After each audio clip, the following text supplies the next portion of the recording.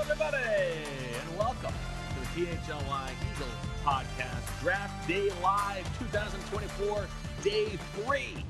Bo Wulf, Zach Berman here to take you through all the action on the day for the Sickos, and of course, it's all presented by our friends at ButcherBox. ButcherBox is offering our listeners an amazing deal where new users can get free meat plus $20 off your first box. Join today using our link at butcherbox.com/PHLY and use code PHLY to receive this exclusive offer today before time runs out. All right, let's set the scene. Zach Berman. Yesterday, the Eagles trading up for Cooper DeJean, trading down for Jalyx Hunt. That's in addition to Quinyon Mitchell.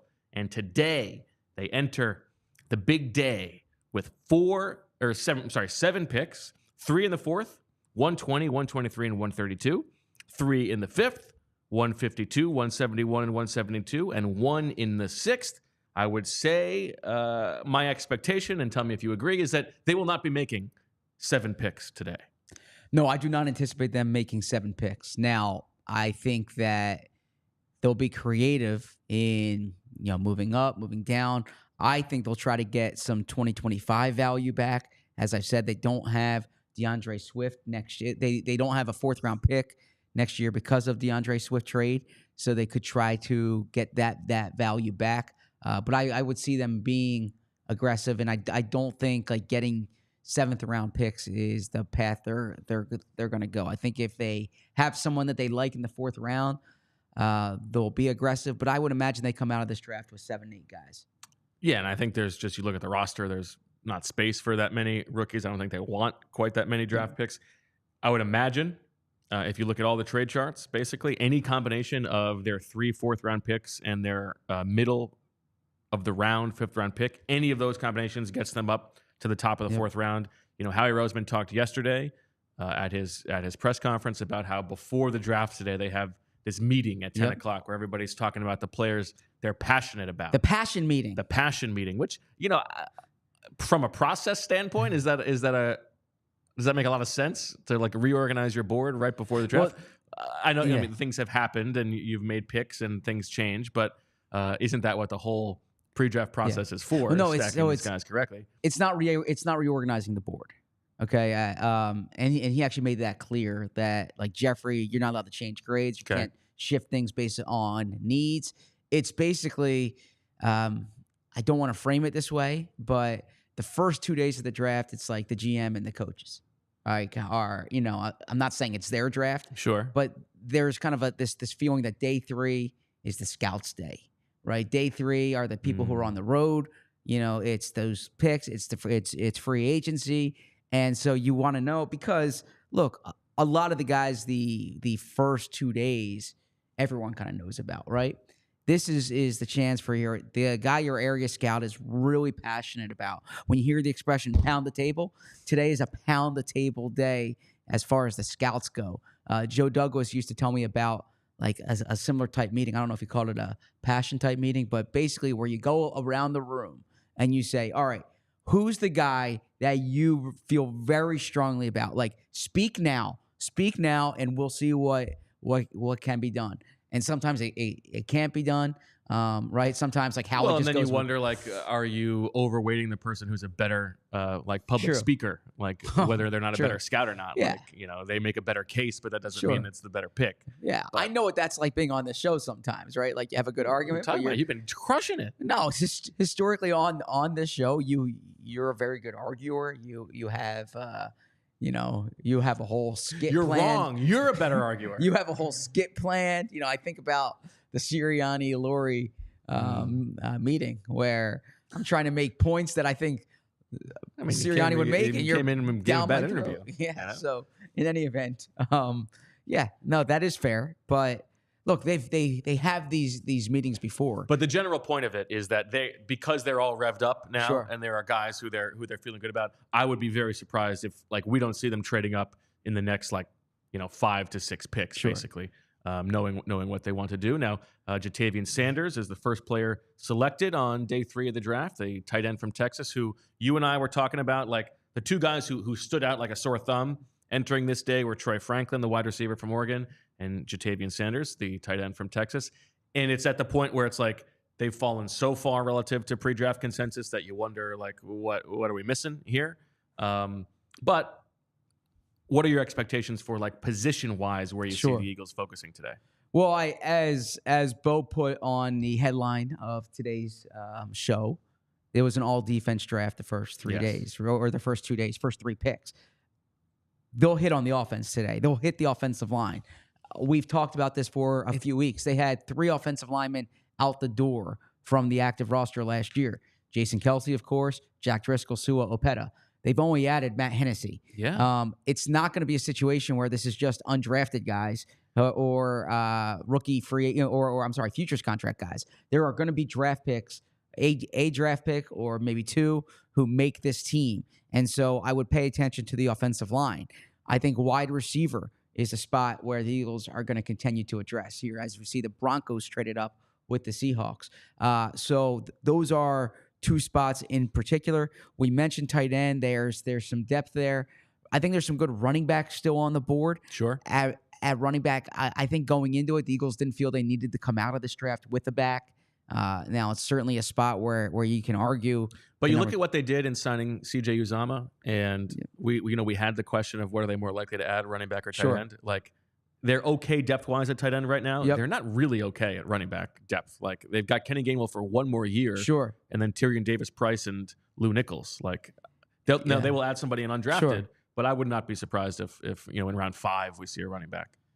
No, I certainly would not be surprised, especially because it's not a position. Now, tight end and running back are 2 positions that haven't really been hit hard. There are only 4 running backs taken on the first 2 days of the draft. Players that we talked about, like Jalen Wright. Well, and there goes Troy Franklin. So that's interesting. There goes the 2 players. Okay. And you and I talked about it before the show started, that it felt a little bit like Keely Ringo from last year, and that seems like that's exactly what happened. Exactly. And Troy Franklin now pairing up with Bo Nix. What? No, that's interesting. Oh, okay. Yeah, I thought the Eagles made a move there. No. So those were the 2 guys that jumped out to me. I have a piece on allphly.com right now where I kind of give my thoughts and notes from the Jalyx Hunt pick. And I said, all right, well, if I'm going to be critical of it, what would my alternative be? Like the Bo Wulf shadow draft. Right. And I said Troy Franklin and Josh Sanders would have been the 2 guys in consideration for me there. I hopped out quickly yesterday, so I'll just say this on the Hunt pick. Let's talk about it. I have no objection to the type or to the pick. It's more this. If I'm taking that upside swing, if I'm taking the swing on a small school player without elite production, I prefer that to be a day 3 swing. Now, Howie Roseman said, first off, in terms of the backstory here, this is someone who's been on their radar since actually last summer. That's when the scouts first introduced him to Howie. They've monitored him closely. They obviously brought him in for a 30 visit. Vic Fangio, as the broadcast said yesterday, he was one of Vic Fangio's favorite players in the draft. Howie didn't deny that when I asked him. What a gift for Howie from a narrative standpoint. From a narrative, he's the one who picked him, but if he fails, yeah, no, this is someone who I got Vic as guy. I think the freaky tools was the expression that was used. The argument for Hunt.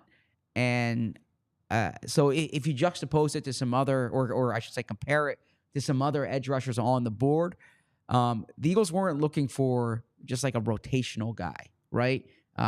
Because they don't think there's an immediate need there. They're happy with the group they have. Right, timeline-wise, for a developmental player, it fits perfectly. Exactly. Because they don't need a guy this year, but they certainly need a guy next year. And that's really the swing there. And Howie said, someone in the draft room said, just think what this guy could be like 2 years from now, 3 years from now. And I think that's the thinking here, is that there are tools that can be developed, 6'4", 250, 34-inch arms, ran well, converted safety. Like there's tools that they think, unique tools that you don't usually see. It's a position that they obviously prioritize. So of course, Eagles fans will remember Brian Smith was a third-round pick out of McNeese State in 2008, and he didn't last 1 year with the Eagles, right? No, that was kind of wild. Brian Smith, yeah. Yeah, it was a third-round pick. Yeah, so it's crazy. They've gone at, Curtis Marsh was a third-round pick from Utah State at corner. That was, 2011, I believe, 2010, 2011.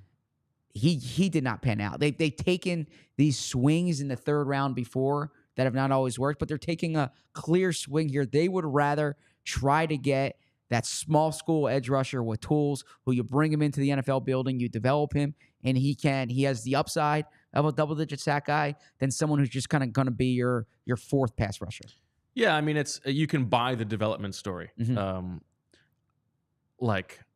Maybe there's a comparison to be made between like the basketball player who grows up being a guard and then hits this growth spurt, and all of a sudden he's always jealous of that person. All of a sudden he's a center size, but he's still got the ball handling chops.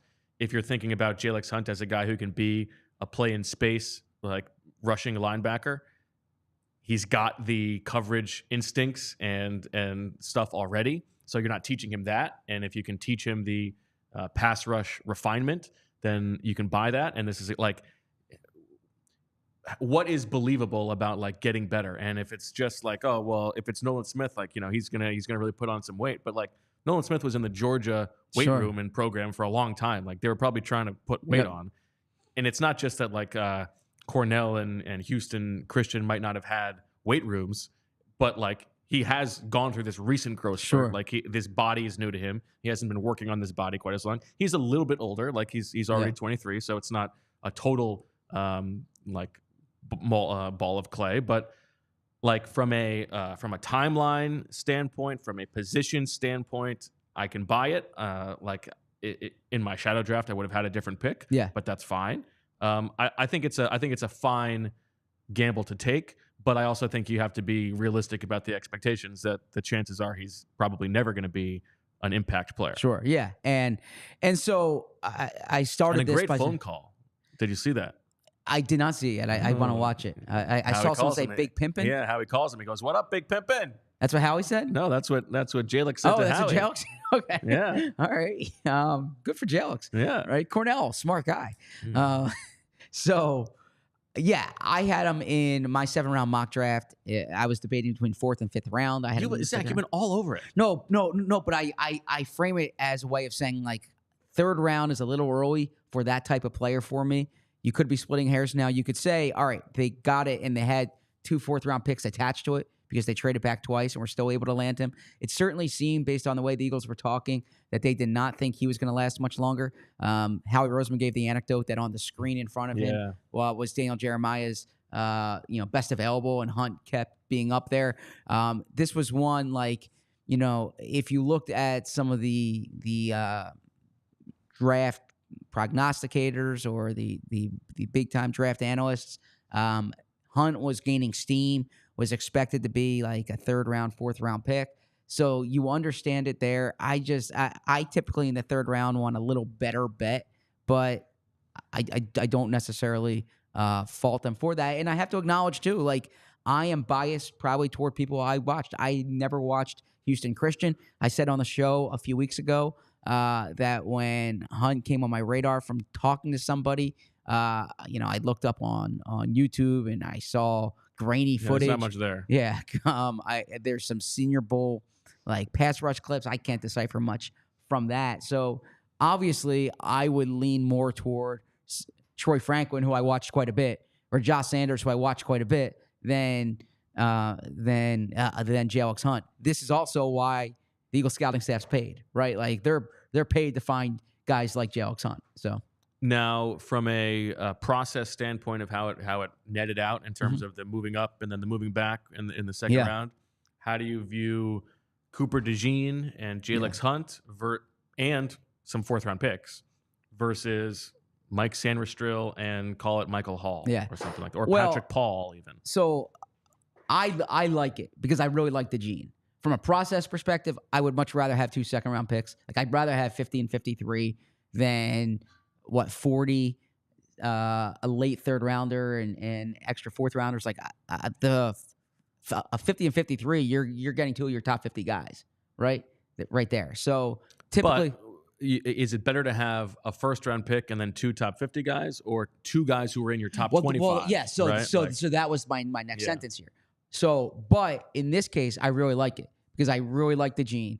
I asked Howie Roseman specifically yesterday, when you did those scenarios last week, did DeJean come up for 22?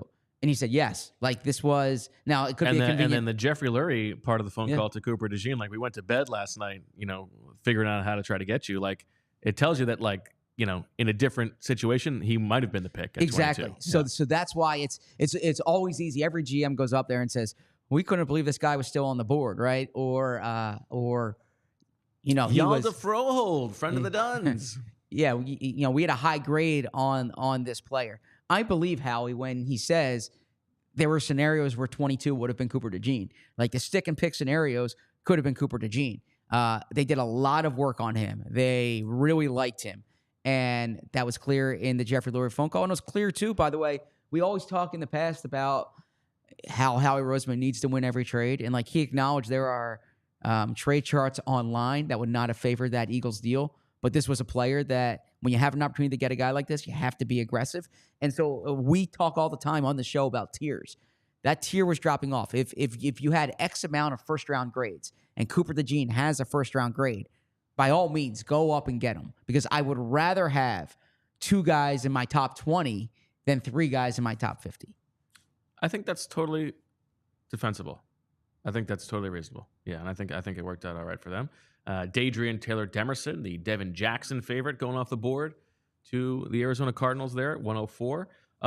Before we talk about some possibilities here for the Eagles, Zach, I think the one major takeaway roster-wise, I think there are 2, but there's one major one from the way that the first 3 rounds has played out, is maybe the Eagles feel a little bit better about Tyler Steen than we were led to believe? I don't think so. You don't think so? No, I just think it's the way the board fell, right? I don't think they were going to, when Cooper DeJean was there, I don't think they were going to force it, right? I do think that first-round pick could have been an offensive lineman in a different situation. Sorry, I was starting to drink the coffee, and then I'll go back to that one. You're totally fine when you're speaking. No, and so I think that I don't think their opinions change. I certainly think this has helped Tyler Steen's stock, right? Or so it's helped his case. If you're investing, he's got the locker. Yeah, if you're investing in Tyler Steen, you feel a little better now. But I don't think this was a sign of confidence about Tyler Steen as much as the Eagles kind of playing the board, right? And the board, the board came to them in the first round. They were aggressive going after DeJean because he was an outlier there. I don't think there was any guard tackle there, especially at the Hunt pick, who I would have said, like, you need to take this guy, because when I looked at that board today, it was relatively barren in terms of, like, guys that I would really feel strongly about. I mean, Zach Zinter was someone who would have interested me if they didn't keep trading back.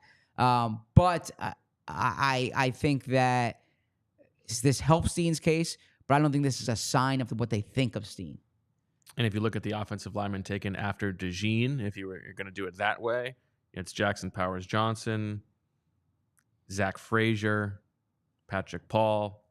Like, I think they made the right choice there, feels like. Yeah, I would agree. Okay. So, working towards the Eagles being on the clock, and I also think they had the PHIs there. That's your metric. We finally got the PHI on the scroll there, but I also think good chance they're going to bump up here potentially. Some players to just throw some names around for. If it's going to be a running back, as Justin Eboigbe goes off the board. I believe you had him as. I had him going to the Eagles. Yeah, great. I should say great story. He's a player who in the Alabama program they feel very strongly about. He's dealt with a lot of personal adversity between an injury, between death in his family. But like a real versatile player. I think he had 7 sacks last year. He can play different techniques along the line. Jim Harbaugh knows what he's doing, and Jim Harbaugh's adding a good player right there. I like this from Rich Bobby. Somebody had a tweet about how Jalyx Hunt is like the name of somebody when you buy a Jalen Hunt's jersey from Fanatics. It's pretty good. You got to get your Fanatics dig in, huh? Yeah. I mean, Jalyx Hunt's a great Madden name, right? Like if Jalyx Hunt's coming up in your draft, I mean, it's a great like a Mortal Kombat name or something like that. I wasn't a Mortal Kombat guy, but I'm saying, but you're in like 2031 of a franchise, and Jalyx Hunt's there, and you're like, ooh, you got to take that. You got to take Jalyx Hunt. Absolutely. This guy sounds fun. So running back, Jalen Wright from Tennessee, Braylon Allen, your boy from Wisconsin, Aldrick Estime from Notre Dame, some possibilities there. Wide receiver with Troy Franklin off the board. There are 3 guys who I really like. Okay. Malik Washington is one. Yeah, my brother loves Malik Washington. Which one? Matt. And Okay. I'm like, all right, Matt, you got chill with Malik Washington. I really like Malik Washington. I think you see a guy in Malik Washington who understands the space around him really well. He has a speed of vision about the field that really jumps out to me. Really like Malik Washington. Javon Baker, who you and I famously had a nasty argument about. It wasn't a nasty argument. I don't mind you. I don't mind him. And he would be a Quez Watkins replacement, essentially. Big play guy, had over 20 yards a catch last year at UCF. Has some speed. Credits Devontae Smith as someone who's real helpful for him. There you go. And yes, they were teammates for a year. And then the other guy a little bit further down the board, Jacob Cowing from Arizona, who is a slot player, undersized, a little bit older, but fast, and also sort of sees the field around him pretty well. Yeah, thrived with Howie Roseman's college roommate, Jed Fish, at Arizona. On that wide receiver list, Tez Walker is the player who would jump out to me. I like the height speed combination. I thought that when he entered Carolina's lineup last year, there was he was late getting eligibility. The NCAA was kind of holding it up. When he finally got in there, I thought Carolina got a lot better. I saw him make, so he was the only guy I think who beat Nate Wiggins downfield last year. I like Tez. I like Tez Walker. Tyler Dunn did a great story on Anthony Gold. I don't really like Anthony Gold that much. I kind of like Anthony Gold, but not not in the 4th round. And then the other player worth mentioning, the Eagles brought in for a pre-draft visit, is Ania Smith. Yes, and I talked about Ania Smith as someone who I think, like, from a multi-use perspective, makes sense to me. I saw in the Beast he was compared to Elijah Moore. I mean, that would be a decent outcome. The one other guy I would mention is Brendan Rice. Yes, Brendan Rice, who if you're talking about, like, you want that X receiver, you want the backup to take over for Devontae Parker. Behind AJ Brown, Brendan Rice gives you that. I mean, he's got good size, 6'2", 208. He ran a 4.5 40. He was Caleb Williams' top receiver at USC last year. So Brendan Rice would fit in there. Tight end, my expectation is that they wouldn't do that here, but Theo Johnson, the uber athletic Canadian from Penn State, Jared Wiley from TCU, Cade Stover, the former linebacker from Ohio State. At tackle, Slim Pickens. Christian Jones, potentially a possibility. Some people like him from Texas. Javon Foster from Missouri. Garrett Greenfield is a really good athlete from a smaller school, but on the older side. On the interior, we talked about Christian Mahogany. We both like Tanner Bortolini, and I'm actually a little bit surprised that he hasn't gone off the board. Me too, with that testing. That testing, yes. Bo Limmer from Arkansas. Hunter Norzad, who our friend Brandon Thorne really liked as a player. Cornell guy, right? Originally, yes. What if they took 2 Cornell transfers? Cornering the Ivy League market. Would that count as 2 players from the same school? No, it would not. Okay, that's too bad. And then Dylan McMahon is the guy who I like late from NC State. Yeah, you're big on Dylan McMahon. On the edge, I liked Austin Booker better than Jalyx Hunt. Okay. From a profile perspective. And I liked what I saw from him at the Senior Bowl, but the measurables are not there like they are with Jalyx Hunt. I would be surprised if they add another edge rusher, defensive tackle. You got Brandon Dorless from Oregon, Mekhi Wingo, Trey's son from LSU, Dwayne Carter from Duke. Slim Pickens there as Leonard Taylor from Miami is a name to store away. He's an early Leonard Taylor the third. Yeah, he's an early entry. But if you're looking at, it's funny. There is just a handful of like day 3 early entry guys. Yeah. And it's because there was a good story recently on in the Athletic about this is that with NIL now, if you're like a day 3 guy, you can actually make more sometimes staying in college than what your bonus is going to be. And now your salary is going to be higher, but what your bonus is going to be in the NFL. Like if you're not guaranteed a roster spot in the NFL, then you can actually make more playing in college than you would in the league. Well, I was about to go to linebacker, and the guy who I probably like the most was just selected by the Tennessee Titans. That's Cedric Gray from UNC. Really like his profile, a lot of starting experience and not too old, tested well. But Jeremiah Trotter now all of a sudden is standing out like a sore thumb at linebacker. You got to wonder if they would be interested. And then also Tommy Eichenberg from Ohio State, Jordan McGee, who we have talked about from Temple, and then a few other players deeper than that, like JT Bertrand from Notre Dame, Darius Muasau from UCLA. Tell me, do you really believe that the Eagles have like not taken Trotter off the board, but like they are skittish about it, even though Howie was talking about they would view that as a positive? It gets to a point where value is value, right? And I think that there might have been a sentiment that like, why would you do this to the guy?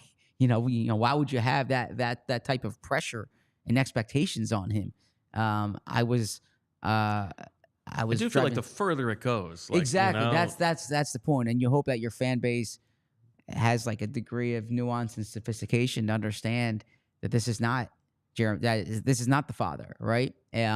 Now, I was driving in this morning, listening to I was listening to Jimmy Kemsky on with Glenn Macnow and Mike Zielski on WIP, and one point that Jimmy made it, and it's an interesting one. The player that I've compared Trotter to is Nakobe Dean, and Jimmy said he said they already have a player like Trotter in Nakobe Dean, and he doesn't think they would kind of want to duplicate that. My personal opinion is that you don't let Dean can't stay healthy. If you like a player, you don't let Nakobe Dean keep you from drafting a player. But when you're talking about from a type perspective, maybe they want a more toolsy type player. There's not a lot there. Yeah, and on the my guys list that we had yesterday, Jeremiah Trotter Jr. was the linebacker that I had because he just made plays consistently at Clemson, and that's what stood out to me. At this point, I mean, I would think that would be a totally good pick. Sure. I think he stands out as the best linebacker available right now. I would just tell the fans, like, don't say, "Oh, they get got Mike their Kafka father. off my screen." Wow, you really don't like Mike Kafka. Just hold a grudge. That's all. You hold a grudge with the best of them. Huh? Also, at linebacker, Curtis Jacobs and Nathaniel Watson, two other guys. Curtis Jacobs was a former big recruit at Penn State. So there are tools there, but it was inconsistent for the Nittany Lions. Now, this is one small rejoinder to the Eagles going corner. The position that I think is the deepest right now of guys still, good value is probably cornerback. Sure. They're obviously not going to draft a corner now, but if they had gone a different position at one of those picks, then you could have backfilled here with a Kalen Carson type, a TJ Tampa, a Jarvis Brownlee, a few guys who I do like. So just the way that the draft has played out is interesting. And then, I mean, do you think that safety would even be on the radar? I feel like it would be kind of wild at this point, but Jaden Hicks does sort of stand out as a good value here. No, you're right. That would I would not rule that out.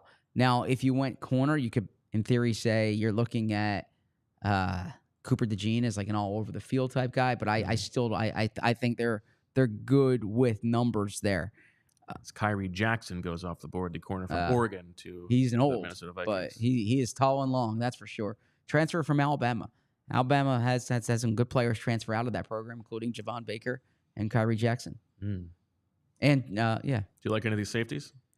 So you and I spoke about Keaton Oladipo, who I liked him a bit. Your boy from Wake Forest, Malik Mustafa. Yeah. That is someone there. Actually, Evan Williams is probably my favorite of these day 3 safeties. If Chris was here, he would want us to mention Bo Braid. Yes, Chris loves Bo Braid. He talked about it last night after he left. Okay, yeah. Now he messaged us. If he had to add one Maryland guy, it would be Bo Braid over Glaze. Yeah, over DeMar Glaze. Love Delmar Glaze. Okay. I do agree though that Delmar Glaze sounds like a nice finish to a piece of ham or something like that. Nice Del Mar glaze. Yeah, put a little Del Mar glaze on there. Yes. Oh, you're eating good. Yeah, it's made in Del Mar, New Jersey, right? Good food city. Del Mar? Yeah. You're a fan? I don't know where Del Mar is. I'm sorry. I know where Belmar is. Maybe I'm conflating Belmar and Del Mar, or not conflating, but turning Belmar into Del Mar. Wouldn't surprise me. I got 4 hours on the dot last night, so that's pretty good for you. Yeah. So I'm at 7 hours and 48 minutes over the past 2 days.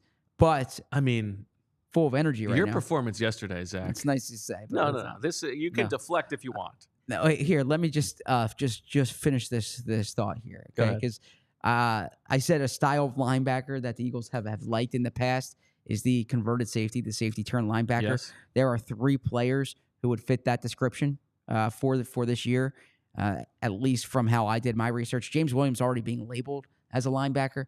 He was a 5-star recruit safety. He's someone who he's the guy you love in Madden. You know, he's like 6'5", 235, can run. Change his age. Yeah. But then 2 other guys is Texas Tech's Tyler Owens and Missouri's Jayon Carleys would be 2 other. I like Jalen Carleys. Safeties who you could see as like what they tried to do with Jacoby Stevens, what they tried to do with Nate Gary, what they tried to do with Keenan Clayton. What is interesting is that Nate Gary and Jacoby Stevens, college safeties who when the Eagles drafted them, they already announced them as linebackers. Like that wasn't we'll bring him in the camp and we'll see what he is. That was we're evaluating this guy specifically as a linebacker. Brandon Dorlus, the defensive tackle from Oregon, going off the board to the Atlanta Falcons. So they didn't need a defensive player in the first round. They got Penix and now they got Brandon Dorlus. There you go. Very funny text from EJ. Shout out to EJ, our dear friend.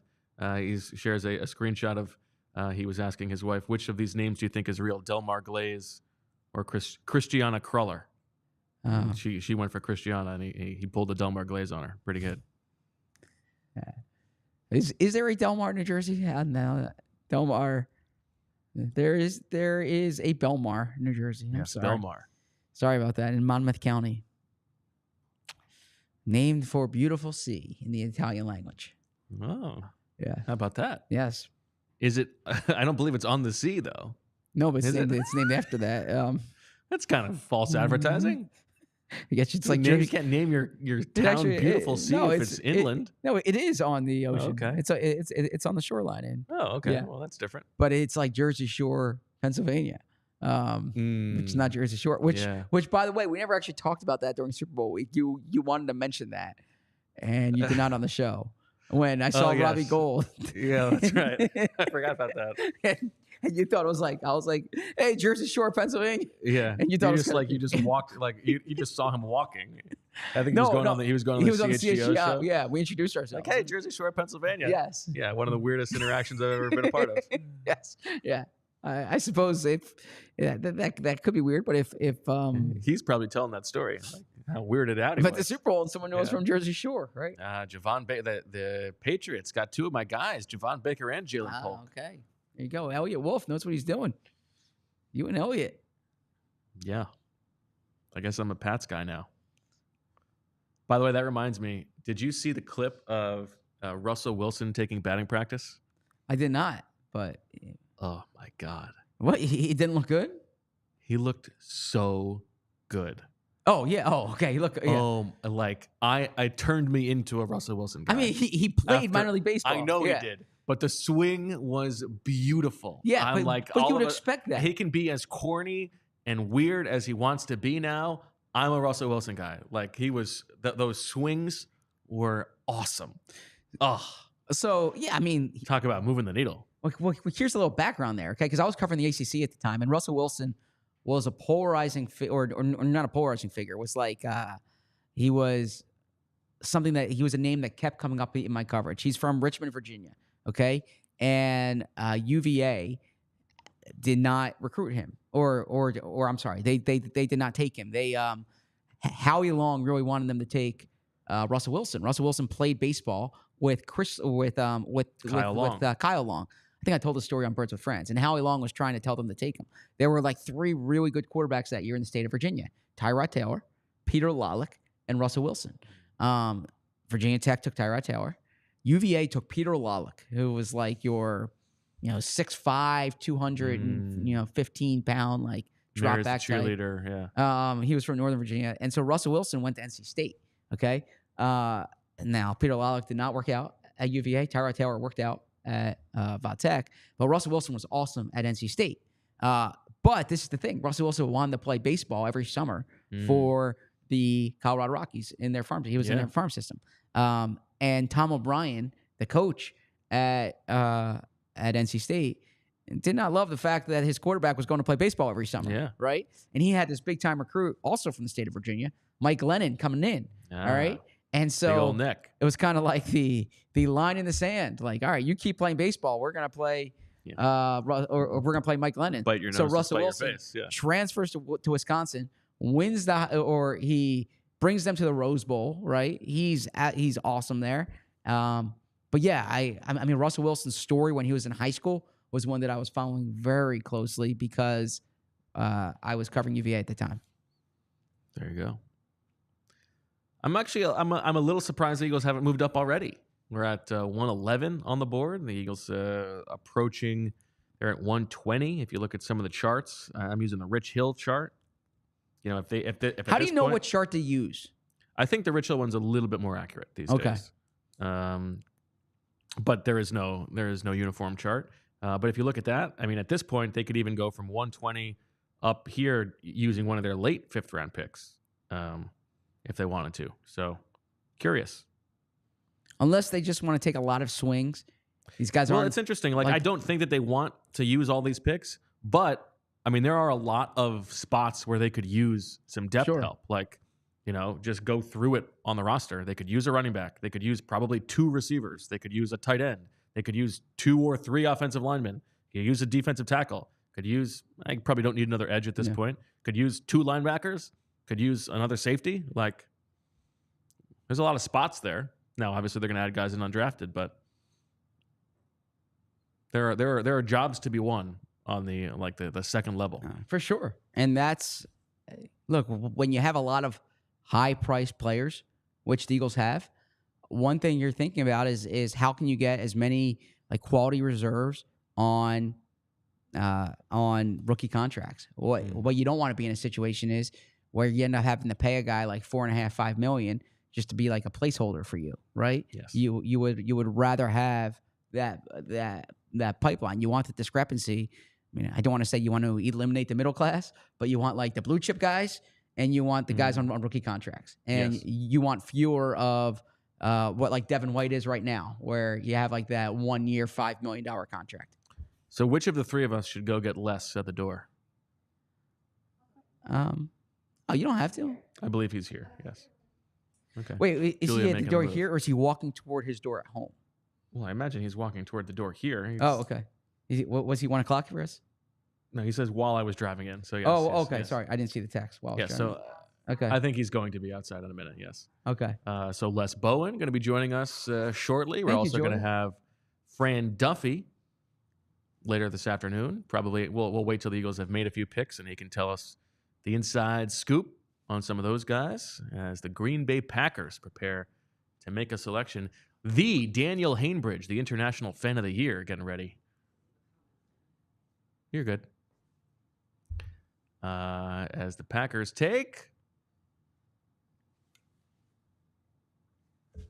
make the pick, man. Sorry. Nothing to be sorry about. Some coffee. I'm kind of envious of the Celsius. Celsius does better for me than the coffee. Yeah?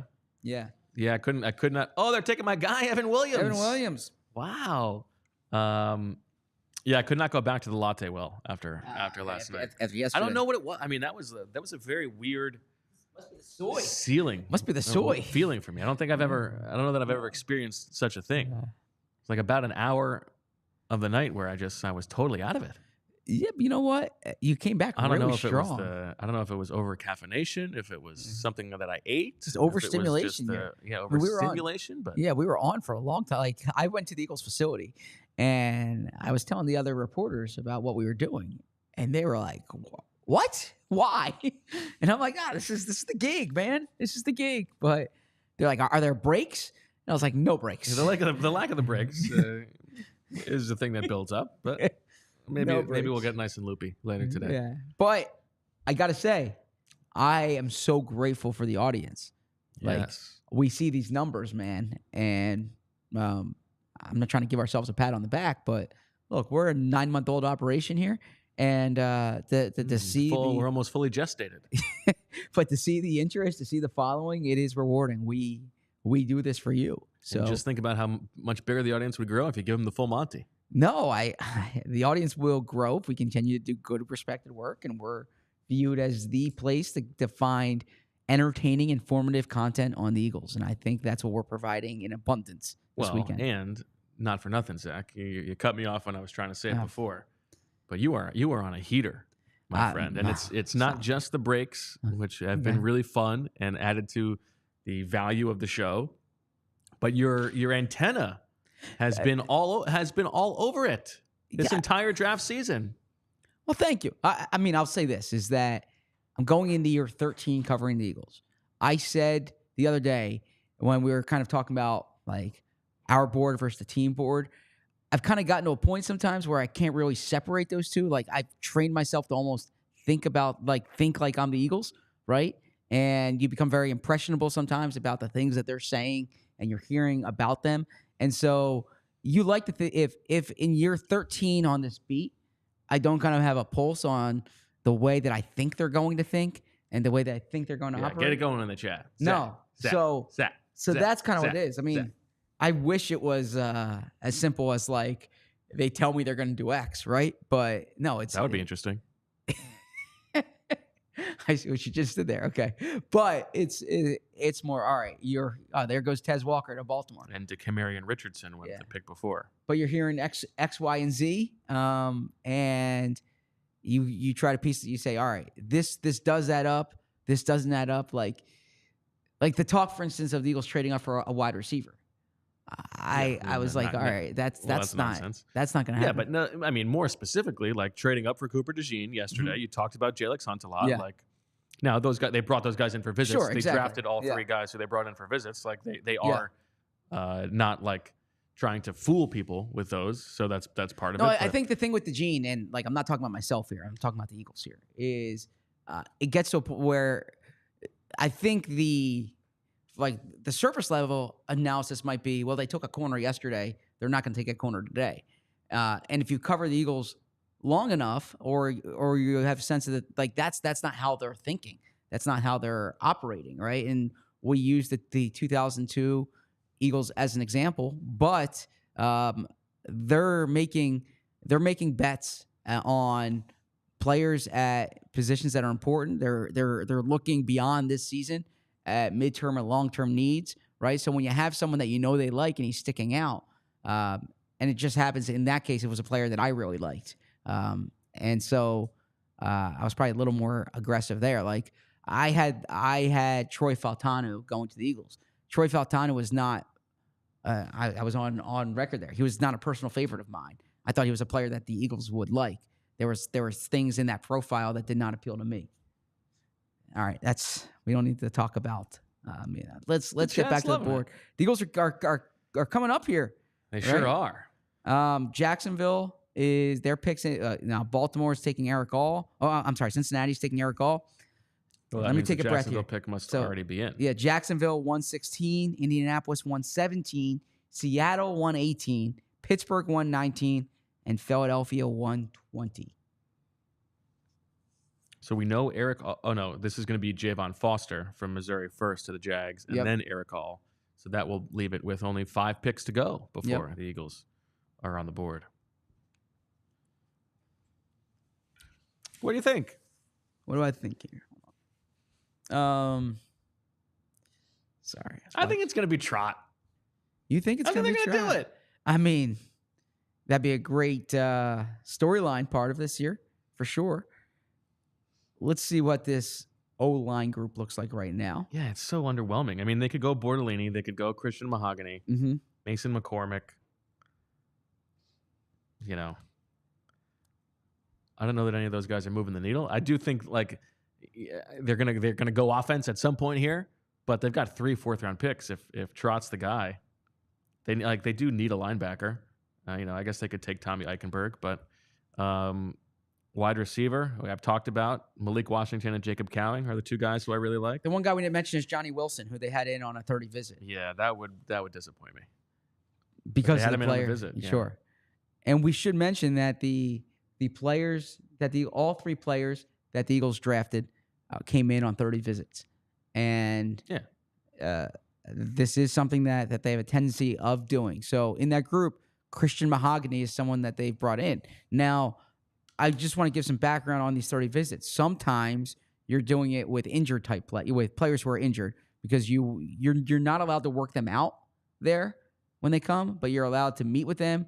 And I believe your doctors are allowed to meet with them too. Is that correct? Right? Sounds right. Christian Mahogany is someone who he's had injury. He had a knee concern in the past, missed the 2022 season because of an ACL injury. Played both guard positions, left guard, right guard. Yep. He is older. He turns 24 in October. 6'4", 314. Mm-hmm. At guard, 24 is not terrible. Yeah, 33.5-inch arms, right? So he's not like an alligator or a dinosaur armed guy. Carnotaurus, yeah. Okay. So he Dane Brugler has him as the number 99th overall player, a fourth round grade on him. So I would probably lean toward Christian Mahogany. As I said, they lost Sua Opeta, right? They brought in Matt Hennessy, who I think they view more as a backup center. He can play multiple spots, but his best productions come as a center, or his best play has come as a center. So Mahogany, I tend to lean toward guard tackle versatility, but if you're they don't really have a backup guard right now. And so Jordan Jefferson, the defensive tackle from LSU, going off the board here to the Jags, which will leave it with only 4 picks to go before the Eagles. Yeah, I mean, Mahogany, they did bring him in. At Church Wood, what are those pews made of? Aaron Weidman says, personally, I do not like Zach breaking the pick. Doesn't really matter, but like the guy only gets drafted once. I'm not breaking it to the player. Yeah. I'm telling you, like the player found out long before I do. Come on. Yeah, I got to tell you, this is not like when the player gets a chance to announce where he's committed to where he's committing, and someone scoops him. Like, no, So I just want to tell you, when a team makes a pick, the league finds out, like the NFL, all 32 teams find out before the public finds out, right? So the player already knows. So no, I'm not breaking it to the player at all. I'm just informing the fans. The argument is, do the fans watching want to see the name come up on the screen? No, if they're watching this show, they want you to break it. So I think they want to know as soon as possible. Yeah, I mean, if they want no spoilers, they can watch no spoilers. So, I look, the customer's always right. I just want to clarify, though, in that case, I'm not breaking it to the – I would love to break it to the player. Like, I would love if I could call up Cooper DeJean and be like, hey, the Eagles are picking you here. I don't know at that point. I'm excited. By the way, to get a pick here. Christian Mahogany would be one of my son's favorite players because – it says here in The Beast, great job, Dane Brugler, didn't play a snap on the offensive line until his junior year of high school, and he used the Madden video game to try and emulate Trent Williams and others. Reed comes up to me this morning and says, Dad, I won the Super Bowl. And I said, did you play the regular season? And he said, no. And I said, then I don't care if you won the Super Bowl. Wow. Because you don't care? He's coming to you. He's got an achievement. You can't skip steps. Right? Come on. Like, jeez. No. That's tough. That's harsh on a 6-year-old. He simulates all the way through and then he plays the Super Bowl. I mean, come on. I told him that. I was like, you have to enjoy the process that gets to the Super Bowl. The Super Bowl is just a game. This is wild. No. What's wild about that? He wants to celebrate with you. Yeah, I mean, but to me, browbeating him for not browbeating him. He didn't. Maybe he wants to get to the offseason. Maybe he likes that stuff too. He does like that stuff. Yeah. He does like that stuff. The games are time consuming. Yeah, he's Howie Roseman would love him because he's a quarterback factory guy. He always tries to get like big name backup quarterbacks. I'm like, why do you need the backup quarterback? And he doesn't pay enough attention to the offensive line. But his teams are really good because We call him Bean Dad. Very funny. What does that mean, Bean Dad? That's a recent, not that recent, but just internet meme What situation. was the meme? What was? I think the guy's he's like only feeding his kids beans or something like that. He's just a Someone did that? tough love dad. Oh. Okay. How dare you? How dare you I didn't not say how play dare every you. game of the regular I'm just saying season? I'm not going to. I don't care, Reed. I didn't say I don't care. Or yeah, no, I said I don't care. I said it doesn't matter. Yeah, I think that's what I said. I don't say I don't care. I think This is wild. It doesn't matter because you didn't play the regular season. And then he wanted me to explain to Sloan what franchise mode is because Sloan was upset that Travis Kelce lost, and Sloan loves Taylor Swift, and so I was like, let's save the franchise mode talk for Monday. Okay, I want to know how. Wow. Well, You're not willing to mansplain franchise mode to Reed. The Sloan? I mean, To Sloan. No, I wanted to talk about, I didn't get to see them when they got home from school yesterday. Yeah. I didn't get to talk about last night. So I wanted to hear that more than anything else. Well, Reed, if you're watching, we here are proud of you for winning that Super Bowl. No, don't be proud of him. He didn't do anything to win the Super Bowl. He simulated. He won the game. He played that game. He wasn't. Okay. I mean, All right, so he what won. if a player is He injured? won a game. What if a player was injured all year long, but finally fought their way back to play in the Super Bowl and won that game? And you would say, you'd go up to them, walk up to them right face to face in the Super Bowl winning locker room and say, "I don't care. You didn't go through all the steps." That is totally different. That is totally different. Oh, it's the Bean Dad made his kid learn how to use the can opener to eat the beans. Oh, yeah, sure. Yeah, you should learn how to use the can opener to eat the beans. But like he wouldn't open it for him. It's like the whole thing is like they were starving and he would just made them open it with their own figuring it out. I respect the resourcefulness there, don't you? No, Am I think wrong here? It's like borderline child abuse. Is borderline child abuse to make someone learn how to open a can? You can teach them. But Well, yeah, you could teach them. Okay, yeah, you should teach them, but they should learn how to do it. Yeah. So if you keep opening, if you keep, okay, sorry. Kyle Newbeck's with you. He says, "Sim to the end stinks." Thank you, Kyle. Yeah, Kyle's a gamer. He understands. He appreciates. Yeah. Tanner I don't Bortolini. mind simulating to get to the off season, right? Like, no, but you can't just sim to the Super Bowl. Is my point. If you're gonna, or you can't get credit for winning the Super Bowl. What if he simmed the Super Bowl and won the Super Bowl, and like he built the roster? Yeah, that's fine because if your only intention is to build a roster, then I'm okay with. Did he play any of the playoff games or just the Super Bowl? I think I didn't even realize he was in the Super Bowl already. So I think that's it. He built the roster to get the team to the Super Bowl, and then when you get to the Super Bowl, it's okay to play a game. Like you want to win that game. I would have done that as I was going through seasons. Wait, I want to say, someone says we got you, Reed. Even if your dad is a miserable, I'm not a miserable SOB at all. I got to tell you, I'm actually like the most like. I'm bouncing off walls. I'm effervescent. I'm energetic. I'm excited. I just want him to earn. What's the expression? Like a penny earns better than a dollar given, right? Like you. But I think if you're viewing it from the prism of he's the GM and not the coach, he's built the roster. Fine. That's fine. He was he wanted credit for winning the Super Bowl. That's what he did. He built the team that got there, and then he played the big game. The Eagles are 3 picks away. Let's focus on that. I don't know. I think we could do another couple hours on this. Tyrese Knight going to the Seahawks, which leaves it 2 picks away from the Eagles. I'm impressed that they've been able to stay patient here. Yeah. Now, what if they trade back? I think that would piss less off the most. I'm fine with that because we got a long way to go. I think that would piss less off the most, though. Less wanted them to make a pick last night. Yeah. So I'm guessing Christian Mahogany. Okay. Who are you guessing? You're guessing Trot? Yeah, I kind of feel like if Howie takes Trot, he knows that people are going to be happy. Okay. Well, that is true. The player I would take here is Tanner Bortolini. I like Tanner Bortolini. I'm a Bortolini guy. Now Cedric Van Pran is still there. Hunter Norzad, like you said. I like Bortolini's versatility. I like the athleticism. I mean, a 6'4", 303 pounds, right? 4'9", 440, 169, 10-yard split. Yeah, I like Bortolini. On my shadow draft board here. Jaden Hicks is the only guy who has a second round value who's still available, but having taken 2 corners, I probably wouldn't do that.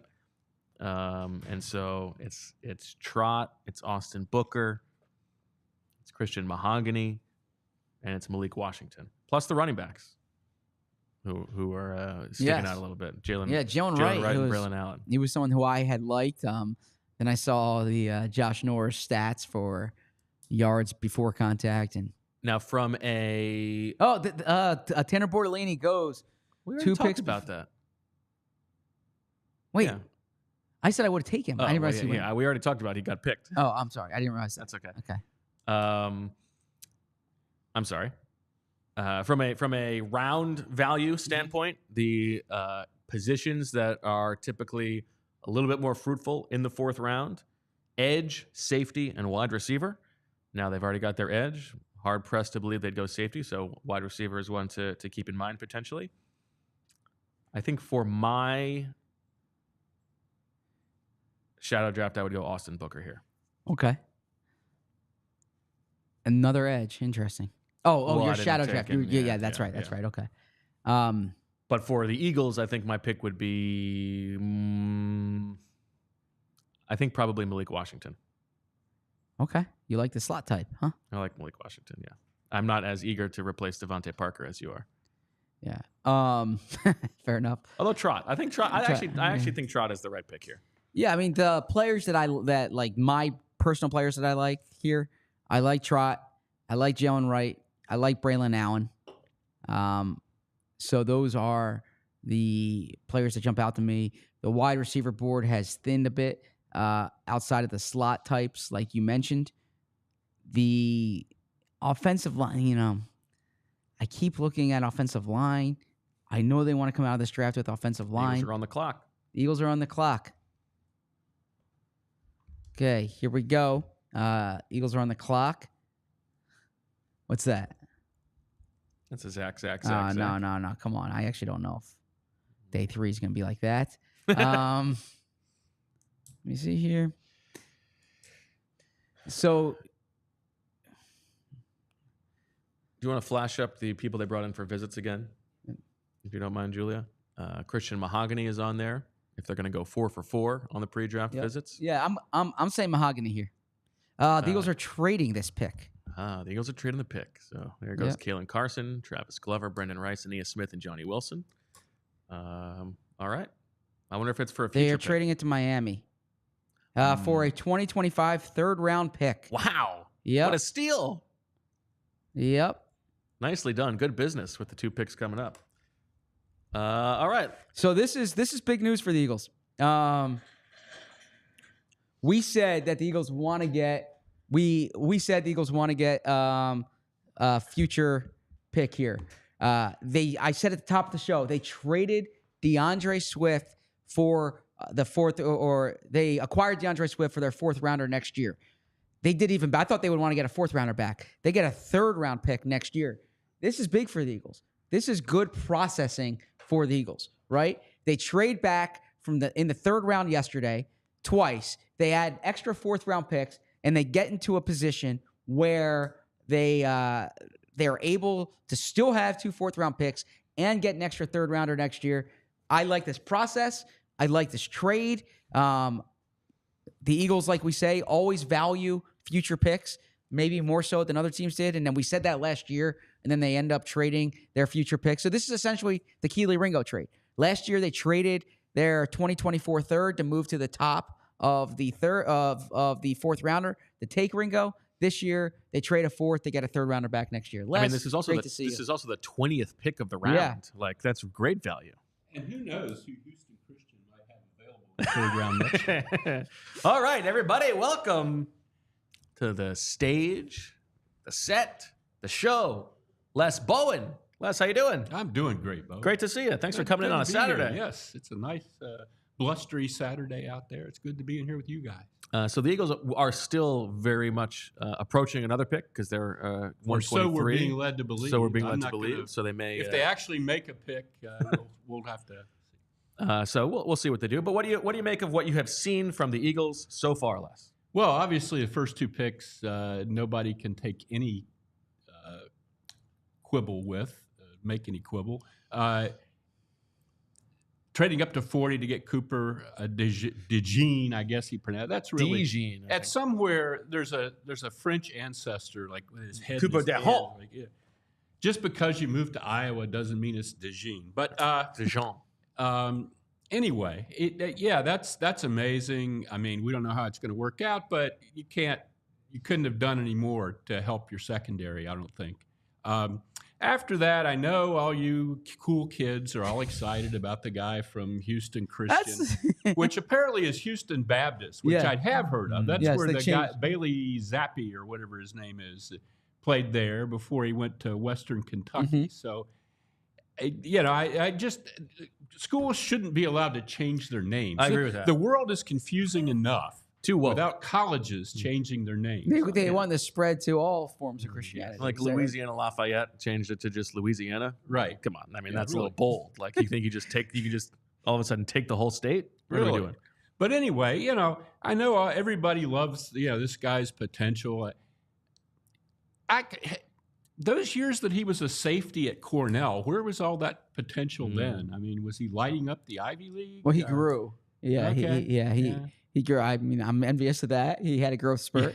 He added height and weight, and turned into an edge rusher. He might turn out to be a wonderful prospect. And, I don't want to say anything that can be thrown up in my face in the future if he turns out to be the greatest third-round pick in the history of football. Throw up in the face. But we've been through this so many times with the Eagles. I feel like Davion Taylor, Curtis Marsh. If I can ask you about Brian Smith, their edge rusher, a third-round pick from McNeese State in 2008, what do you recall about that? Was it a similar type of profile? What I recall is they had a defensive line coach. His first name was Pete. Pete Jenkins. He was from LSU. Thank you, yes. And I ran into Pete at the Combine, and I asked him this was back when you could actually run into guys and no PR people would tase you or anything. I asked him what he thought of the edge rushers in this draft because I knew they were kind of looking for an edge rusher. He said, the hands on these fellas are as soft as pond water. And I didn't quite know what that meant, but they ended up with Brian Smith, who was terrible. And I think Pete must have liked him. Maybe he had strong hands. I don't know. But he didn't make any kind of impression at all. It's one thing when a draft pick can't get on the field at his position as a rookie. That's not a big deal. When they draft a guy who's an athlete, who can't play special teams for you, that is always a very big red flag in my book. So we just seen the whole athlete thing play out so many times, and I have a healthy skepticism. I think the skepticism is warranted. Yeah. And I might be entirely wrong. And I generally lean toward your skepticism and share it with you. I think the case for Jalyx Hunt here is like at linebacker, I have no interest in the athlete who has not played at the position because it's a position that is all about instincts. Yes. And I'd rather have a 4.6 guy who knows what's going on than a 4.35 guy who has no idea what he's Clayton. seeing. Yeah. Right. On the edge, you can make a case that it's a little bit different. It's a one-on-one position. Right. And if you believe that this guy can be taught the tools, and he hasn't been, it's not like we talk about the weight room stuff, but it's not like the Houston Christian defensive line coach was necessarily, telling him all the secrets of the trade. But they couldn't teach Marcus Smith the tool. Sure. I agree with that. They had Trey Thomas out there trying to teach him pass rush moves that he had seen used against him. And then you get to the position valuation where, like, similarly, linebacker is one thing. Like, if you can turn Davion Taylor into an okay linebacker, it's also not changing your team that much. Whereas if you can turn Jalyx Hunt into a contributing pass rusher, the fourth guy in the rotation who plays 20 snaps a game, that is much more valuable. That is valuable. I project at third round, though. I just don't, philosophically, you could have stayed where you were. I know you wouldn't have all these wonderful picks to get the third rounder next year and all that, but Roman Wilson, I have a pretty good idea that he can play football. Yeah. For the record, the Dolphins taking Tennessee's Jalen Wright. That's what I was about to say. The player they were willing to trade next year's third for was Tennessee running back Jalen Wright. Okay. So so you would have taken Roman Wilson? I would have, Okay. yes. Or there were a couple other guys there. Adisa Isaac, I liked him enough. I don't know. I mean, I'm not a scout, but Yeah, so I think, and we talked about this earlier with Hunt relative to the other edge rushers. Like it's different when you talk about Roman Wilson, but I think they view their edge rushing group right now as, all right, they can go play tomorrow with the group that they have. yes. What they're thinking with Hunt is, what's your best swing at a top of the rotation Yeah. starting caliber player? I don't think they wanted to come out of the third round or fourth round with a rotational pass rusher. I think they're willing to take a home run swing. Okay. And look, after And this maybe year, they're right. after this year, the two edge rushers who are under contract are Bryce Huff and Nolan Smith. Josh Sweat's a free agent. Brendan Graham's going to retire. Zach Bond's he's on a 1-year deal.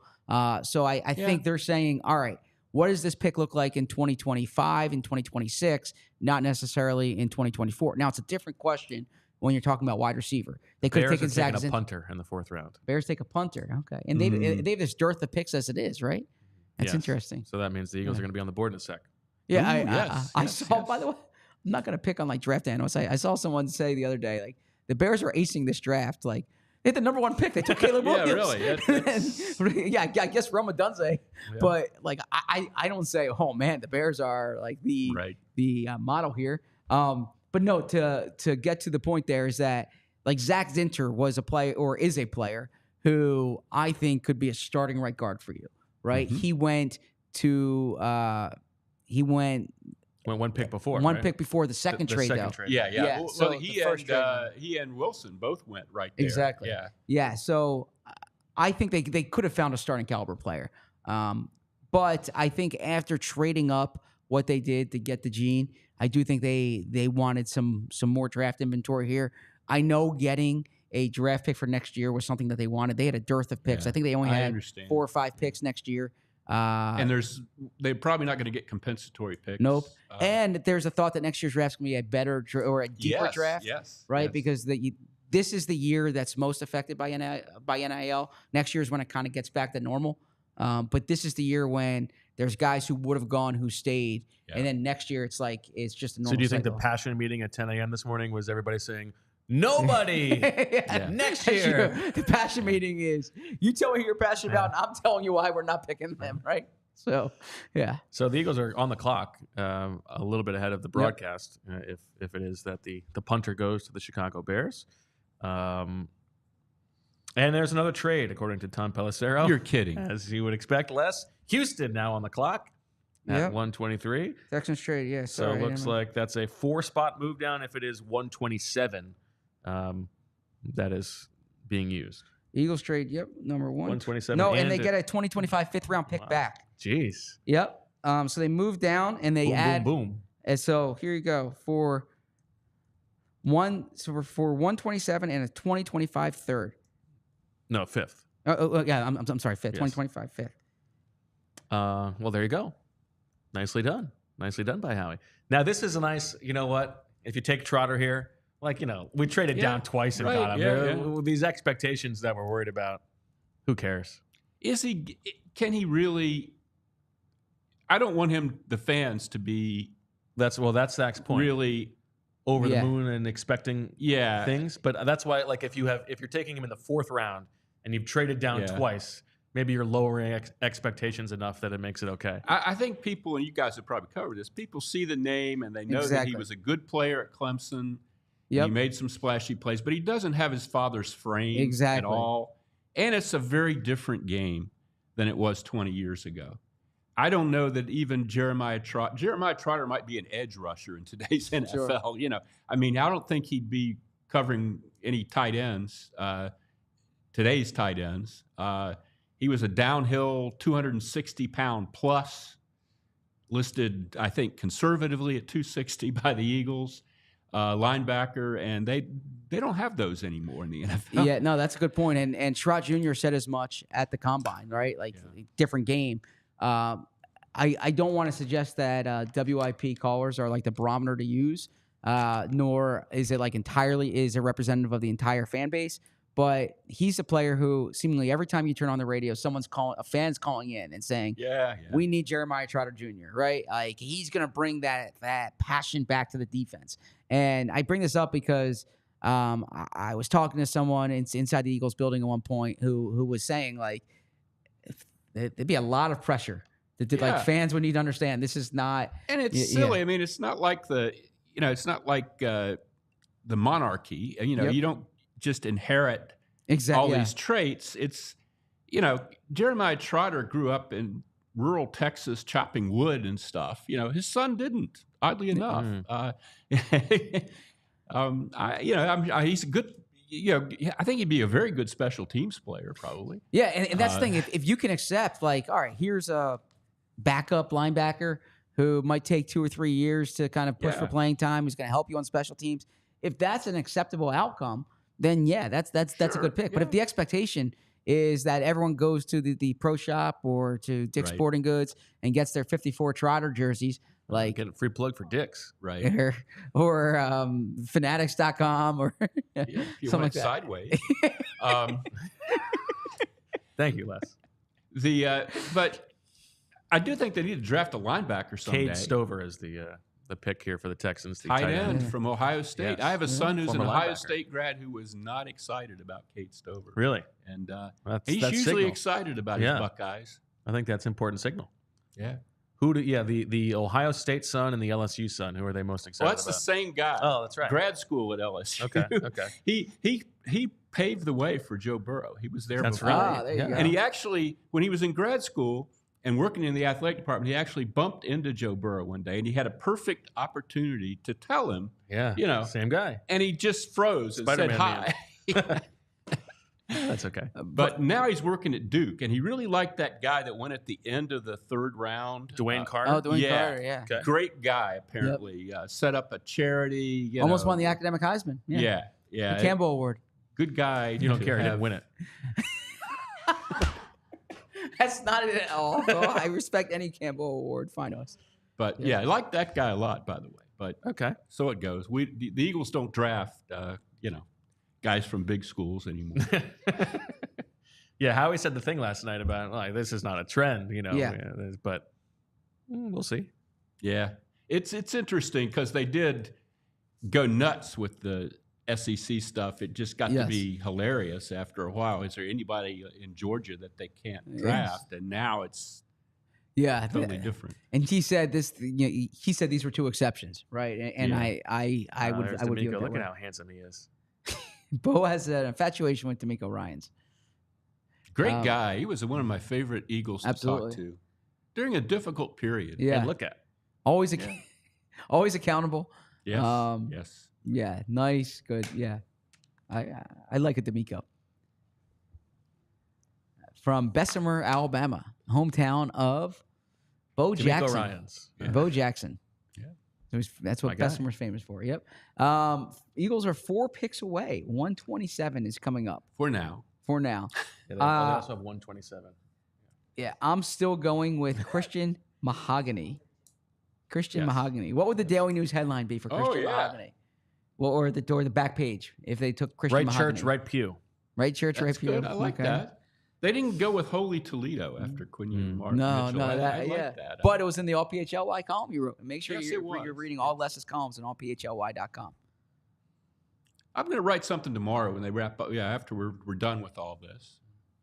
I'm sure everyone will be just. I hope, waiting with. And by the way, the people saying they've been enjoying the shows over the past couple of days. Zach has just been on fire, killing it. If you want to thank Zach and actually, put your money where your mouth is, become a diehard because you're getting Les, you're getting Zach, you're getting Newbeck, you're getting Bonner, you're getting Charlie, you're getting all this good stuff. Bo. Every now and then. You're getting Jim Salisbury. You're getting Jim Salisbury. Yep. I mean, no brainer. Plus, you also get, like, just as a throw-in, the discounts on the merch, the discounts on the events and stuff like that. We do have a watch-along party tomorrow for Game 4 for the Sixers game at Wicked Wolf. You can join along. But, become a diehard. Join the crew. Absolutely. I've had 3 thoughts columns up after each of the picks this weekend. but those are only accessible to the diehard subscribers. Yes. So make sure you check that out. Bucky Irving, the Oregon running back, Yep. going to the Tampa Bay Bucks. I like a Bucky Irving as a piece in the backfield. Mm-hmm. A little bit of wiggle. Bucky the Buck. That's good. Mm. They haven't taken that the corner named Tampa though. They have DJ not. Tampa, No, nope. yeah. That seemed like a pretty Slow. obvious move to me. A little slow. And he's been Daniel Jeremiah's best player available for Sure. the last 2 days. Mm. So there must be a medical thing or something that's going on there because Jeremiah is not that far off. No, about guys. that's true. You know, and Yeah. he's not a speed guy, but certainly tall and long. In the NBA draft, there's this bit. I don't even know if it's a bit. There's actually another 5th round pick that's there. John Hollinger does this thing where he does the player he would draft for the Athletic, and so there was a year when he had a guy ranked like 9, Round 5, and the guy went in the 1, 20s, 5, 2. and every one of the picks from like 9 to 22. He just said it should have been this guy. So his shadow draft was for every team. It's like, that's funny. yeah. And it actually worked out well. It's he was on the right side of history on that one. Well, that reminds me of. I'm not worried about the fact that Quinyon Mitchell was supposed to go so much higher than. Because that's just, we all understand this was not one guy slipping. Sure. This was 6 quarterbacks Exactly. in the first 12 pushing everything down. Yep. And teams just not needing corners because Sure. none were drafted. I have grown leery, as I am of the athlete without a position, I have grown leery of the guy who just slips. Yeah. And you're like, oh my God, we Sure. never thought he would be here. Because I was in Nashville for Andre Dillard. And, Yeah. and the whole thing about Stout, giving one phone call with Stout The day was before, really the right. only work that they had Yep. done on this guy. And you can really get bit in the butt by grabbing the guy that, how could he have possibly slid down all Sure. these spots? I totally agree, and I do think there's a distinction between the Dillard situation when they Right. didn't do the work on him, Right. Where like Quinyon Mitchell, they brought in for a visit. Like, Oh he yeah, was a guy, absolutely, right, you know, it's a little absolutely bit they different, did. Yeah, I'm just saying it is But very I agree. different. Yeah. My guy Malik Mustafa, go Yes. Deeks, going off the board to the San Francisco 49ers. Oh, hard physical guy on the Niners, gotta love that. Yes. And so the Eagles then quickly coming up: Tampa Bay, Detroit, and Philadelphia. MJ with the super chat says, first running back, now defense. Howie zigging while the NFL zags to the extreme. Yeah, so what is interesting, I was going to bring this up later in the show, and we can wait to talk about it till after the pick. But just University of British Columbia offensive tackle Giovanni Manu. Oh, okay, so this one's actually the Jordan Mailata prospect here. Yes, he right? goes to the Detroit Lions. He's like 6'8", 6'8", 350. Yeah, so there's this school of thought that after Jordan Mailata, everyone's trying to find the next Yeah, Jordan Mailata, right? And so this would be a player who qualifies in that department. Something to just think about is, if you remember when they took Dillard, it was considered like a historic or a really good defensive tackle class. Yep. The Eagles, if this is a great wide receiver offensive tackle class, and the Eagles don't come away with a wide receiver offensive tackle, it makes you wonder, like, were you so excited about the top corner that you missed out on like a great group of players at a different position? The Eagles quickly. That's my Roman Wilson argument. Yeah. So if that's Manu to the Lions, that means the Eagles will be on the board or on the clock at the moment. Remember the year that there was a great running back class, and they ended up with Donnell Pumphrey. Exactly. Because they didn't anticipate people getting those running backs quite as soon as they did. Yes, yeah, and that's the classic pump. Yeah, you get the guy at the back end. Would you rather have the 8th tackle in a historic tackle draft or the number 1 corner who happens to fall because of that? It's an interesting theoretical, although turned out to be not theoretical. That's what the Eagles chose.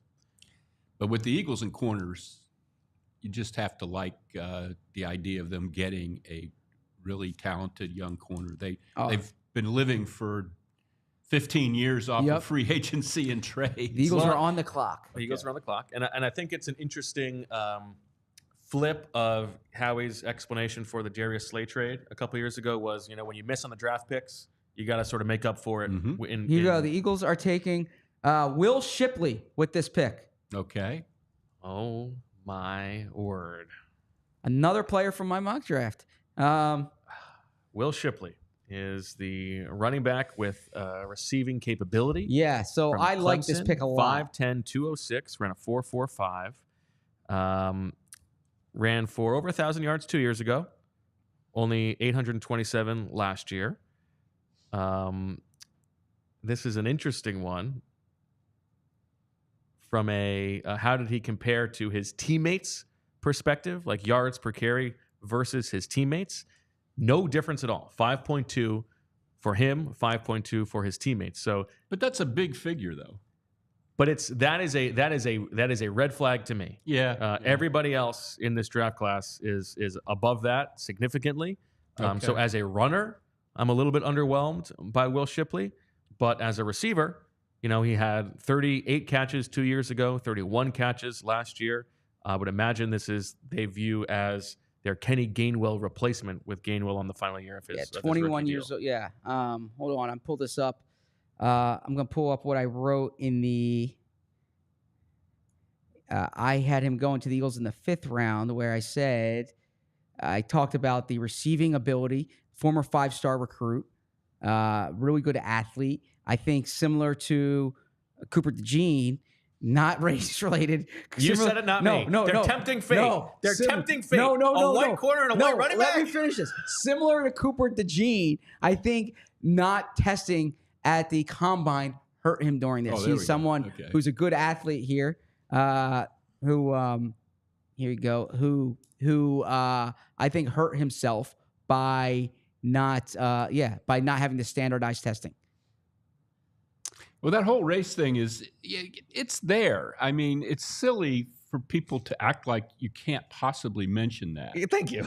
It's there. I mean, people know that. There hasn't been a good starting corner in the NFL who was a white guy since Jason Sehorn. Yes. And that was a long, long time ago. Now, I think the reason is, and you can disabuse me of this if you'd like, I think people get typecast. Just like in basketball, the Euro white guys play a different game than most U.S. big guys, white guys. I think a lot of guys play wide receiver. A lot of white guys play wide, like Ladd McConkey.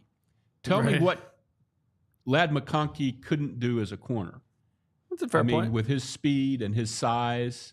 But are they going to make Ladd McConkey a corner? No, because he's a white guy.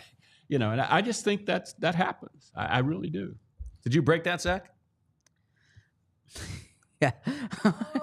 Zach. Stop. Please, let's talk about Will Shipley.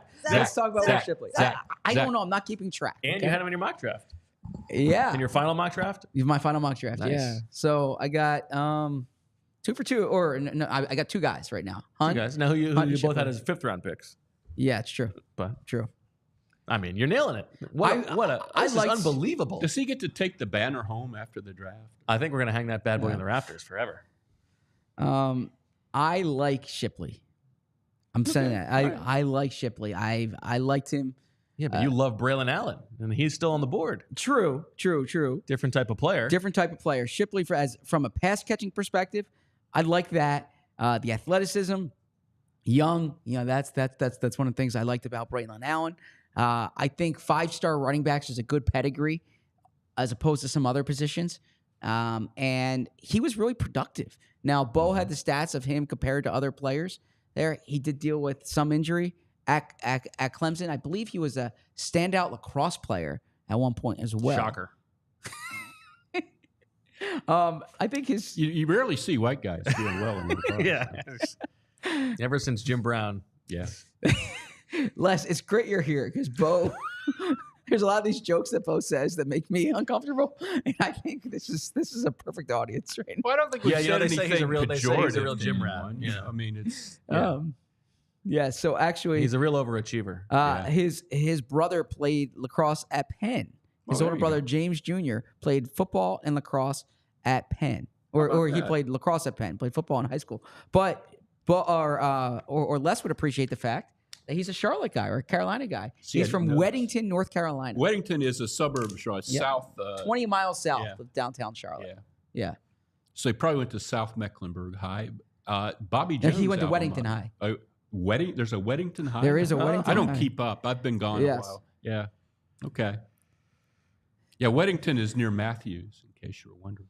Okay, he was the number 2 recruit in the state of North Carolina after Drake May, who's also a Charlotte guy, went to Myers Park. And whose father, Mark May, was a hell of a quarterback. Is that okay? Just as I was leaving Charlotte, like early 80s, but he had an arm or shoulder injury. I guess he went to Chapel Hill and didn't really become, he was like one of the big national quarterback guys. And of course, all of his kids have played basketball and football, and, it's been a heck of a family, the Mays. Yeah, we've talked about how Luke May hit the 3 to beat Kentucky. Yeah. Zach, in Duck Duck Juice, you are shutting me out still. Huh. 2 corners, an edge, and a running back. I have nothing. Could be the second year in a row I got shut out in Duck Duck Juice. At some point, they're gonna add another position. You here. think they'll go no offensive I just want to line say the entire time? So Shipley did not participate at the combine, like I said. At this pro day at Clemson, around a 4.45, 38.5-inch vertical, on a 5'11", 206-pound frame. That's a good frame for running back. I like that. Yeah. So, there was the pass catching is what really jumps out with him. He was first team All ACC as a kick returner as well. I spoke about Cooper DeJean with the new kickoff rules, but here's someone else who could theoretically be in that mix. Right. Wow. So what do you think this means, by the way, for Kenny Gainwell? Do you think Kenny Gainwell's the number 2 back, or do you think now Shipley takes over as the number 2 back? I think Gainwell is still the number 2. Okay. Yeah, I think they'll try to find a role for Shipley, but yeah, it's still a 4th round rookie. Yeah, a 4th round guy has to go out and do it. If he looks better than Gainwell, but until he does that, and they've really stuck with Gainwell for quite a while. I mean, they must like him because they keep running him out there. Let's watch a little Will Shipley here. And the areas. Yeah, he looks like a wide receiver. Positionless football. That's what the Eagles are going for. Will they be throwing to the backs more now? I mean, there was a lot of talk about that with Barkley coming in. Yeah, I don't think anyone's getting the ball except those 4 guys. Yeah, I think AJ, Devontae, Dallas, and Saquon are the guys getting the ball. But Saquon's not going to be out there every down, though. That's fair. Look at that. Sirianni's excited. I miss Tom Donahoe. Good to see Matt Leo in the back there. Yeah. All right. Well, wild stuff. Will Shipley. It's like a character in a bad Moby Dick ripoff movie. Really? Novel. Will Shipley. I don't know. And so the Eagles, by the way, are still coming up here, right? Yes, 132, right? Yeah, at 132. San Francisco's on the clock now. By the way, one pick after Will Shipley was Ray Davis, who started his college career at Temple. I forgot that. Yeah. Went to high school with Les. Yeah. Inspiring story. No, that was Bo Nix. Yeah, true. But yeah, so the Eagles, there's still a chance to add to the offensive line, I think. And Trotter Jr. still hanging around there. What if they made this a Clemson round? They could hit. Right? We would hit the turkeys to the draft kingdom. 2 guys from the same school. Will Shipley. Wow. So I'll just update the pre-draft games, Zach, if you don't mind. Mm-hmm. The All draft with you, me, and Shield. When we drafted the specific players the Eagles would draft, you have Cooper DeJean and Jalyx Hunt. You also have Ania Smith still on the board. Shield has Joni Wilson, Miles Harden, and Jordan McGee still available. I have Kalen Carson, DeCamarion Richardson, Austin Booker, Kalen DeLoach, and Dylan McMahon still available. But Shield and I both shut out, so looking good for you there. Mm-hmm. Turkeys to the draft kingdom, the 3 of us. The Eagles' first pick of the draft will be at 22. I had a little bit of an edge there. 25 turkeys to 15 for Les and 10 for Zach. Thanks to Dainez for compiling all of these. The Eagles' second pick of the draft will be before 50. Again, I had a little bit of an edge here. 33 to 25 for Les, 10 for Zach. How many total picks will the Eagles make in the draft? Obviously, this one still up in the air. I would say it's leaning towards fewer than 8, in which case Les would take the cake with 60. Will the Eagles make a trade involving a veteran coming or going before the close of the draft? I may be losing some turkeys here because I went 81 on yes. You guys went 60 and 55. Will the Eagles draft a wide receiver in the first 3 rounds? The answer is no. Les coming out ahead here with 50. I had 41. Zach had 25. The Eagles' first pick will be from the following position. Les got the plurality of the turkeys here at 50. Zach for 45, 36 for me. The Eagles' second round pick will be from the following position. Cornerback. Unfortunately, Les, you didn't anticipate the back-to-back corners. No, I did not. So you got no turkeys there. I had 35. Zach had 30. The highest 2025 draft pick acquired by the Eagles will be, and it's a round 1 through 3. So that's a nice one for you two. You each had 10. I only had 1 on a third-round pick coming. On which side of the ball will the Eagles make more picks? If it does indeed turn out to be defense, that'll be Les coming away with 50 to 46 for me and 35 for Zach. Which of these positions will be drafted first by the Eagles? Turns out to be running back. Zach had tight end, so he only gets 40. I've got 50. Les has 49. Will the Eagles draft a pair of college teammates? That one we're all sort of clumped together. Hasn't happened yet. Now, yeah. And then how many players will the Eagles draft from Alabama, Georgia, Michigan, and Washington combined? We all took the over of 1.5, but it's leaning towards the under at this point, which would be good news for Zach, who was the closest split on those. So yeah, I may get to be 4-time champs on turkeys to the draft kingdom, back to back to back to back. But there's no doubt that this is still the week of Zach.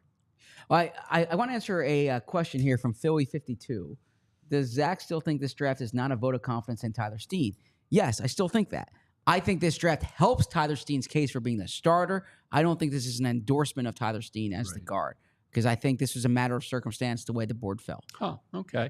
And you were putting a lot of credence in Nick forgetting to mention him. No, not as much that. Just the way was pretty funny. It was, yeah. But as Bo pointed out last year, like they played Sua Opeta over him when they didn't necessarily have to. Right. There was the Eagles were trying to talk up Steen, but the fact that they went back to Opeta again when there was a Jurgens injury said something there. And so I think it's more that, and it's hard. We had Brandon Thornarn, and he said it's hard to go from left tackle to right guard, right? That's a transition, and really the only evidence the Eagles had of it was the Senior Bowl. Yeah. Senior Bowl is 1 week of practices, right? And so it could be a situation where now I also say Isaac Seumalo, when he started his career here, there was a school of thought kind of behind the scenes that maybe he's best as kind of like a jack of all trades player, but he eventually developed into a reliable guard. But so he struggled. He wasn't on the field. He lost his job. Super Bowl. Exactly. He lost his job. Yeah.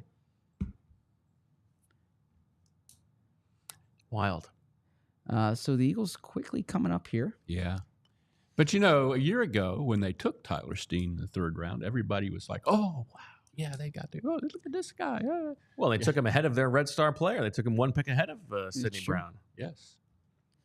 So I mean, I would say it's fair to say that he's certainly the favorite to start at right guard, but I don't know. So maybe that's where the veteran trade comes from. It could be. That's a good point. Bo mentioned, or I'm sorry, Les mentioned earlier the Donnell Pumphrey year, and it's not just the players drafted before Pumphrey, but one thing we talked about was the players drafted after Pumphrey. One of them being Marlon Mack, right? There were a few guys there. So the Will Shipley, I bring that up because there's Vince's guy, Isaac Arendo. There was a run on running backs here. Will Shipley, then Ray Davis, then Isaac Arendo.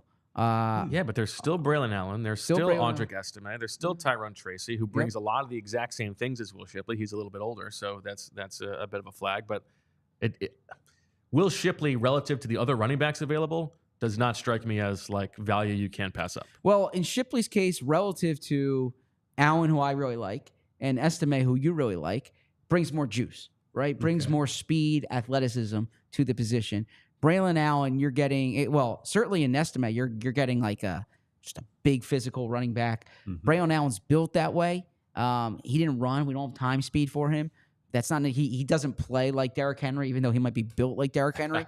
But Will Shipley, when you watch him play, you see the elusiveness. I think that's something that stands out here. The audience doesn't really seem to like Will Shipley, though. Really? Kansas City's on the clock, so the Eagles are the next pick. And there's there's Les's guy, TJ Tampa. He's going to be in Baltimore. And when Baltimore takes you, I tend to like your as a secondary guy for sure. Updating my my board here. I mean, I don't know what to. Are there any? The Eagles are trading. Of course. Eagles have traded their next pick to the Detroit Lions, who are not on the screen. What are they getting? That I'm working on. Some Wonder Bread with a can of mayonnaise? That I'm working on here. I don't know. Okay. So they entered the day with 3 fourth-round picks. They're leaving with one. Yeah. I mean, for Most their likely. case, you would want this to be here's the trade, by the way. The Eagles are trading 132 and 210 for 164, 201, and a 2025 fourth-round pick. So the Eagles have now added a third, fourth, and fifth next year. I'm so sorry, I really hate Julia. this draft. Yeah. Yeah. The Eagles are trading number 132 and number 210. I mean, it is really funny to imagine that passion meeting. Nobody must have made a good argument for anybody. Like, Actually, Jimmy made that point on did he? Twitter. Yeah, that's a good one. like everybody's up there. No, there's no table being pounded. Like, I guess I kind of like this guy. So the Eagles have now added. Then meanwhile, there's one scout who's just virally, we need the white running back. Yeah. The only one with any kind of. Respectfully, is there ever a point where Will Shipley won't be referred to you by or referred to by you as the white running back? Like, is there a world in which you view Will Shipley I would be concerned as a person if as he was opposed doing to something to make that not the case. like the content of his character? As, it's like that. Could that be the overall judge, like summation of Will Shipley? Sure. Yeah. I mean, I just think, like, you know how many times Will Shipley and Cooper DeJean have probably been described as the white running back and the white cornerback over the years? Okay, so they're used to it. True. Okay. All right. There's one scout in the corner holding a tiki torch, and he's the only one who gets listened to. Oh, God. So 152 now is what we're waiting for, right? Yes, the Eagles are trading Julia, I number don't think you even need to 132 worry about it at and this number point. 210 for number 164, number 201, and then a 2025 fourth round pick. So when is their next pick? 152, right? Their next pick at In this the fourth point, round. They're In going the all the way fifth down to round. In the fifth 152. round, I'm sorry. 164. Yeah. Then 171 and 172, right? Jeez. Tyler, good Tyler to see Zuli you. in the house. Tyler, how do you feel about having 3 fourth-round picks and exiting with none? No, Or exiting with one. Yeah. Although, arguably none. Trade back enough times, you'll have all the draft picks. There you go. What is the one they got back, Zach? I'm sorry. 164. 164. They got 152, 164, 171, 172, and 201. So they have 4 picks now in the 5th round, 1 pick in the 6th round. I do wonder if there's a veteran that they can trade for. Yeah. At tight end, although they signed C.J. Azuma. Yeah. On the interior offensive line. I think that's got to be offensive line or a linebacker. Or a linebacker, perhaps. Yeah. Yep. But certainly something to think about there. Now, tell us, Zach, there is you already said it, but the characterization that next year's draft will be deeper. Sure.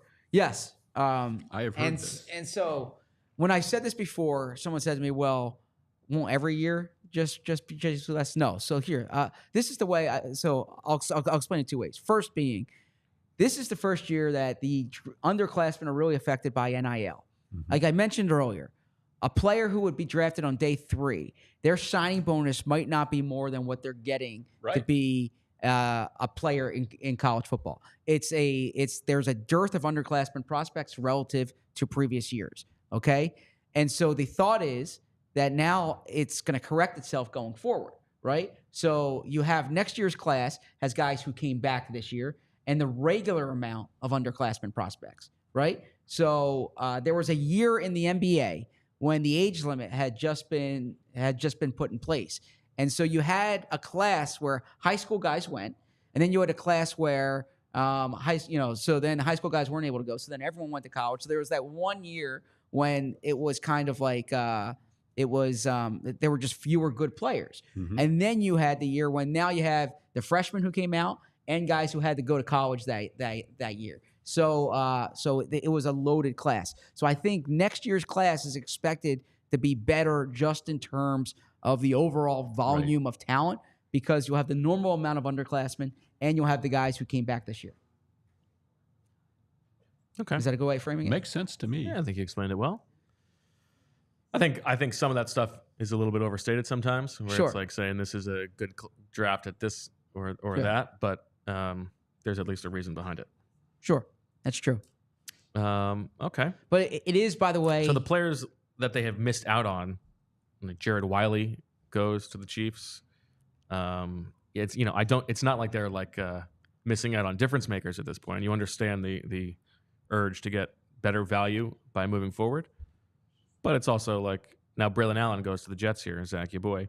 There's also just a little bit of a fizzle here. Yeah, no, I agree. Anticlimactic. That's all. Anticlimactic. Offensive line heavy. The one thing I will add too, like I get it. You don't know what next year's draft is going to be like. Similar how this year was a big year for offensive tackles, and you knew that last year. Next year is expected to be a big year for edge rushers. And I'll give just this example. Ohio State. We talked about Ohio State. They basically have like a pro team right now. They had all this NIL money after Michigan won the national championship. They kept guys who were supposed to go out. Their two edge rushers, JT. Real Muto. Yep. No, it's let me pull the name up exactly. O'Sullivan. No, it's a Samoan name, but JT Tuamaleo and then Jack Sawyer. Okay, they're two starting edge rushers. JT would have been a first-round pick like this year. It was considered like a first-round caliber player this year. He goes back. Jack Sawyer is going to be in that mix too. He goes back. There's a handful of other players who went back. And so next year's class could be like this year's O-tackle class, where you see 6 or 7 edge rushers. And this was a bad edge rusher class in the first round. There were 4 that went, right? The first one that went was Latu at 15. Next year, you might see 3 in the top 10. So it's a different. So I think next year, the strength of that class is going to be edge rushers. Cool. That might not be pertinent information, but for the show, but we are on for 5 hours. I think that's totally reasonable. I like it. Apologize. We got a long way to go, my friend. We're not even through round 4. Les, from the small school Houston Christian perspective, what did you make of Quinyon Mitchell being a Toledo guy? That does bother me a little bit. I understand his story, that he had a hard time even getting to Toledo, and then he had plenty of chances to leave. Right. And would you view him differently if he even Nick transferred to Saban Alabama? Was saying, gee, we really wanted him to go to Alabama this year. It bothers me just about level of competition. Senior Bowl, I know he did great Senior Bowl week, but when I first started covering the Eagles, I was really into that. They would say, oh, so-and-so had a great Senior Bowl week, and I would say, oh, okay, that makes sense. He plays against the best competition for it. But you're not really playing games at the Senior Bowl. You're doing drills. And, Danny Watkins had a great Senior Bowl week. A lot of guys have a great Senior Bowl week who don't turn out to be very good players. And so, Perrion Winfrey, my guy. If you look at all of his measurables, they're just so good. And he seems to have the want to and all that. It just doesn't seem – the fact that he went to Toledo doesn't seem like a big deal, but we'll see. And Terrion Arnold would have been probably a little safer from that perspective, maybe. I don't know, but I think it's a little more down the middle. Now he did run a 4.5, so there's a little bit Arnold is. So would you go slow or young, pedigreed, and slow, or fast and a little bit older? Fast. Yeah, I do like fast for a corner. That's a good thing to be. Yeah, we'll see how it plays out. And it is interesting just to as we talked about yesterday, that the Eagles had to make the choice. It wasn't just, we'll take the best corner available. Like they had to declare who they think is going to be better between these two guys, and maybe even 3 if you want to count DeJean. And it'll be something that is obviously, following Quinyon Mitchell for the rest of his career is how does he compare to Terrion Arnold? Yes. And they'll be in the same conference, Detroit. True, yes. And Detroit will be a contender, I think. There's your guy, Braylon Allen. Yeah. Yep. And look, Joe Douglas, he knows talent. And I like Braylon Allen. I really do. I thought, Is there anyone you would say doesn't know talent? yeah, Just Mickey by having Loomis.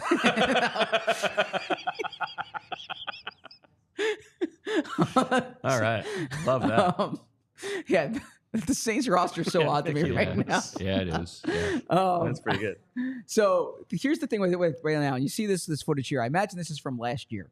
And the reason I bring that up is because Braylon Allen's first 2 years, he played a different type of offense. They bring in Luke Fickell. They're more of a shotgun. It didn't seem to fit Braylon Allen's running style well. So perhaps Braylon Allen wasn't a great fit for the Eagles in that regard. I think Braylon Allen, though, he has more explosiveness than someone his size you would typically think. I was real impressed with him for the first 2 years. Bo made the joke that I remember where I was when I first watched Braylon Allen play, and that was at a burrito restaurant in Denver before the Eagles-Broncos game in 2021. He came on the screen, and I was, who is that? Like, what is that running the ball? That is like, I mean. Wow. And they asked you to leave? No, I got to tell you, in Denver, I think like people were like kind of chilled out. I think my energy itself was a little, what's going on here, you know? Yeah. Yeah. To them, you mean? To them, yes. Yeah. Yes, Who's this peppy guy? I'm trying to just be in my high right over here. Yeah. Yeah, fair enough. Okay. Yep. Well, that's all right. So my Harsher- other harsher son than lives in mellow. Denver, and it's snowing there today, by the way. Is it? He's a bit chuffed. He's Oof. not happy Okay. with that. Sorry to hear that. Yeah. Late April. Yeah, that is tough. What's he do in Denver? He is an IT manager. It's he's doing pretty well. He's a good guy. I'm happy to hear He it. has an art degree, but he's an IT manager. Okay. Yeah, that's a nice little balance. There's an art show going on right now at the Art Museum that Malcolm Jenkins is a part of, actually. Oh, really? Yeah, Malcolm Jenkins, I think, is speaking today or tomorrow at the Art Museum. But Did not know that. Yeah, credit to Malcolm. Yes, it was illegal, Pete Shea. The That's Niners exactly taking what it was. Jacob Cowing, another one of my guys. Arizona. So as I'm looking, I'm it's getting slim pickings. trying to look at depth charts here to see if there's a guard or a tackle. Interesting. Well, yeah, I would say look at who drafted a guard or tackle early. That's what exactly. you're doing. Yeah, that's what I'm Who's doing. been so. displaced. Yep. Jacob Cowing going off the board to the Niners. I like a Jacob Cowing. A little bit on the older side. Not too old, and speed that plays, I believe. A little bit undersized too, but I think a good playable slot option. So there's that guy from Texas, Christian Jones, the tackle. Yes. Christian Yeah, he's Jones still still out available there. if you're looking at tackles. Yeah. Nathan Thomas. Christian Mahogany's still there. Christian Mahogany is still there. Travis Glover, who they brought in. If you think they're just going to go chalk with guys they brought in for pre-draft visits. My guy, Aneem Dankwa, the enormous guy from Howard. Bo Limmer, if you're going inside. My guy, Dylan McMahon. Hunter Norzad. Your guy, Cedric Van Pran Granger. Sataoa Laumea. Great job with the pronunciations. Bo kills me with pronunciations. Christian Mahogany sounds like something you make a baptismal font out of. Yes. What were the pews made out of? Well, look, these are Christian Mahogany. Christian Mahogany is someone who I think Eagles fans can get behind. He's got that fiery New Jersey. I hope so. He's an offensive lineman. You got to lead the way for somebody. No, I'm saying he's got that like New Jersey personality. From what I understand. Okay. Right. What does that mean? Like cuts you off in traffic, flips you the bird, or? I mean, I don't think he's your wallflower type. I think he's he's what up, Big Pimpin'? I think he's got a little personality to him, Christian Mahogany. Okay. Yeah. Tommy Eichenberg. What does your son like a Tommy Eichenberg with the Ohio State background? Yeah, I think he does. I haven't discussed it with him as a draft prospect, but I think he kind of liked Eichenberg as a Buckeye. Jordan McGee from Temple. I like a Darius Muasau. J.D. Bertrand, a little bit older, short arms, but a lot of experience. I got to get Marist Liafau crossed out here. He was picked earlier. Do you think the Eagles trade for a veteran today? I'm starting to think it's less likely, but yeah, in the 5th round, They did that. The last time they did that this late was Marquise Goodwin. Do you remember that? In I do. 2020. Yes, and then they never played, and they got the pick back. Yep. Yeah, that was COVID stuff. That was Yep. weird. He sat out. He sat out the COVID year. But they added 4 receivers in that draft. Jalen Rager, Quez Watkins, John Hightower, and Marquise Goodwin. Maybe that's what they're going to do at corner. They're just going to add 2 more corners. You keep adding corners, yeah. Let me see NFL depth charts. I had the point that I was. This is the point I was making earlier when you had the breaking news on the pick being traded. Mm-hmm. The framing of you had to pay the premium for Darius Slay because as a penance for having missed on Sidney Jones and Rasul Douglas. You could frame it that way, that the penance for signing the James Bradbury contract that did not work out well is having to overvalue corners in this draft and Good point. doubling down on Cooper DeJean after taking Quinyon Mitchell. Because if James Bradbury had a really good year last year, I don't think they're doubling down on You're corner, right. even though those guys are older. That's fair. You're looking to replace them both eventually, but I think those two are certainly connected. Well, with DeJean, positional versatility is nice, but I think when there's positional uncertainty, Good a point. high Well said, draft yes. pick is a little, if he can't play corner, then would you have drafted him as a safety at 40th overall? Right. I think that's reasonable. And this is, Zach and I disagree about this. This is like the Isaiah Simmons discussion. Like, you're taking a guy in the top 10, but you don't have a position for him. Right. I always think that from a scouting versus coaching standpoint, the position uncertainty is something that oftentimes becomes a negative because you're going week to week on the game plan. It's not like you have time to design a new role for him every week, right? Like, you got to have a scheme. He has to function within the scheme, and it has to be predictable. Yes. That's a good point. Yeah, I mean, look, you do draft to compensate for your previous mistakes. That is a fair point to make. As I look at the depth charts here, so I'm gonna float this out here. This isn't a guard, but if you're looking for a backup tackle option, okay. Fred Johnson's not good enough for you. I know Tyler Steen, if he's Tyler Steen can be this. But I'm saying, but if Tyler Steen's your right guard, Yeah, if you're looking for another tackle, so the Ravens drafted Roger Rosengarten in the second round. Okay, Daniel Fa'alele. Your boy. Jordan Mailata, another Australian, 6'9" Australian. Yeah. Right? He was their 4th round pick in 2022. He was thought to be like kind of in position to maybe take over a starting job here. They take Rosengarten in the second round. So something to be mindful of there. I mean, you've been all over it all weekend. Who am I to doubt you? Let's get the Fa'alele call. I don't know that. The Titans, their backup right tackle. So they took J.C. Latham, who's going to play left tackle for them. They have Dylan Reduns in the at right tackle. Their backup right tackle is Nicolas Petit Frere. Nicolas Petit Frere. He's not from Iowa. He pronounces it correctly. So I don't know what the situation is there. The Chiefs took Kingsley Suamataia. Yes. He could sit on the bench, but he's behind right now Wanya Morris and Lucas Nyang. What about Prince Tegawanogo? Let's get him back. Yeah, there you go. Is he still there? I believe so. Really? Okay. You're not going to trade with the Cowboys or the Commanders, but let's see here. Outside of that, the Bears drafted Kieran Amadaji in the 3rd round. So the Saints, you could trade for Trevor Penning. Yeah, I mean, that would honestly be like a Howie thing. He might be, exactly. And Howie officially wins that deal. Yeah, yes. I know that's really insult to injury. Yes, yeah. So those were some from the players who were drafted. Now, let me tell you. We got the Eagles on the crawl now. All the way, we can see it.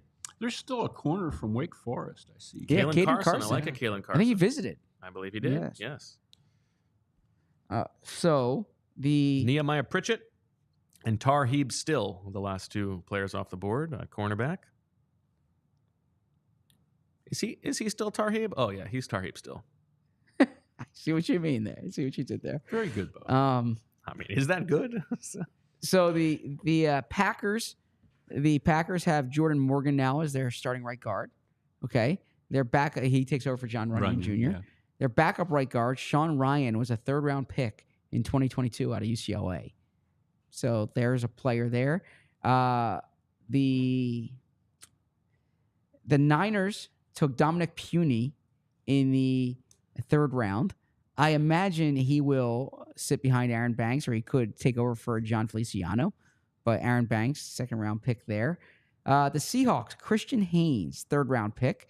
Their backup right guard is Anthony Bradford, who was a fourth-round pick last year. So there's not really a huge option, I would say, at this point. The Eagles are probably going to take Brendan Rice. Will Shipley's meeting with the media right now. I can stay on the show. It's up to you. Yeah.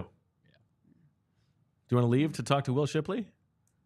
I mean, yeah. Go ahead.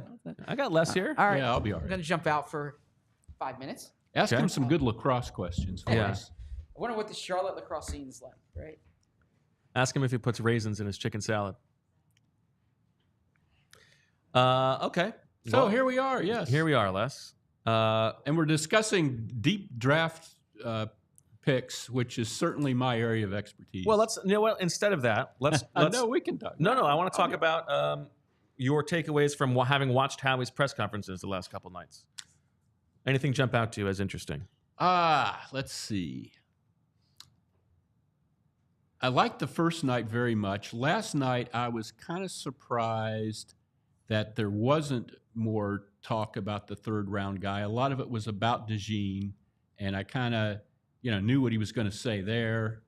I didn't doubt for a minute when they traded up to 40 and got DeJean. I'm thinking, well, this is a guy that they probably would have taken at 22 if the draft had broken another way, right? Without the 6 quarterbacks. So I wasn't surprised by anything he said there, but I wanted to know more about the Hunt. It just seemed maybe the question could have been a little more in depth about that for my taste, since I don't get to sit there and ask questions anymore. But I think he did all right. I'm always interested in Nick with these things. Nick was there the first night, and he didn't have a whole lot. He wasn't asked a whole lot.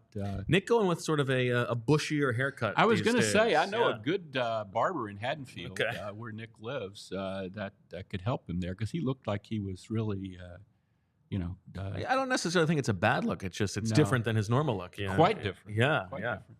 He has the full beard now. He often, he'll have the full beard and then it'll be gone. And then another week later, he'll have it again. Yes, it's like Zach. He grows it back very quickly. Yes. I thought Howie's demeanor on the first night was kind of interesting, and that it was not celebratory. It was very much like, we just. I kind of wanted to trade up. It sort of felt like, but it didn't. He didn't get the chance to. Yeah, And it was had like to he be was. patient. He had to be patient. He didn't like that. Yeah, Right. You're right. Yeah, that was funny. He's made up for it since then. And I think he knows that part of it is like in declaring their intention that Quinyon Mitchell is the best of this class. Like that's something that's sort of following them. And I think it's fair to read that those guys had extremely similar grades on their board. Yeah. Yeah. That's I hadn't thought much about that until you brought it up today. But that is a very good point that they're going to have to. This is a weight that he's bearing here as the flagship of the cornerback class, and he's got to live up to that. And it's going to be real interesting. And one thing people said last night about Hunt that got me a little, I wouldn't say fired up, but people keep telling me, Daniel Jeremiah says Vic Fangio loves this guy. Right. Well, Vic Fangio has been the Eagles defensive coordinator for how long now? 3 months, right? Do we have the slightest freaking idea what Vic Fangio thinks about anything? Has anybody talked to Vic Fangio? Well, we honestly haven't heard a word from the man. Yeah. This is just ridiculous. It is a little bit silly. It's you hire a defensive coordinator or an offense coordinator, you have a press conference. For the love of God, I mean, what I agree with you. It's wild. The NFL is just becoming. There's sometimes when I'm glad I'm semi-retired because the NFL has just become such a pain in the butt to deal with in so many levels. It's also just silly. Like the framing would be like, well, we don't want to have them answer questions about like the draft. Well, like if you do it right away, no one's going to care Yeah. about the draft. Like And now all of a again, sudden it's going to be a bigger deal when it takes so long. He's a grown to man get them. who's been answering questions for exactly. 50 This years is in not this business. This is not some new hire. He can just This is say, Vic "Hey, Fangio. yeah, draft. I'm kind of keeping those thoughts to myself or something." It's Yeah, it is. It's bizarre. But it keeps you from being able to formulate.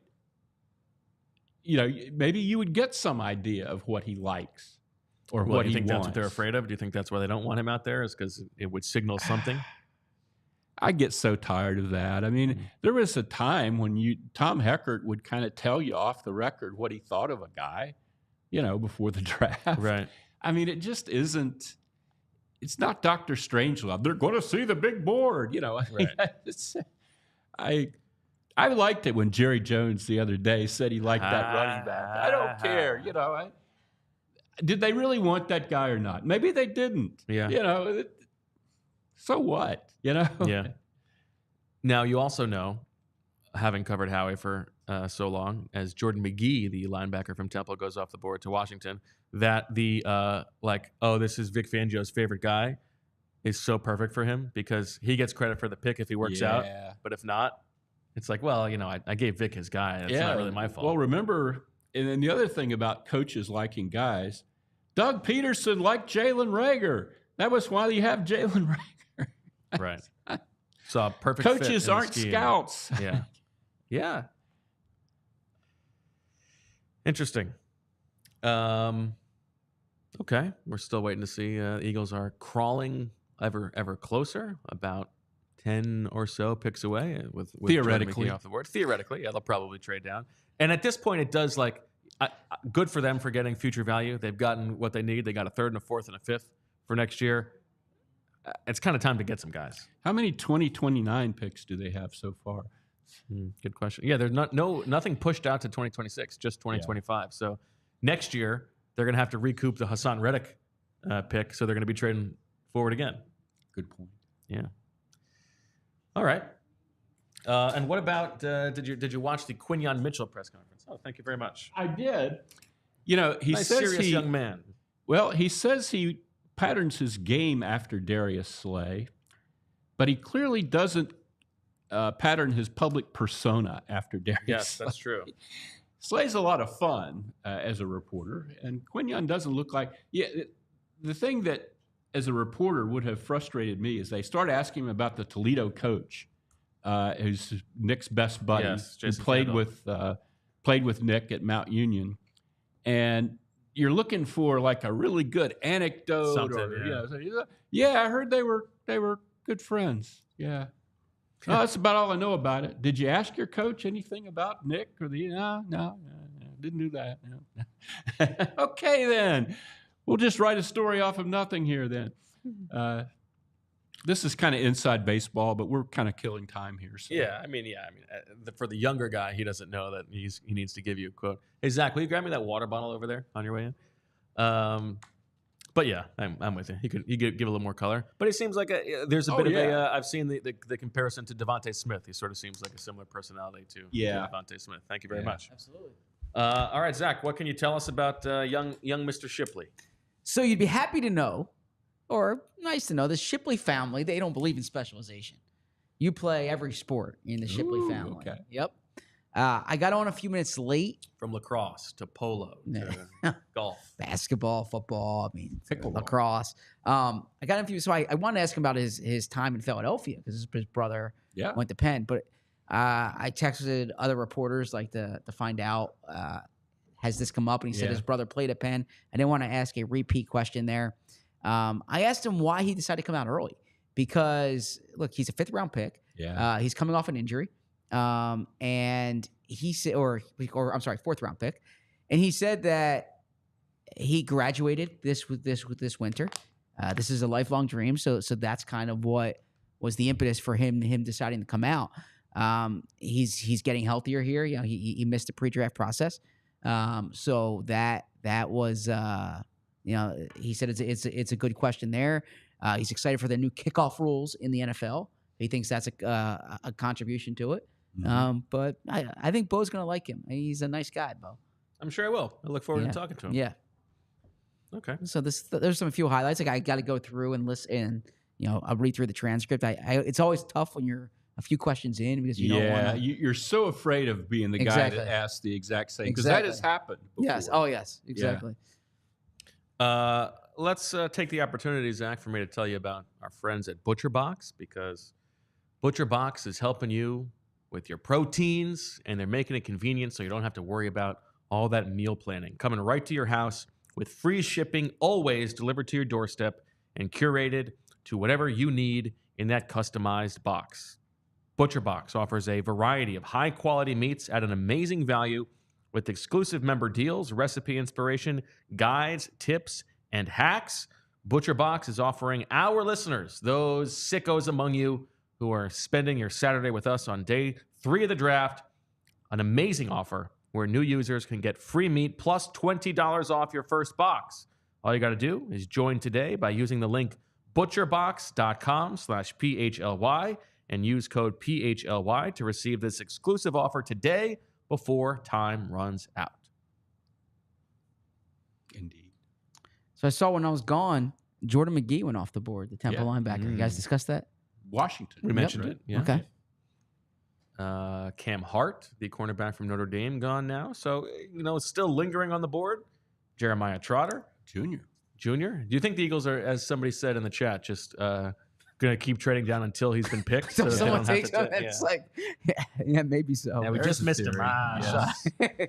He was the next guy on our board, and then that's Is kind it of what you Brendan wanna see. Rice or Jeremiah Trotter Jr.? Either one could be. Malik Washington still on the board, the wide receiver that I like from Virginia. Brendan Rice, you mentioned. Anthony Gold from Oregon State. Jalen Coker from Holy Cross. Taj Washington, who was actually more of a productive player on the outside with Caleb Williams than Brendan Rice was.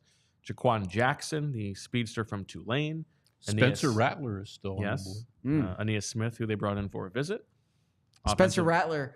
I'm sorry. Go on. Go ahead. Tell us your Spencer Rattler stuff. I'm saying I think Spencer Rattler went to the Mike McCarthy, media tour before the draft because there was a lot of hype about Spencer Rattler's the quarterback. People. Well, yeah, but Mike McCarthy got hired. It worked for him. That's what I'm saying. Yeah, I'm saying this media tour talking him up, but it didn't work out.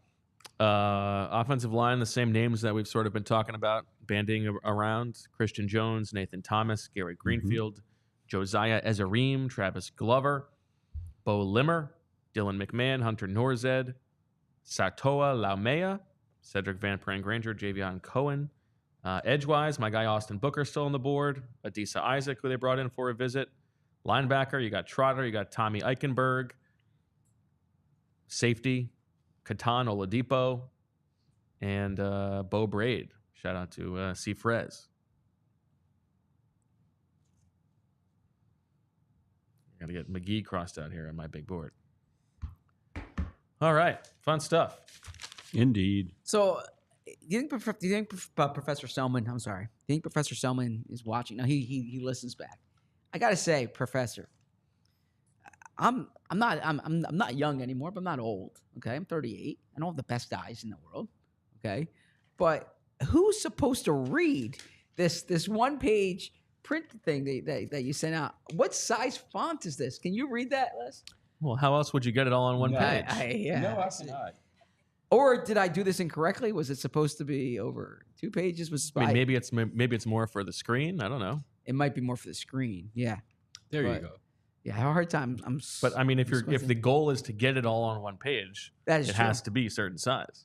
Absolutely. I mean, the volume of players here. You could take a photo with your phone and then blow it up a little bit or something. Well, no, I have it blown up on my computer. I wanted to have the. You're just complaining for. Oh, for not no reason complaining. I was whatsoever. just curious if the problem was my eyes here. He just likes picking fights with our guests. I would never pick fights with Professor Selman. He can walk laps around me intellectually. Well, Coach Flynn, you pick fights with. You pick fights with him on my behalf. Yes. You hate his school? Well, I'm a pro Penn guy. I believe in Philly schools. So. Yeah. Okay. Yeah. Who are the locals available on the board right now? Well, Jordan McGee just went. Okay. He was a local guy. Some of the local Tyke Smith went earlier. He was a local player. The best local quarterback is probably Devin Leary. I don't think he's going to get drafted. He's from Les's neck of the woods in South Jersey. I can tell you exactly where Devin Leary is from. Delmar. He is. That's a good call back to the earlier episode. Devin Leary, who has a 5th, 6th round grade from Dane Brugler, is from Sicklerville. Went to Timber Creek High School. Okay. Yeah. How far is that from you? Good ways. He was born in Voorhees. Oh, okay. That's much closer. Yep. He started his career at NC State. Then he went to Kentucky last year. Had 25 touchdowns, 12 interceptions there. As far as some of the other local guys, I mean, I said this guy's not a local guy, but he's a player I like, and his local connection. Olivia Reiner did a great piece on him this week in the Inquirer, and that's Walter Rouse, who, speaking of Penn, worked at the hospital at University of Pennsylvania, or at Penn Hospital, I should say. And really smart guy. Went to Stanford, finished his career at Oklahoma. I like him as no lineman. Wouldn't be the worst player for the Eagles to take. Take a look through these super chats, which Julia has flashed up here.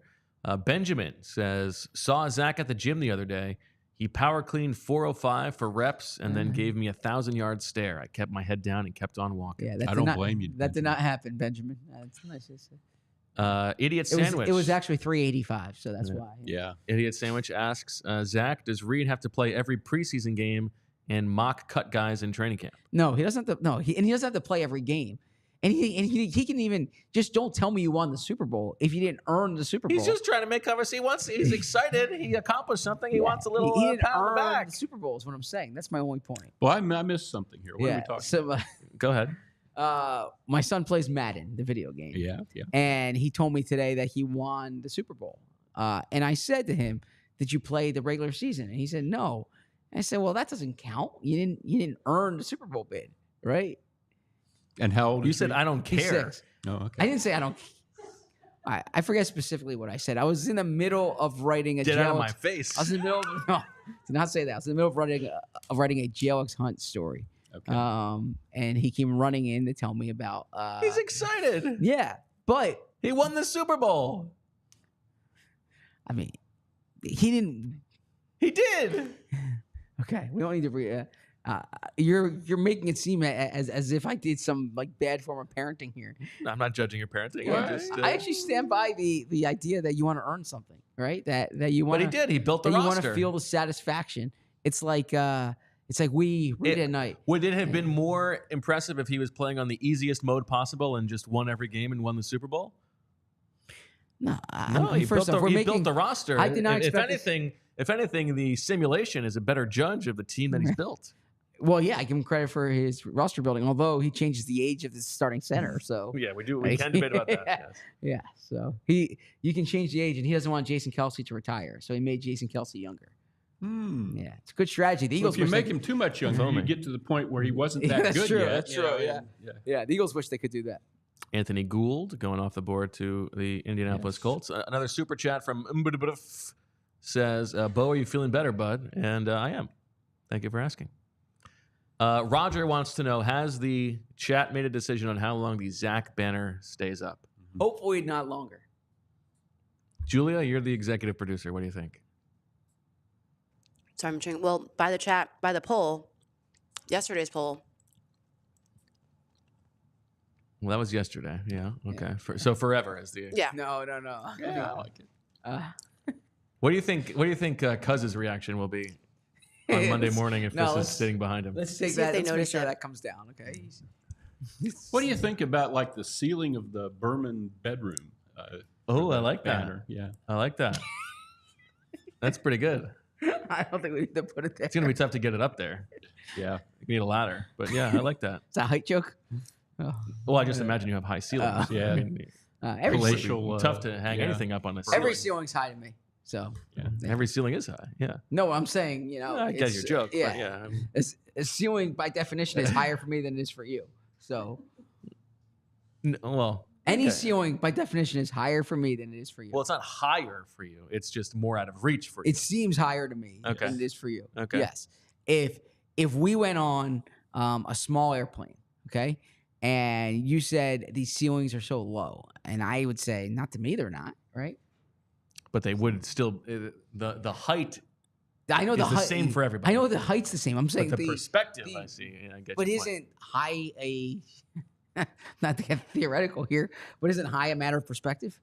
No, less is the same height to both of us. No, my point is But yeah, if I consider a ceiling high, or you further consider away, a ceiling- yeah. So, all right, let's talk football. I wish Howie would trade up.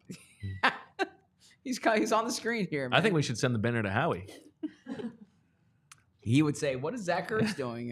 Sending that to me. I saw another super chat who says that, if Reed, all Reed has to do is become a 5-star recruit from Philly, then Zach will love him. Right. Listen, I'll take this one. Zach, there's no one in the world that Zach loves more than Reed. Thank I'm you. not debating that. Thank you very much. Thank you. Yes. But he might treat him with a little more respect, yeah. No, Tough love. I want him to. Yeah, I want him to feel when you earn something, it feels better than when something happens to you, right? You want to earn it. He'll be telling this to his therapist in 20 years. Right. Yeah. So Christian Mahogany's still hanging around, huh? Love that pew. Love that pew. Yeah, Eagles within range. 1, 2, 3, 4, 5, 6, 7, 8, 9, 10 picks away. Probably more like 8 if we're catching up on Twitter. Let's see who else is coming off the board here. Yeah, nobody else that I can see. Christian Mahogany, is that going to be your guess here, Zach? That is my guess here. That was my guess last one. I will stick to it. And who would you pick? That's a good question. Let me give you my would pick here and pull up the available options.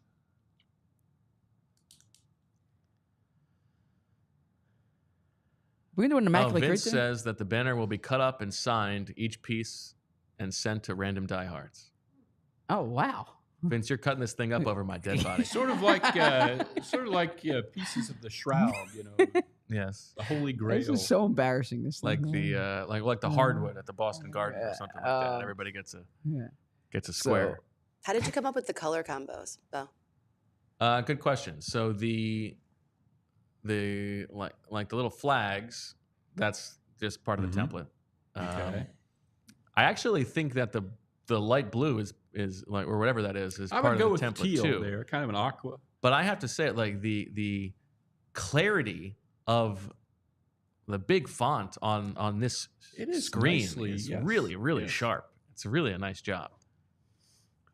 Um, And I thought it was important to get 4 on a line because I feel like Zach. You got to get the 4. Yes. And then act like you've been there before. So, Hand the ball back to the official. Act like you've been there before. yeah, but also, don't you want a team the team that celebrates together wins together? That's the whole story of the 2022 Eagles. Yeah, but don't mistake activity for achievement, right? So, anyways, to answer your question, You work hard all Yeah. year long to get into the end zone. You better celebrate when you get there. Christian Jones. Have some fun. Christian Jones, 6'5", 305, 34.5-inch arms, left tackle, right tackle experience. Athletically, did not do a broad jump, a 5'04", which is good for a 305-pound athlete. The summation in the beast is overall Jones is high cut with signs of stiffness in his movements, but he's strong at contact and maintains his feel on first and second level blocks, allowing him to finish his man with punishing hands. He projects best as an NFL swing tackle and a team's third offensive tackle. So that's Christian Jones. Christian Mahogany, though, is still the guy who I would probably go Christian Mahogany at this point. Like we've said, the age, you don't love the age part of it, but really good player. Actually, I remember, I think it was Pete Thamel did a good piece on him 2 years ago. Mahogany decided to stay in school, but he had some injury issues, but good player. From Elmwood Park, New Jersey, went to Paramus. I think we went to Paramus Catholic. It says Paramus here, but I believe Paramus Catholic. Wow, you think you're calling out Dane? No, I remember him as a recruit, and it says here he enrolled at Paramus Catholic. It just says it said up top Paramus. Got it. Paramus You think- Catholic. and is there a regular Paramus? There might be. I'm not sure. But he was, first team all SEC. Ooh, the Bears, Austin Booker, they're killing this draft. There you go. Good callback. Good callback. Yeah, Christian Mahogany is someone who I like.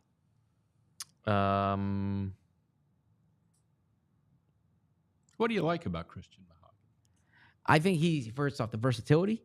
I watched him more 3 years ago than this past year. He missed 2 years ago, but he was a big time guard then. And then I didn't watch as much Boston College this past year, but he was the best offensive lineman on a good offensive line group. His O-line coach, I believe, was Matt Applebaum, who's the former offensive line coach for the Miami Dolphins. Brother of Bonita. Bonita Applebaum? Got it going on. I'm not familiar with that. But yeah, he's and then I like the fact they learned how to play from watching Madden or from playing Madden with Trent Williams Or Reed. Yes, yeah. And maybe they played online. Here you go. This is he had the chance to earn significant NIL money. Okay, as a transfer, because as I said, a few years ago, he was like one of the top guards in the country. And he said, why would I leave just to be a 6-month rental when I can build something special here? He did not build something special at Boston College, but he had that type of loyalty. Yeah, to me, it's a red flag that he chose to sign up to play for Steve Adazio at Boston College. Yeah. He was originally part of the Steve Adazio recruiting class. That's not Jeff Hathley? No, he signed to be part of the Adazio recruiting class. Okay. And to commit as a young man to play for Steve Adazio, I'm got to say it's off my board. One of the worst guys in coaching, a true scum of the earth human being, bad judge of character. Yeah. He heard from Alabama, Georgia, and Notre Dame. He had 15 offers, and he chose to play for. He considered. Satan? He considered. I don't know if Georgia and Alabama offered him, but Pitt and Rutgers did, and he decided to go to Boston College. Wanted that good Jesuit education in Chestnut Hill, Massachusetts. Okay. Yeah. Philly 52 says, Zach, do you know who any of the Eagles' Red Star players are this year? Good question. I don't know the answer to that. I'll try to find out. Yeah. What will your questions be for Howie today? We need to see probably our last chance to talk to Howie until the cut day. Until cut day, yeah. Yeah. I don't know. Good questions. What would you want to ask Les? I have some specific draft questions for him, but you try to get some big picture ones in as well. Well, you're not going to get an answer to, what were you hoping to get out of this weekend that you didn't get, which is really the pertinent question, but he won't answer it. So you might as well not ask it. Are there areas where you think, as we go through the spring, that you really want to keep adding on to? That might be a way of asking that question that could get an answer, probably won't. He'll say every area, blah, blah, blah. He'll say, the player acquisition season never ends. Never ends. Just because we're done now doesn't mean we're done. This is not our week 1 roster. Yeah. I might ask him who those Red Star, if they took a Red Star player this year. Yeah. Yeah. Did you take a Red Star player? Because he won't tell you who the Red Star players are from other teams, right? He's not going to do that. But did you take a Red Star player this year? Yeah. Before we get to what's coming up with the Eagles here, Les, I got to ask you, because everybody loved your Embiid take from the other day. How are you feeling about the Sixers heading into tomorrow? Oh, I'm apprehensive, but I'm always apprehensive. It's just the way I look at things. You don't say. I just losing game 2 to me was a terrible thing. Yeah. And it's great that they came back and won game 3. The Knicks have complained so bitterly about Embiid that he's probably going to have 4 fouls by the end of the first quarter tomorrow. I would love to see the Sixers win this series. I think they might be the better team, but I just feel like they didn't get Embiid back in time to really put the pieces together the right way, and they're just not ready to gel as a group and really, do what they need to do this spring. But from the perspective of if he's going to like either be yourself or don't play, him putting up 50 on Thursday night. Oh, that was amazing. Okay. Good for him. I mean, I tend to defend Embiid, more than I criticize him, but that was something that really needed to happen for him.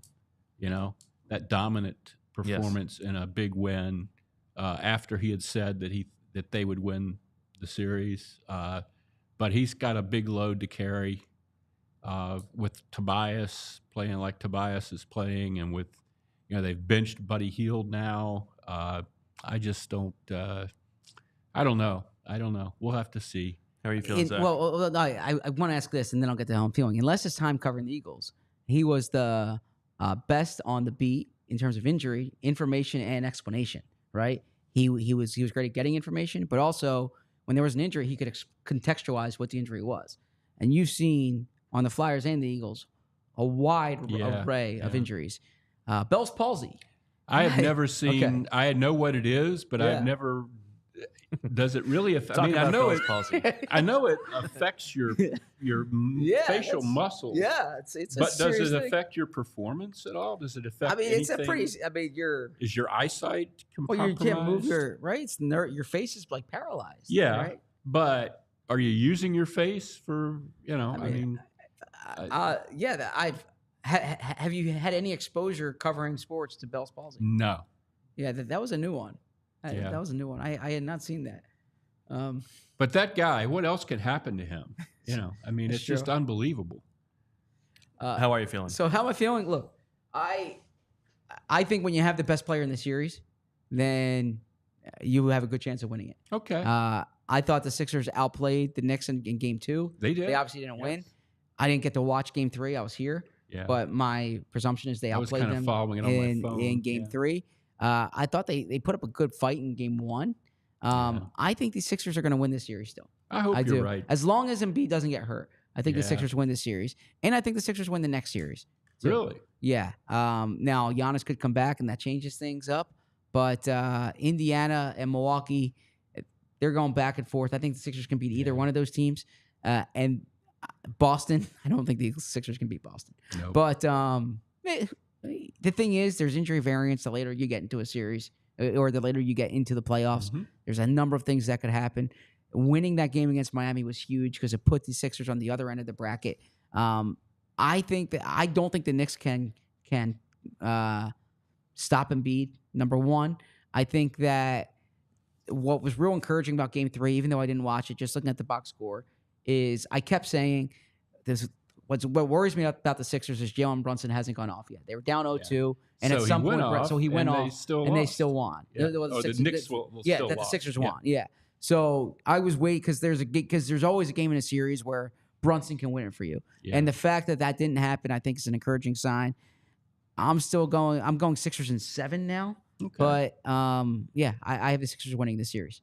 Well, that I hope was you're right. A really nice tease for the fact that if you want to watch that Sixers game with us tomorrow, us being PHLY, you can come watch the game at Wicked Wolf. It's a 12 o'clock game. Is it the afternoon game? Is it at 12? No, it's 1. It's a 1 o'clock game. Well, we game's start, 1, so it yeah, starts yeah, at 12, yeah. and then pregame show at 12:30, and then the watch along, and then the postgame show with the guys at Wicked Wolf. So join them. Exciting times. All right, Zach, we're closing in now. We're about 5 picks away. Les, you want to hang with us until the Eagles make a pick? Sure. Absolutely. That sounds good. And then in a little bit, we'll hear from Fran Duffy too. So hopefully they'll make a pick and we have somebody to talk about. Have you been watching any of the? You guys are usually doing this, but watching the different channels at home that the draft is on. I have not. Yeah. Well, the Saban thing is really interesting. Yeah. How is he on it? He is great. I'm not surprised. He has wonderful insights on all these guys that Alabama never played, but he likes every player. And you kind of know that they aren't all going to be great players, but he actually does. He'll bring up, this guy reminds me when I was with the Browns, which was a long time ago, Yeah. we had a guy just like this. He had this kind of injury. I mean, I was impressed. I don't know Saban at all. I've been around him maybe twice, but not a, coach so-and-so kind of, he's a very intellectual fellow. Yeah, I mean, I feel like this would have been tough for you, Zach, if you were not on this show, because to have Saban and Belichick. Yeah, exactly. Oh, Saban man. and Belichick. What would you have chosen? Well, so here's the thing. I mean, Belichick, all on Twitter. because Belichick's on with McAfee, that thing's clipped all over the place. So I've been able to see some. Yeah. See, I haven't been watching Belichick. this because I hate McAfee and that whole. Yeah. I mean, it's a very bullshit. funny, But the thing is, they clip it, so you see McAfee's like clips. jabrones on the set Yeah, with well, that's Bill the thing. Belichick. It's so Belichick's funny. wearing- Belichick's in full suit. You know, Yeah. you got McAfee in like a denim getup. It's an interesting arrangement there. Audric Estime going off the board to the Denver Broncos. Yeah, I heard his breakdown of Quinyon Mitchell, Belichick's, and I thought it was a real good one. Yeah. Right? And yeah, Saban, I would love to hear Saban. I mean, the two of them together would be the ideal. Yeah, I I know how would- you feel about that. I would not change the channel, that's for sure. Shut the doors, turn off the lights. Bo, come on. It's inappropriate. One thing I'll say about Colson Saban, Yankoff over here. since we're kind of killing time here with Yeah. Saban, this is something I'm always acutely aware of. Saban's got his hair dyed like really dark brown, and it Oh, looks. It's dyed, it's not natural? He's 72 years old, and it's a very different color from the color it was during the season. And I know, I experimented with this when I was in my early 30s and I had gray hair. The thing I learned is women can get all this professional hair dye stuff. They go to these places and they put the stuff in, and it looks great for Women weeks have it and so weeks. easy. Yeah, that's what I always say. Yeah, God, I hope my wife isn't. But with men, you buy this stuff at the drugstore, and it sucks. It lasts for about 3 days, and your hair is green. Well, you could go to the. You can like Giuliani to the at the Four Seasons, right? The thing where it's coming down. Yeah, exactly. Yeah. So I'm an advocate for just letting your hair look like. But there is a downside to that. When we had our second kid, I think I was 38. And I was on Daily News Live back then. Yeah. So So I went to a Phillies game. I guess Dan was maybe 2 years old. So I would have been 40. And the guy says, "Oh, Les, you're out with your grandson." No, I'm 40. Yeah. But, Anthony Gargano said the other day that I haven't changed a bit. And It's a compliment. it's because I looked old when I was young. Yeah. But No, so it goes. You don't look old. You keep young. Yeah, you keep right. young. Keep saying that. Yeah. I like that. Yeah. Someone said to me, "Zach, looks like you have a few more grays in there." I said, "Well, I do 5 shows a week with Bo." Yeah, that's right. I think the chatters can agree that this is 3 stone cold sex symbols up here right now. Indeed. Yeah. Yeah. No doubt about that. Tommy Eichenberg going off the board, the linebacker from Ohio State. So Darn. really, the Eagles may have no choice but to take Jeremiah Trotter, Trotter. yeah. The longer this goes. He's the last draft. How he starts throwing stuff around the room, like, God damn it, I gotta do it. Yeah. It gets to a point where, like I said, the value is the value, right? And Well, also, I mean, he said the thing to you in the pre-draft press conference about like we view that as a positive. Yeah. In the 5th round, like, exactly. Either you were lying or I mean, look, if you just did, in college basketball, they do the blind resume. That's a different thing. The blind resume for certain test, sororities, right? The blind resume test, school A versus school B, right? If you take the name off here, and I say, all right, I'm telling you, a 21-year-old linebacker who was first-team All-ACC last year, second-team All-American the year before, had 5.5 sacks last year, 6.5 sacks the year before, has 26 career starts, Right. 6 foot 228. He's not old. Yeah, like he's been really productive. Athletically, might not be where you want him to be, but the comp that Dane Brugler had was T.J. Edwards, right?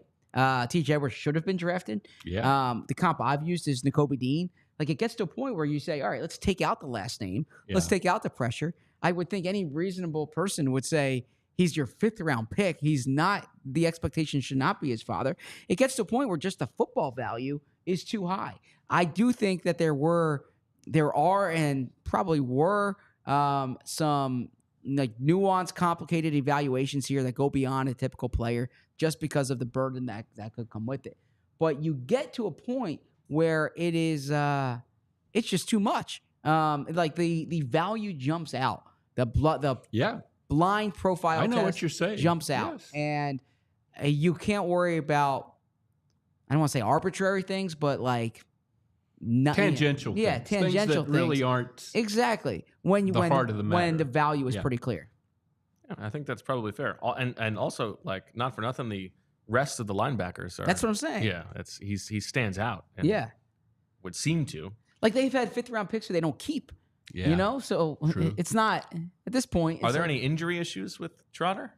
Unlike his dad, who had a Yeah. terrible knee Yeah. when he was drafted. Yeah, Yeah. he played through a hamstring injury last year, but he did not miss Yeah. time. Okay. Jeremiah Sr., I wasn't covering the team when he was drafted, but he was a 3rd-round pick out of Stephen Austin, which doesn't happen a whole lot. Right. And he would have gone higher, except he had a knee that was really bad, Yep. and a lot of doctors didn't think he'd have a long career. And then when he became a free agent, when the Eagles, one of the first things I covered as an Eagles beat writer is the Eagles franchised him, and he took great umbrage at this, and they ended up releasing him. Yeah. And he signed with Washington and didn't have a good year there, and then he's back on the market again. And the problem was he couldn't pass a physical. I mean, his knee was so bad, but he came back here and played and was in the Super Bowl, you know. And he had a quote. It was something like, you know, if you're worried about my knee hasn't passed a physical in 10 years. Yeah, he told. I think he told Cincinnati that was in your book. Yeah. He told Cincinnati that. I Yeah. read. It was a good book. Make sure you check that out. So I know from that draft process there was a defensive coordinator. I believe the defensive coordinator. You know better than me, Willie Shaw, and Willie Shaw was pounding the table for Jeremiah Trotter. Okay. Was saying, like, you know, and they were in the 3rd round and they really liked the player. There was the injury concern, but they just thought the player was too good by that point. Willie Shaw was vouching for it.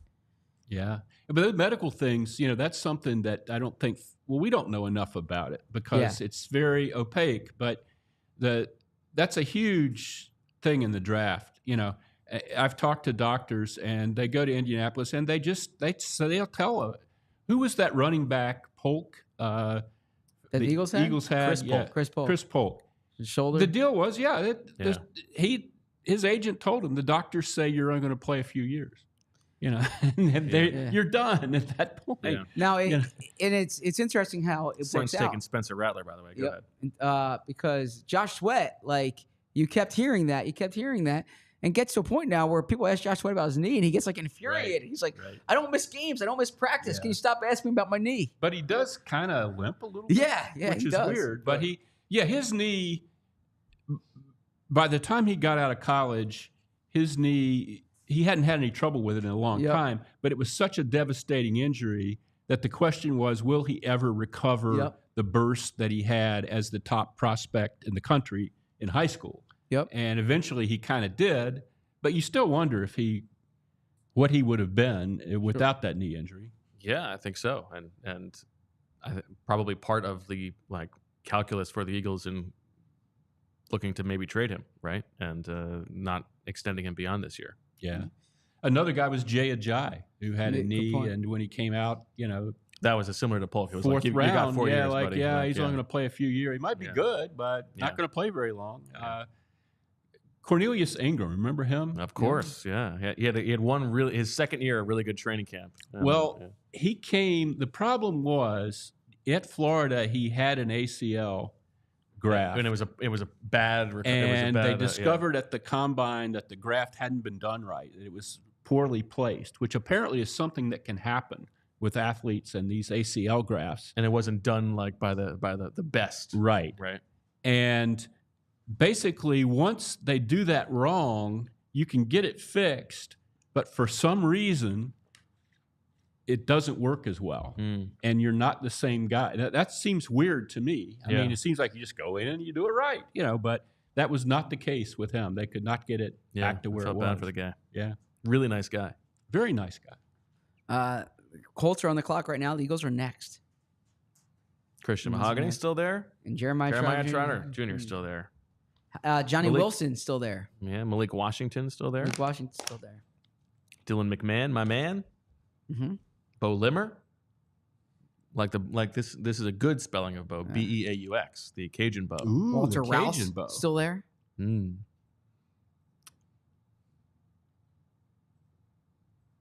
You think Christian Mahogany, Zach? You're going to go there again? Yeah, I keep Sticking with I it? keep going. At some point, I'm gonna be right. Well, I don't know that actually. That could be. He could not take him. So yeah, Mickey Loomis knows ball. Spencer Rattler. Spencer Rattler.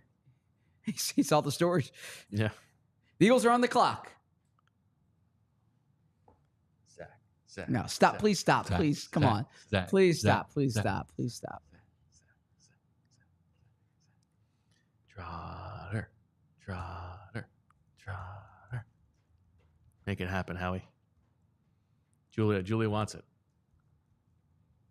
You want Trotter?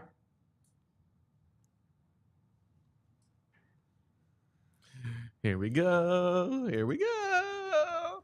Yeah, I missed that little song you did when they were on the clock last night. Could it be? What was it? Okay. Yeah, it was. Could it be Bo Lemmer? Could it be Miles Harding? Could it be Kalen Carson? Could it be Jeremiah Trotter Jr.? Could it be Tanner McLaughlin? Could it be Jalen Coker? Could it be Brendan Rice? Could it be Malik Washington? So Colts have taken Catan Oladipo. Jalen Carley's. Oh, Ooh, okay. Jalen From Carley's, Missouri. yes, who might be more of a box safety. I like a Jalen Carley's.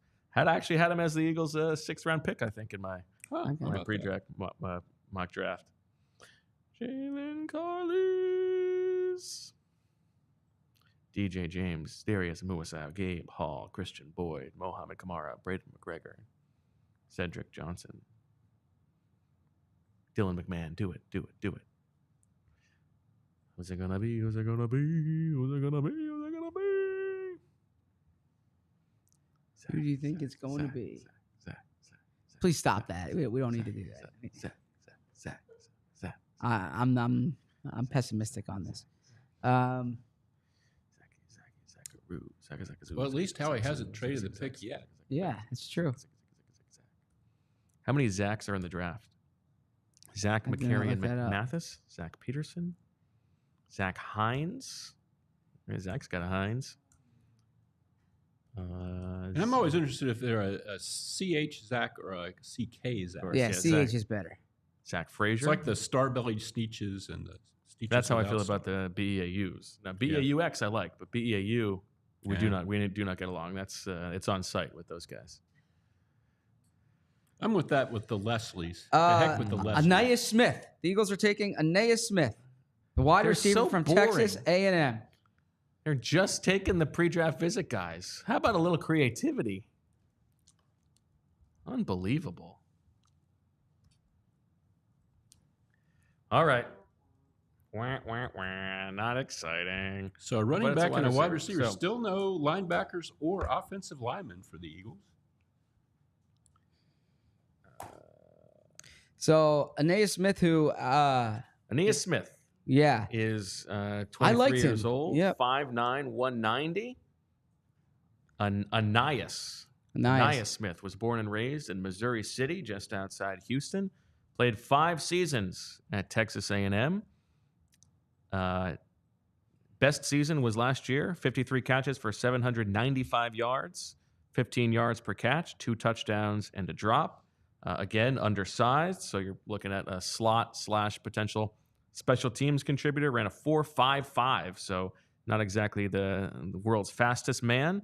The bottom line from Dan Brugler: overall, Smith doesn't have ideal size or catch radius, but he is an instinctive athlete with the twitchy gear change and competitive toughness to be productive with the ball in his hands. He can be a team's top punt returner as a rookie, and his offensive skill set shows similarities to, as Zach said earlier, Elijah Moore. And that, yeah. So I liked him just because of the short area quickness, right? Like that's the term you hear with him. He's different than some of the receivers that they had. You mentioned Jacob Cowing.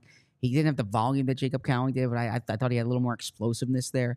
Certainly special. He's way slower, but yeah, I'm telling you based on what I Okay, watched. okay. Yeah. I mean, based on what I watched, I think he can be that dynamic with the ball in his hands. And He's a different type of athlete. He's a Yeah. shiftier athlete. Yes. So I maybe explosive's not. Well, no, I think I would so rather have explosive. Malik Washington, but yes. Okay. 29-inch arm, huh? Yeah. Twitchy is what you hear with him. I think you like him because the name of his high school was Dulles. Yeah, I like. Well, Dulles is in Northern Virginia more than DC, but okay. Yeah, but I mean, the views you get there when you're coming in. No, that's more Reagan. Well, but you get some views. No, you actually don't get any views at Dulles. Yeah. So you hate Dulles. I hate Dulles. I don't dislike it. First team all SEC last year. As a return specialist. Yeah. Yeah, not as a receiver. I think that's an important distinction. Yep. But yes. Okay. Well, they've added, this is not your Devontae Parker replacement, I'm sorry to say, Zach, but Ania Smith is on the board. Boy, those pre-draft visits, they're just banging those out. But they take him over Christian Mahogany, which is interesting. Yeah, that is interesting that they've gone this long without an offensive lineman, right? Now they could still grab one here. But yeah, I see the dynamic explosive ability. I mean, it looks to me like you broke this one too. Chat, baby. Let's hear it. Bo, can Zach, Bo, you're here. Zach, We're here to do a Zach, job. Zach, We're Zach, here to do a Zach, job. Zach, Yeah, Zach, let's Zach, please stop Zach, that. Come on. Zach, Come Zach, on. Zach, Zach. You're crushing it. Yeah. What a weekend. All right, Les, what do you make of it? Well, if for a wide receiver, Here's my question. I guess How he's- surprised are you, given Howie Roseman's roster building philosophy, that he has not taken an offensive lineman yet? Pretty surprised, given that they lost a lot at offensive line. Right. A lot of depth. Kelsey, Opeta, Driscoll gone, replaced only by Matt Hennessy. Clearly, they don't see. And I heard this from some people going to the draft that there were offensive tackles high in the draft that were very, very good, but that there wasn't great offensive line depth in this draft. And clearly Howie believes that. I don't think he just doesn't like these guys. I mean, they would take one if he did.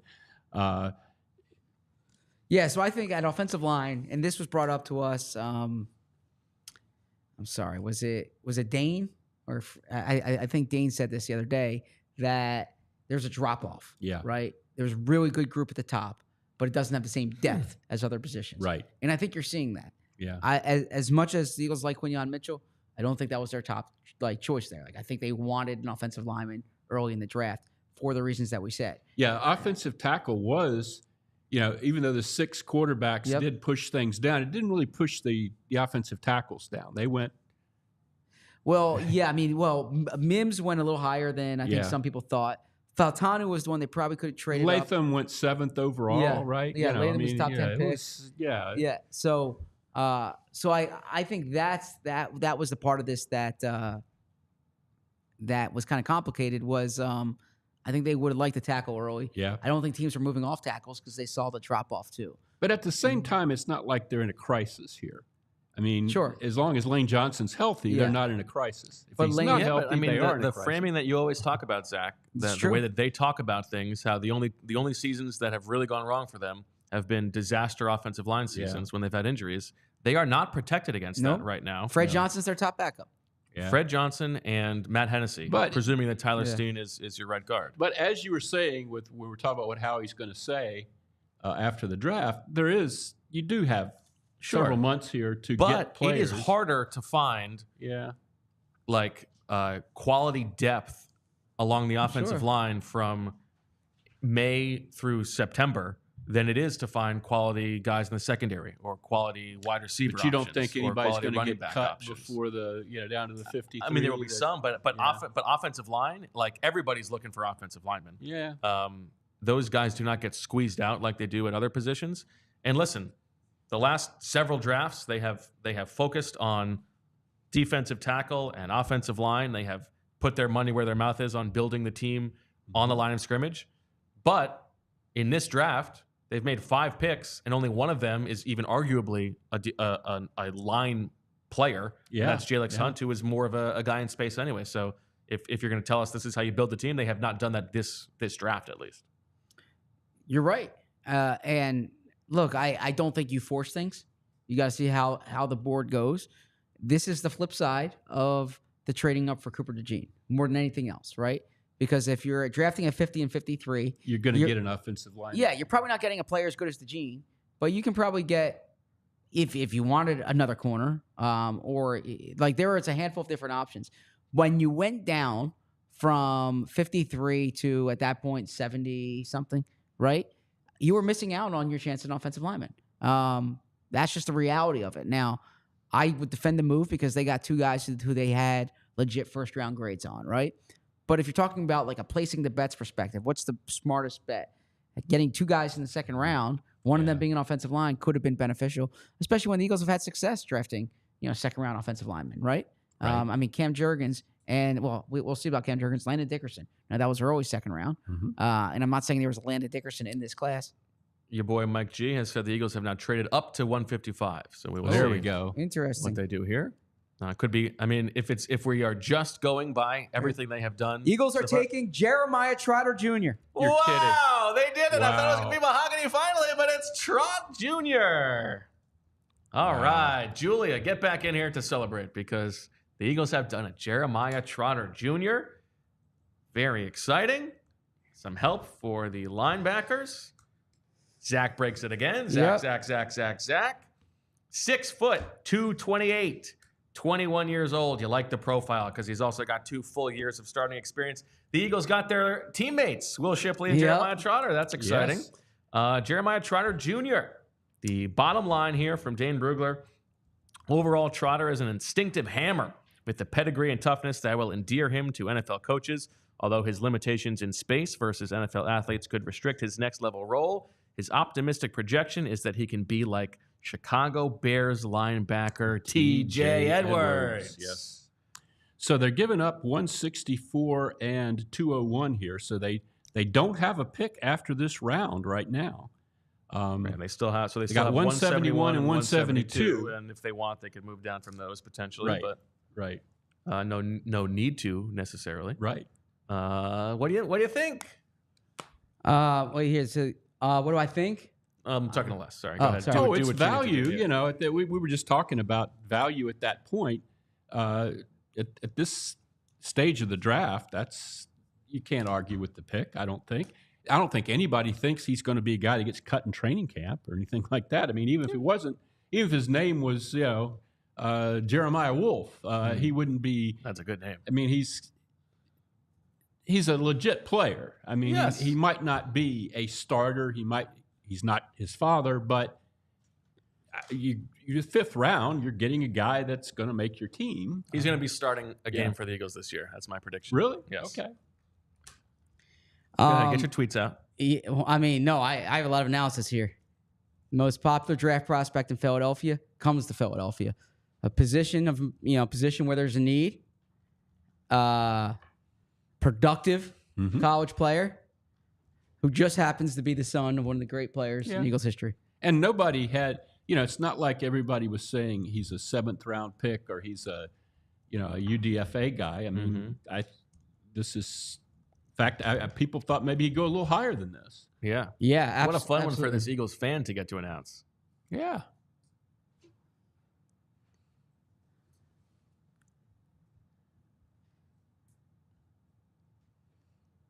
Guy's got some swag. I like Yeah. So look, What pick I will does go Big back- Dom get to announce? That's what I want to know. I will go back to what I said, the blind resume test, right? That's what I was saying. A 21-year-old or 20 who has the type of production that he has.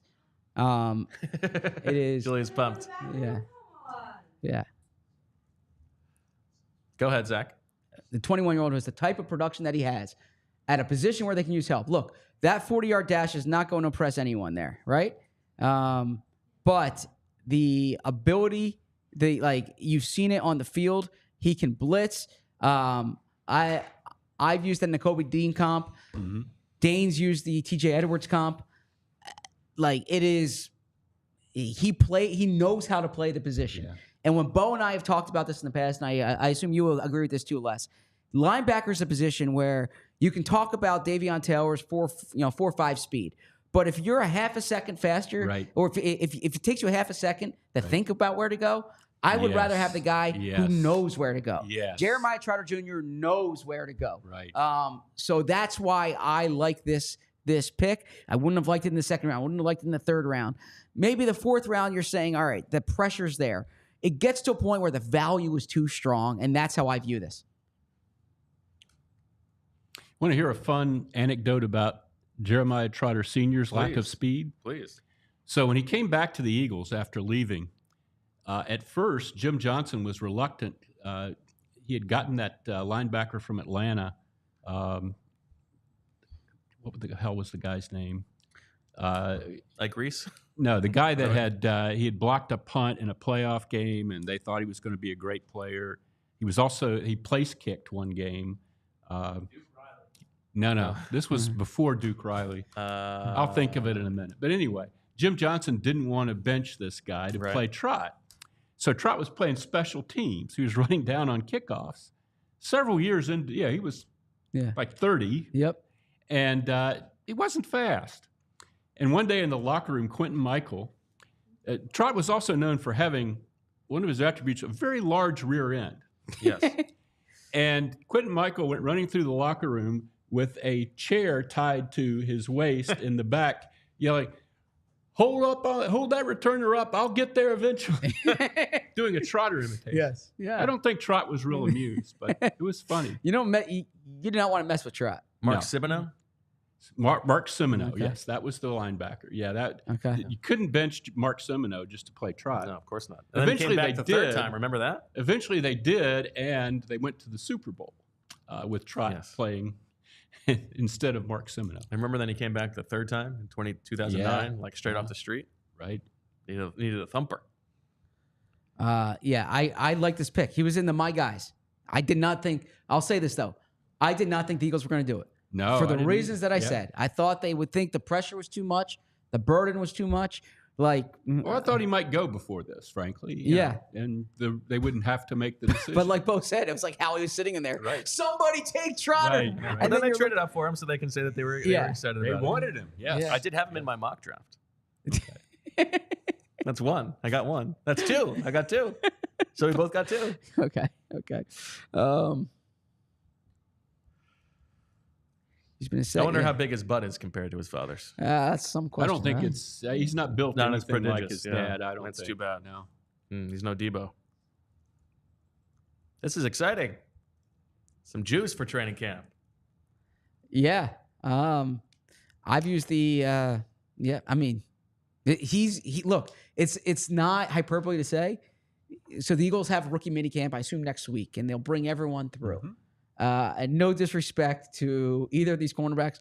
Jeremiah Trotter Jr. is going to be the most popular person there. Yeah. Right? Jeremiah Trotter Jr. is going to be like a podium player during training camp. He's going to be, when the TV cameras come. I think Quinyon Mitchell is going to be. I think when the TV cameras, look, I always do this. I call it, look, there's the Channel 6 test. Let's call it the Channel 10, Channel 10, that's Channel true. 3. Basically, they're looking for the story that the people at home who are watching the 6 o'clock news, Right. who are not Diehards. they're not breaking down the all 22. But you know what they love? They love a good father-son story of a local guy who grew up at the facility, and everyone knows the name, and how Jeremiah. And by the way, number 54 is available, right? I mean, this is so. Yeah, there is going to be excitement about this. Oh, you're right. Sometimes You're right. Wanna go. Yeah, it's exciting. Listen, I think they're like he in terms of the handling the expectations. Yep. He gets to go now as having this 5th round chip on his shoulder. Like, he went later than he was expected to go. He's going to a place where people are going to like be behind him. Yep.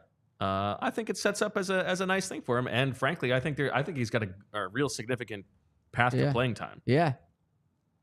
Yeah. I mean, I agree. All look. He could even take the Nakobe Dean role. We don't know about. He might be better than Nakobe Dean. Yeah. Right. Or healthier. Yeah. Yeah. All right. You guys, I got to head out, but you're in great hands with Tyler. But I just want to say thank you so much. to all Julia, the you were viewers and amazing this audience. week. And You were get it amazing. going. Let's get it going so in the much chat. fun. Julia. Thank you. Love you all. Julia. A little Mount Joy for you. Julia, you are the best. Thank you so much for everything that you have done over the past 3 days. Go enjoy. And everybody, welcome Tyler Zulli to the stage. Tyler, what's going on? Hey-o. Tyler, you're a big draft man yourself. You're a sicko. What are you hoping to see happen here over the course of the next couple picks for the Eagles? I guess if I could figure out how to, not choke myself with a microphone cord here, that would be a good start. I think, Charlie O'Connor put out a tweet not too long ago and said sometimes the popular pick is the right pick. And like you guys talked about, at some point the value is there, even if it's not necessarily like. I think a lot of people are gonna look at this and go, they got Trot's kid, this is great, and and I think you maybe tone that back a step, but at some point the value outplays the nominal value of his father, and I think that this is a good pick. It's exciting. This definitely has some juice. How many times have we asked about the linebacking core and go get a linebacker? I'm not sure if he steps in and plays 50 snaps a night, but linebacking depth was super thin to begin with. Yeah, no doubt about it. I mean, they've got 2 guys, and then they've got Oren Burks, and then they got Ben Van Sumeren. So it is not the deepest position that they have. If I can read some Jeremiah Trotter Jr. quotes from the Combine, I did a story on him at the Combine. Please. Why Jeremiah Trotter Jr. swings the axe like his father and whether he could do it for Philadelphia. Okay? So he said, this is what Jeremiah Trotter Jr. said. Throughout high school, I came in and was known as Jeremiah Trotter's son.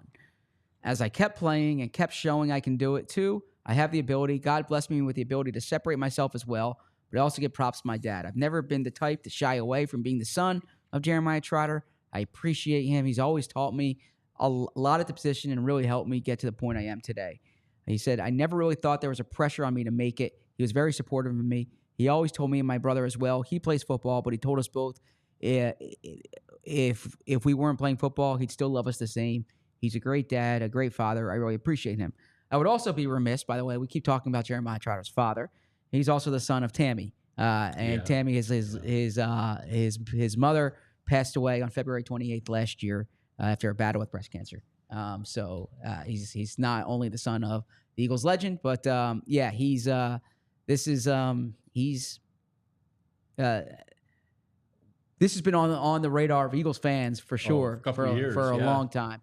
A standout at St. Joe's Prep, and like in addition, by the way, he's not like the son of a player who grew up in California either. It's like some guys move elsewhere. Right. If Nick Foles' son goes on, and won't be quite the same. Yeah, it's like Jeremiah Trotter Jr. grew up here in South Jersey. He went to St. Joe's Prep. Like this is a home. They got their St. Joe's Prep guy back like you wanted. He understands this.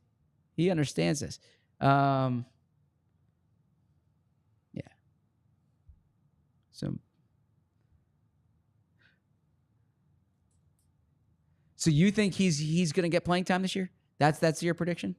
I mean, there's a real easy path to playing time, don't you think? Yeah.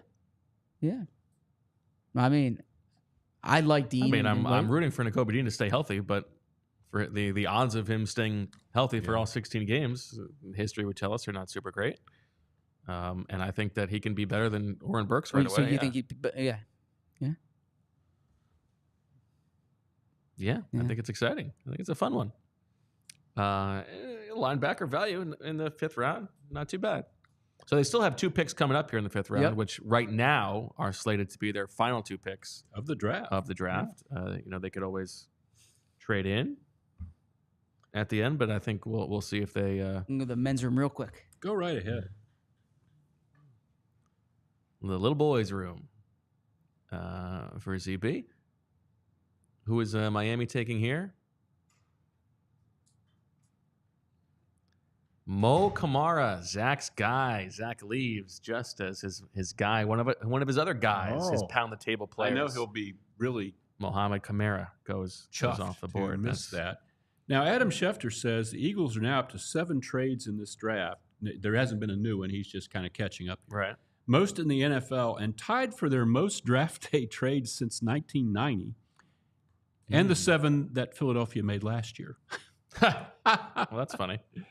Yeah, I think of the year, what was it, 2011, when Howie had like 11 picks and he just kept trading down, and he had like they fourth cornered round the picks. market on the 7th round. It was the Casey Matthews, Trevard Lindley, Keenan Clayton, and Alex Henry, I think, were the fourth round picks. Yeah. Yeah.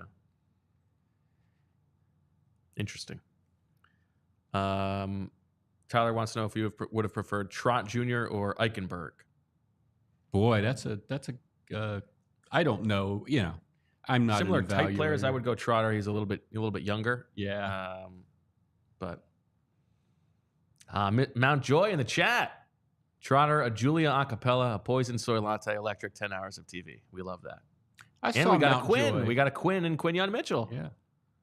What was that? I saw Mount Joy at one of those Connor Barwin things a few years ago. Yeah. Nice. That's our guy. It's our tight end expert.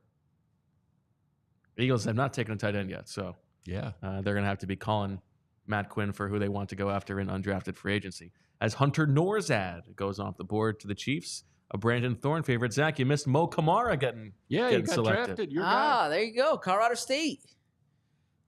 Fort Well, another Collins, one of your Colorado. guys, one of your pound the tables. Yes, he's one of my guys. I have a few questions for you guys about some of these picks. You Okay. did some thinking when you were in the men's room, and It was 30 seconds. I'll get to the Trotter one in a bit, but because I was going to ask you this before the trade up. Ania Smith, okay? Mm-hmm. Will Shipley comes. Cooper DeJean comes. What does this mean for Britton Covey? Do you think Britton Covey's rolling this is a Philly? good question. Do you think Britton Covey's rolling Philly's in jeopardy? I brought up last night on Twitter that DeJean, had this great return ability. Yep. People were, Britton Covey's the returner. Yeah. What do you mean? What do you mean? Is he the greatest returner in the history of sport? I mean, he's good, but he'll have to compete for his job. I mean, he doesn't really get on the field as a receiver. We'll see. I'd be surprised if Smith and Covey are both on the roster. And the new kickoff thing might work against a little tiny guy like Britton Covey. Yeah, that's fair. We'll just have to see. I mean, it's not Britton Covey isn't Jalen Hurts or something. I mean, I like the guy. He's a nice guy, and he's done a better job than you thought. He was good last year. Yeah, he was good last But year. there's no doubt that he is not guaranteed of a roster spot for sure. He's not Devin Hester or anything. I mean, he's. And then so that was the first. My What do you think? Well, I think either Smith or Covey's on the team. I mean, a 5th round pick's not guaranteed to be there. Right. But I don't think they're keeping 2 5'9" wide receivers from help you more in the return game than in the receiving game. Yeah, When you talk they're about both going to be at the bottom of the roster. There's There's I'm a saying. chance you could keep both, but yes. Yeah, it's so unlikely. you and have- they wouldn't keep them and Paris Campbell. Yeah, of course, yes. the practice squad now is like 47 people from ages. Now what they did, they did the thing with ages Covey 5 last year through where he 70. didn't Yeah. make the 53, but he was on Yeah. the team Yeah. basically. Maybe they do that again, but I think he has enough tape from last year Sure. that he might get claimed now. Exactly. So that's all right. That's my first question. My second question is, I'll ask both of you this. I'm especially curious your perspective on this, Les. Jeffrey Lurie's in the draft room, okay? And Jeffrey Lurie, I've heard in the past there are times like, look, he's not making the picks, but he has a lot of loyalty to guys who've played here, and sometimes really good stories, right? Do you think? What do you think his input is about the Jeremiah Trotter Jr. thing? Oh, I interesting. hadn't Why is he thought in about draft that. I don't know. I think he would see the complexities of this as we have outlined them, that it's not a no-brainer. But I just don't think he would affect something like this. Do we believe that he affected J.J. Arcega-Whiteside? That was the story there. I mean, yeah, I think yes. Yeah, I think it was. Even if he says he did not, I think it was a Right. situation where they know who the owner's preference was, and I think he might. It's not even that he's like putting a finger on the scale, but I think he does like the narrative of Jeremiah Trotter coming back. That's I think that's he what I'm does. saying. Yeah. Yes. I'll tell you a J.J. Otheka-Whiteside anecdote. So, guy gets drafted, you call up his college coach, right? It's like David Shaw, very well-respected Stanford coach at the time, And he's telling me all about J.J. Otheka-Whiteside, and he's telling me what a great route runner this guy is. Mm. And so I'm right. Oh, a great route runner. Right? And you believe this because who am I? I mean, David Shaw. Yeah. Sure, yeah. And then you watch the guy, and he needed ways to get through It's a good line, Les. Yeah. That's a good line. He couldn't run a route to save his life. What the hell was David Shaw talking about? Well, he's gassing his guy up. If I ever see David Shaw, I'm going to ask him. Hey, It's unsafe. Yeah. but it's not just gassing the guy up. I mean, he could have said a lot of great things about him without he's speaking great out with the ball in his that hand, specific going to get the attribute, ball, which he did not possess. Yeah, well, that's fair. Maybe that's why David Shaw famously doesn't like to throw the ball. Yeah. Maybe he doesn't understand it very well. Yeah. What were you going to say, Zach? No, that's fine. Trying to think if there was a third one that I was As you were lost in thought, as I was lost in thought, but standing up. yeah, standing up being yes. That's what everybody was saying in the chat.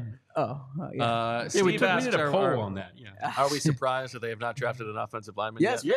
Yes. I am surprised. Extremely so. What's the longest Howie's ever gone in a draft? Without an offensive lineman. Yeah. I brought my couple- media guy here for a reason. So Well, here, let's go in recent drafts. Last year, 3rd round. The year before that, 2nd round. The year before that, 2nd round. The year before that, 4th round. The year before that, 1st round. So the answer is 2018, the 6th round pick, Matt Pryor. And he had only 5 had five 5 picks that year, Yeah. right? Yep. Yeah. So The year before that, 2017, he did not draft. he did not offensive draft it. That's right. I Yep. remember us remarking about that at the time. Yep. Um, That was the year when they took 2 corners. and Suamalo and Vaitai the year before. Yep. And there was the year before that, 2015. There were no offensive linemen drafted by Howie.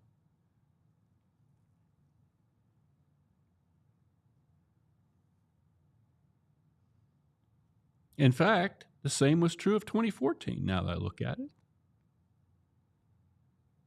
Of course, 2015 wasn't Howie. Wasn't I Howie, yep. should hasten to add. There should be an asterisk in the media guide so that I'm not no messing Howie. this up. Yep. No Howie, yeah.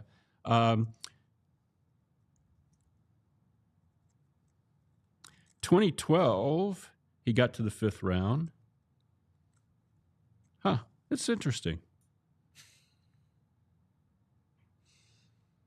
How long are we going today? Out of curiosity, are we going through? Because if they are we going through just their last pick? Are we going toward the end? Well, the plan was to go through the end of the 6th round. Okay. If they trade, I mean, if they have no 6th round picks, we can play it by ear. But Okay. I think I might bow out when they finish their 5th round, whatever they're doing. I think here in that's the 5th. understandable. That's completely understandable. No, I'm just kidding. Yeah, I mean, at some point here, we can go. We can go through the other classes. Yeah, around that's the a good NFC point. East. That's a good point. That'll be a good Yeah. little.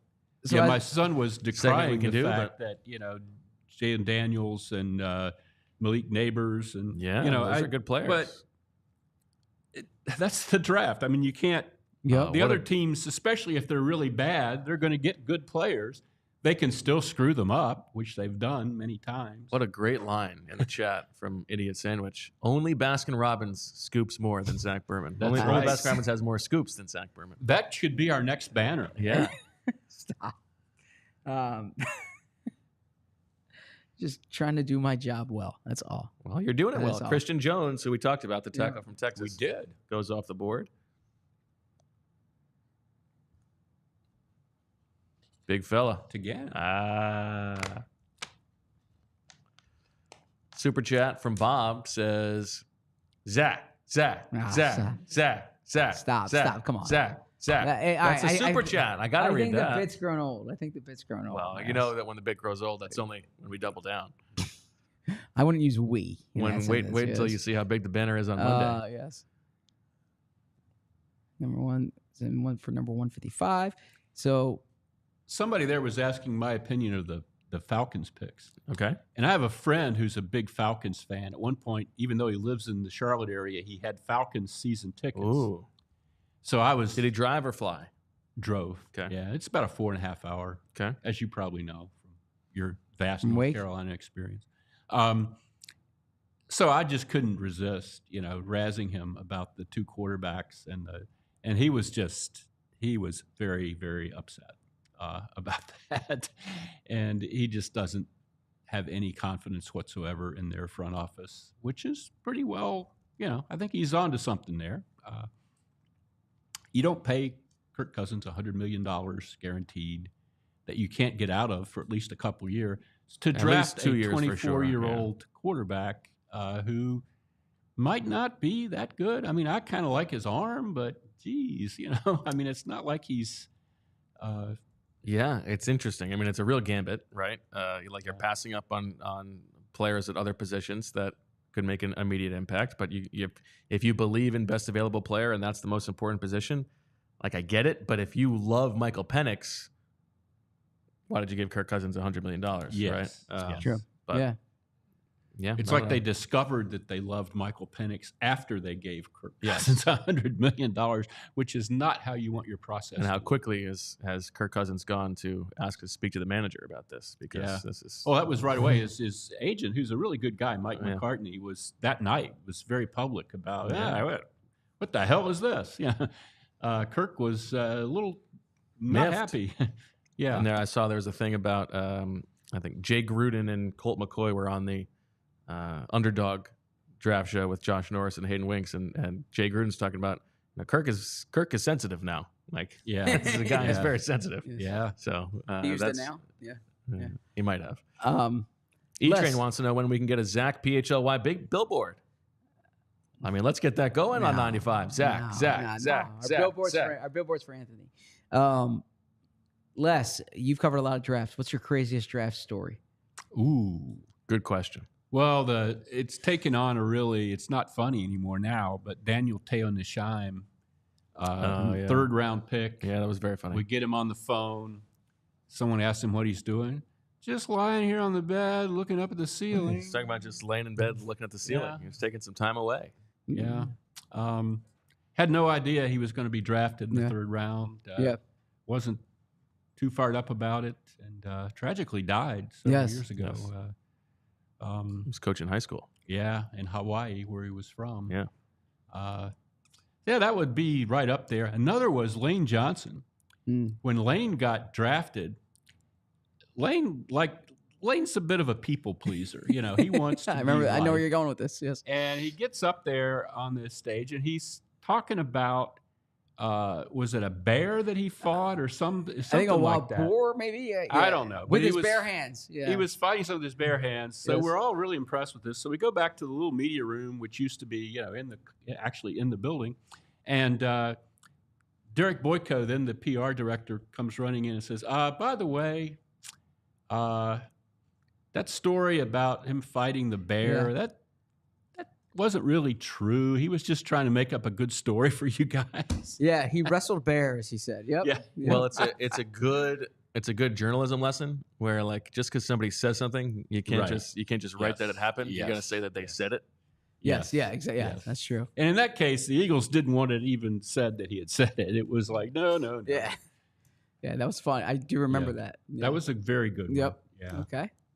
For the record, Steve Smith, the wide receiver who fashions himself something of a wide receiver expert, special teams expert, guy knows a little bit. He's a big fan of Ania Smith. Okay. He likes Smiths though. Yeah. Well, he does. He says he's a fearless competitor, and there's a nice little video about him fighting through contact and what he brings to the table with the ball in his hand. So Okay. one That's a good supporter for endorsement. Ania Smith. I like yeah. that endorsement. I did speak to someone who I asked him who his sleeper wide receiver was, and he said Smith. And I said, how can a Texas A&M wide receiver be a sleeper? And the person said that that offense was a mess. Yeah. So Yeah, I was going to say, I yeah, mean, they're a big school, but their offense wasn't. sure. Yeah. Yeah. But like when I think of sleeper, I don't typically think of like someone who's playing in the SEC on Saturdays for a $100 million coach, right? This is like your story of when somebody in the Eagles front office asked you who your favorite was in the draft, and you told, and who did you tell them? Yeah, so Caleb Williams. no, this is the 2014 draft, and I have an audience with someone important. He says, Zach, who do you like? And I say, oh, I'm not a scout. I'm trying. And he's like, we're just talking here. Who do you like? And I said, well, I gotta say, Clowney is special. And he goes on to become the number one pick. Yeah. And then I said, and I've never seen anyone do to an Alabama defense what Johnny Manziel did to him. Oh, jeez. And then I said, and I covered Eugene Monroe at Virginia, and Morgan Moses is because he's gonna be better than Eugene Monroe. Okay, that one's not as bad. That one's actually, Turned out to be. Yeah, it turned out to be okay. True, yeah. Morgan Moses is still playing. Yeah. Yeah. Eugene Monroe could have still been playing. He had outside interests that he wanted to pursue. Yeah, he was good when he was healthy, but yeah. No, I think he liked he had some outside interest. Go ahead. Oh no, not like illegal drugs, like recreational drugs. I think, right? Oh, okay. Yeah. All right. I didn't know what the hell you were talking about there. I thought maybe he was a car dealer or something. No. You're making it sound much sketchier than it is. Yeah. I could be wrong. It's not like marijuana sex in the dungeon. NFL. Eugene Monroe. I think that was part of why he retired at that time. Because that was still a big deal. Yes, in the you were NFL. getting tested. Yeah, what a yeah, ridiculous exactly. mess. Yeah. Yep. It's fine. You don't have to talk around it. You know. So anyway, I remember saying those three things, and I remember telling my brother this though, and my brother's like, "Wait, you told him Clowney?" Who you like?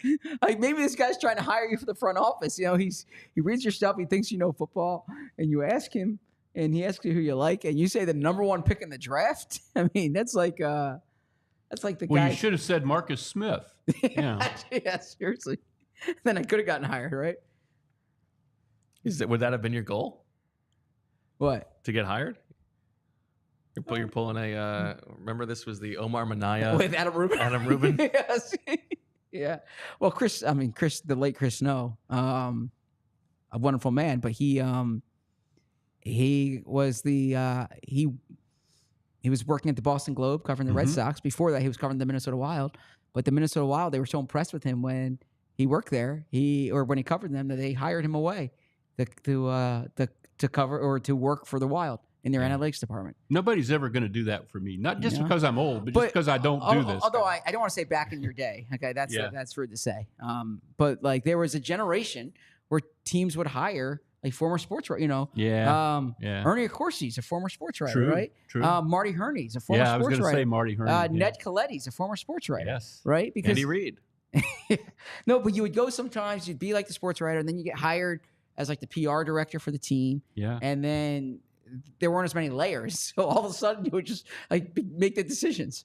So when Ned Coletti was with the Cubs, I was covering the Flyers, and I would see Ned Coletti a few times a year because Sean Dunston was a huge Flyers fan, and Ned would bring him to Flyers practice, which is something you don't expect because Sean was not from Philly. He was from New York. Oh, that's interesting. How did he become a Flyers fan? I'd have no idea, but he liked Les's coverage. Must be it. Yeah, that must be it. Yeah.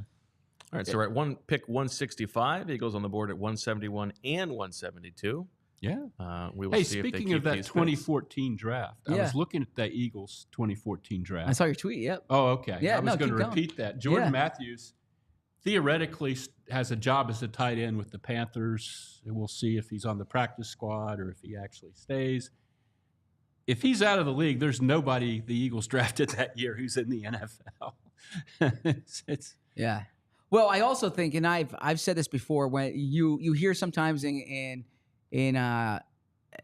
around draft time, there's like this play for 10 cliche. years. This guy's gonna be a 10-year pro. There aren't many. There aren't that many 10-year pros. Yeah, that's exactly. right. So there's like 5 guys in this draft who are going to be in the league in 10 years. Yeah. If you can make it to 6 years, that's pretty good. When we were talking about that 2014 draft and the safeties that the Eagles wanted, the 2 big safeties that year were Pryor, who went to the Jets, and Clinton Dix. Yep. Yes.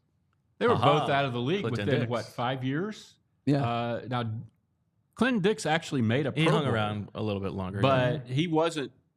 After that one Pro Bowl, he was like a guy you pick up off the street for like the last couple of years of his career, Yes. and prior had a very short Didn't NFL work out. career. Yeah, I remember Clinton Dix at the Combine in 2014, and someone said, does anyone ever make any ha-ha jokes about your name? 'Cause his name's ha-ha. And you know what he said? He said, they make Monica Lewinsky jokes. Yeah, wasn't Les the one who asked the question? I did ask him about that. And I think he might have been asked more than once during the draft process. They said they make Monica Lewinsky jokes. But he said he didn't know. So you got to think about it, even though this was 10 years ago, this guy was like 4 years old. That was you, okay, yeah. You know, when the Clinton Lewinsky thing happened. It's an unbelievable name in so many ways. Yeah. You got the ha-ha. So he didn't got the realize until he got to the like referential adolescence of the that ha-ha. people would make jokes. And if you say it fast, it sounds like Clit and Dix. Yeah. Which is a different thing altogether. Yes. I just remember that being a great line. He now works at Alabama, by the way, in the football operation there, some kind of personnel guy. There's always like some stuff on the podium that people say, and they don't realize that it's gonna like catch on. Yeah. I remember Jerry Judy. Do you remember this? Yes. Jerry Judy wore Star of David, like a Jewish star, and someone said, "Are you Jewish?" He said, "No, my name's Judy." So people call me Jew. Oh my Lord!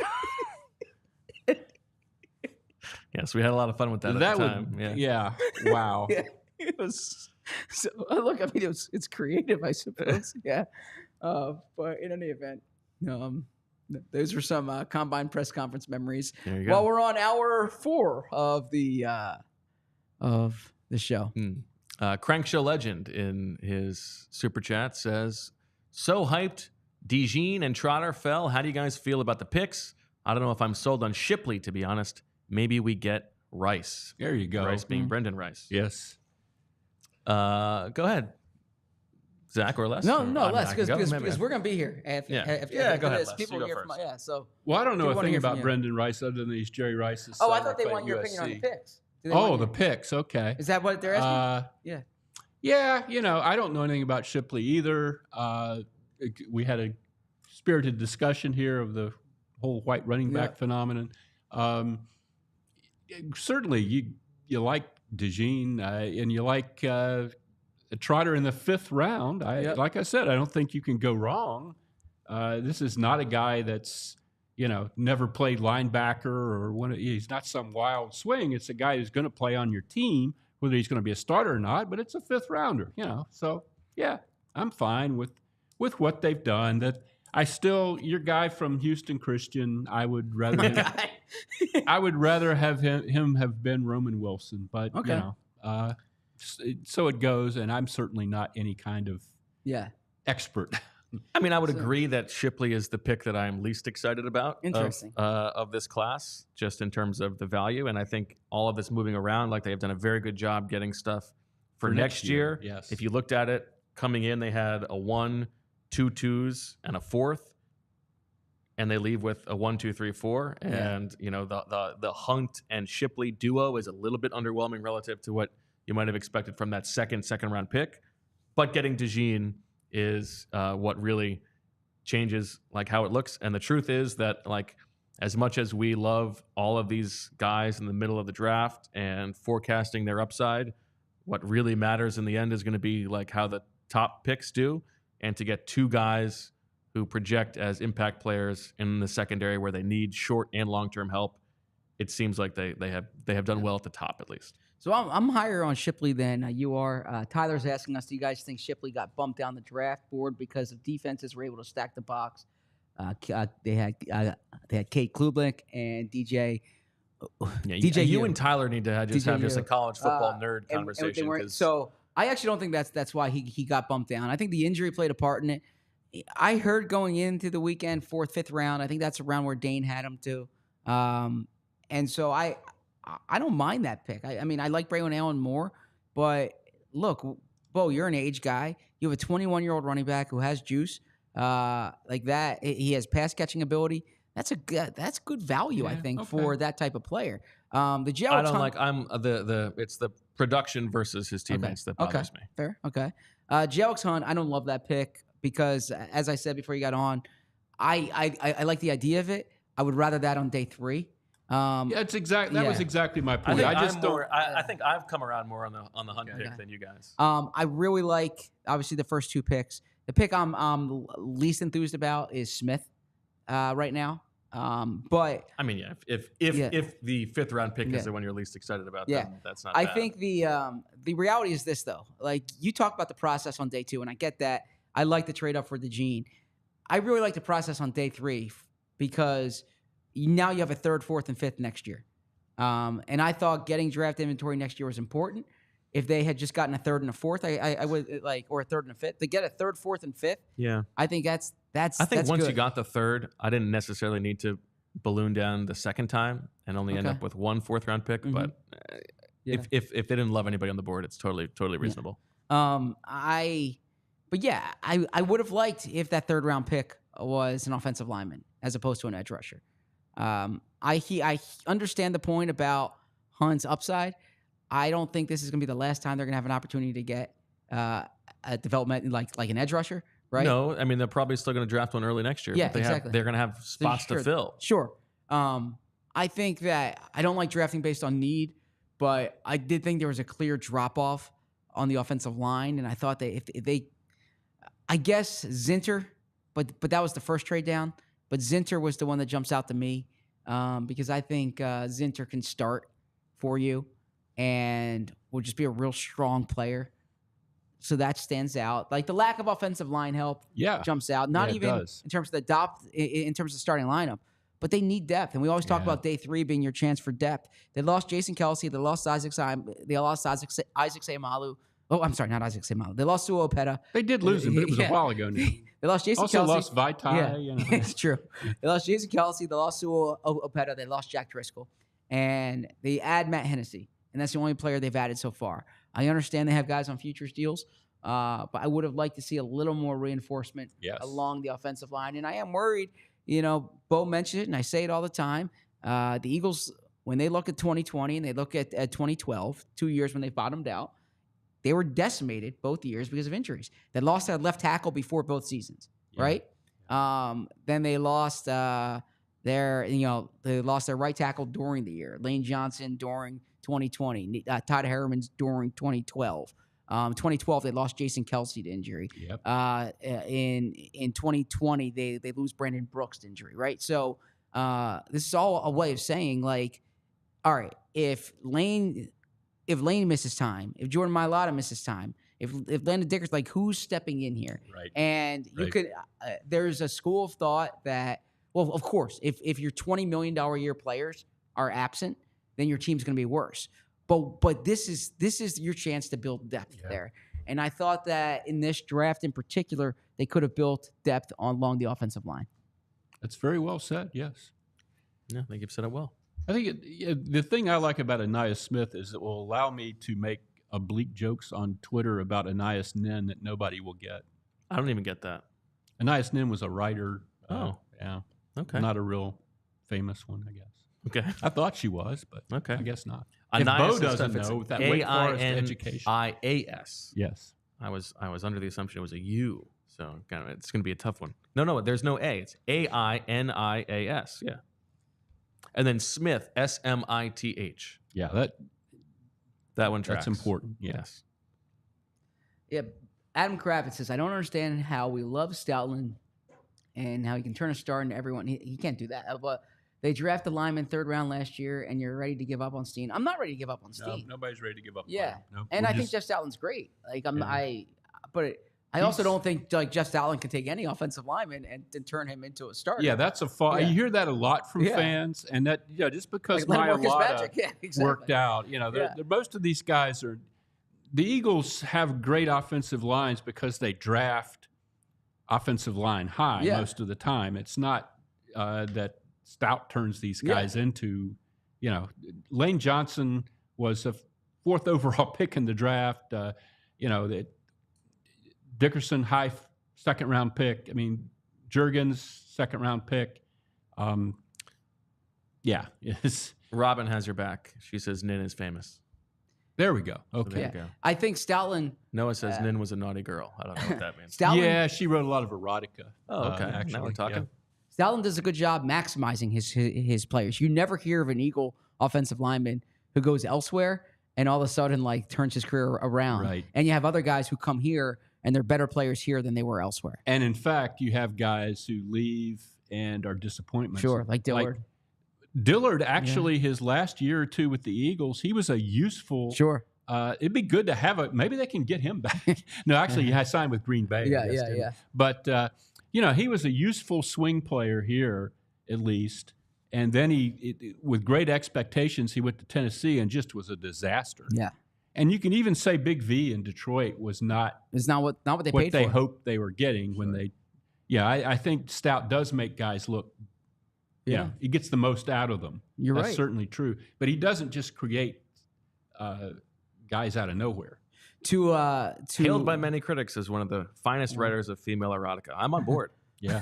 You like female erotica? I'm in on the Ania Okay. Smith pick now. Bo said Howie's answer is going to be that the roster acquisition period's not over. Yes. When we talked about kind of past the first wave of free agency, who are players, Bo mentioned a name that I would, if I was Howie, I would call this week, and that's Mekhi Becton. Mekhi Becton is 25 years old, who is unsigned. He visited Cincinnati at one point. Like this is where you say that it doesn't cost you anything, right? Bring him in, see if Stout can extract talent from someone who I think he was the 14th pick in the draft. He has starting experience on the left side and the right side. That's the type of move I would make here. It doesn't cost you anything. Bring him to camp, and So that's something I would do. Lions had Javon Solomon going off the board, the productive pass rusher from Troy, going to Buffalo. We had Tyler telling us Lions had 4 first-round picks on the offensive line last year, 3 they drafted. Yeah, that's true. I mean, and we talked about the hit rate of that's also why we mentioned the value of first-round offensive linemen relative to other positions. Are you laughing at? Keep the Nin talk coming in the chat. I'm really enjoying it. This is right up Bo's alley, the Nin talk. Closing in on the Eagles' picks now. Christian Mahogany still on the board. Oh, If they want a guy that they have had in for a pre-draft visit and an offensive lineman.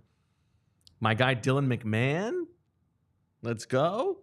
Bo Limmer from Arkansas. Gottlieb Ayedzi. Matt Lee, C.J. Hansen. Travis Glover, who they brought in for a pre-draft visit. Do you think this is going to be O-line? I don't know. I mean, maybe they're never going to draft an offensive lineman again.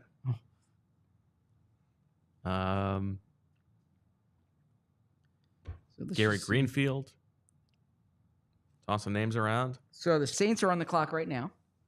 So the Katana Eagles are Oladipo. next. Ooh. Johnny Wilson's still out there. Johnny Wilson's still out there, true. They're not going to take another Different wide type of receiver. player, yeah. Yeah, I mean, There's they your do Devontae need a Parker Devontae guy. Parker replacement. So, Bo loves Devontae Parker.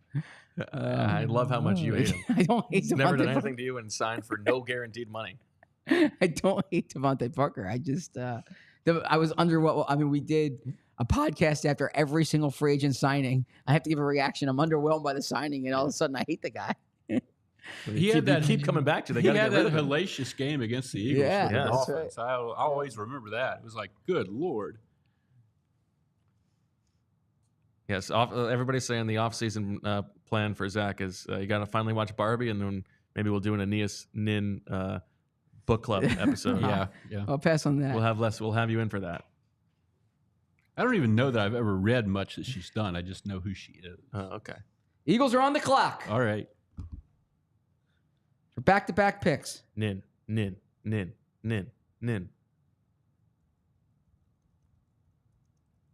they're going to make them both? No. But I also think the Eagles haven't been as interested in in accumulating seventh-round Sixth and picks. sevenths, yeah. Yeah, they would rather work the undrafted free agent market at Right. that point. You can manipulate in terms of bonuses. So yeah, I could actually see them taking both. I would take Mahogany again. Les made a great point earlier, where we were at the biggest information deficit in the draft. is with the injury grades or the injury marks. Like, I guess we're at an information deficit in terms of like the scheme and the assignments and that kind of thing. But I would say you never really know about the injury situation.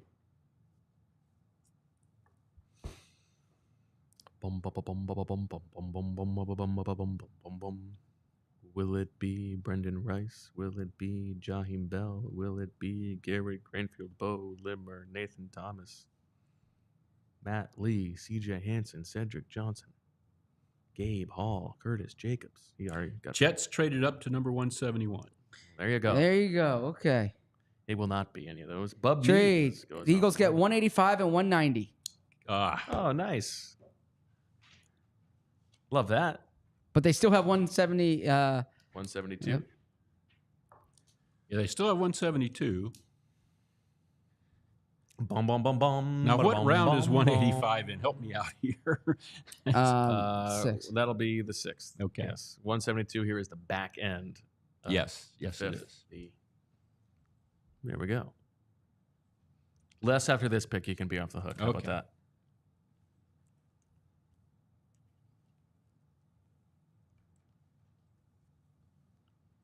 $185 and $190 seems like fine business. Yeah. And the Jets are using it to select Jordan Travis. Oh. Is it? It's Jordan Travis. Not Travis Jordan. Are you sure? Yeah. I feel like we're holding less hostage today. So that's 8 trades for Howie in this draft. He sets a his new record. Yeah. After a slow start. Yeah. He's getting his fix. Yeah. Crank Show Legend, Super Chat, wants to know, do you think they trade Darius Slay next year? Is this the last year of his... I think it's the last year of guaranteed money. Yeah. And so I don't think it's a trade. I think he's just released next year. Yep. Yeah. Yeah, I agree. But yes, I mean, that's part of the waterfall effect of doubling down on corner, is that it allows you to be able to move on from Darius Slay next year, Okay. most likely. Yeah. And are we expecting Bradbury to be a post-June 1st cut at this point? I am. Yeah, me too.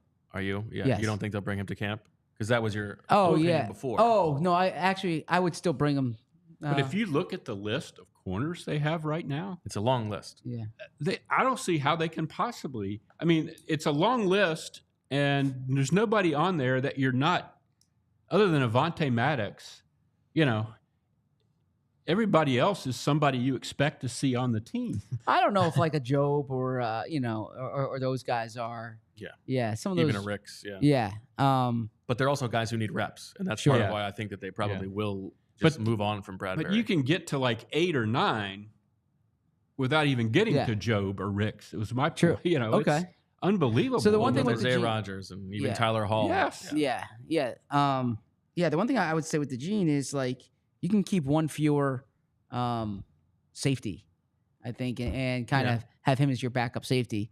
But no, that's a valid point.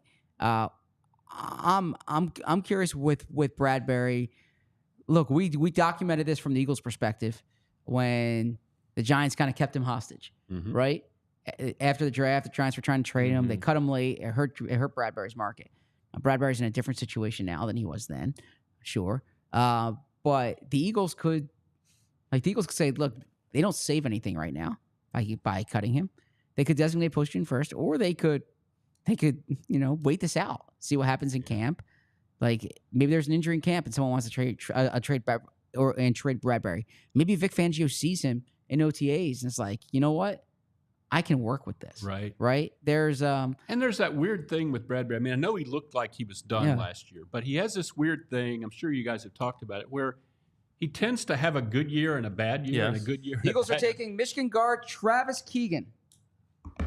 Finally an offensive lineman. Zach, All right. Zach, Yes. Zach.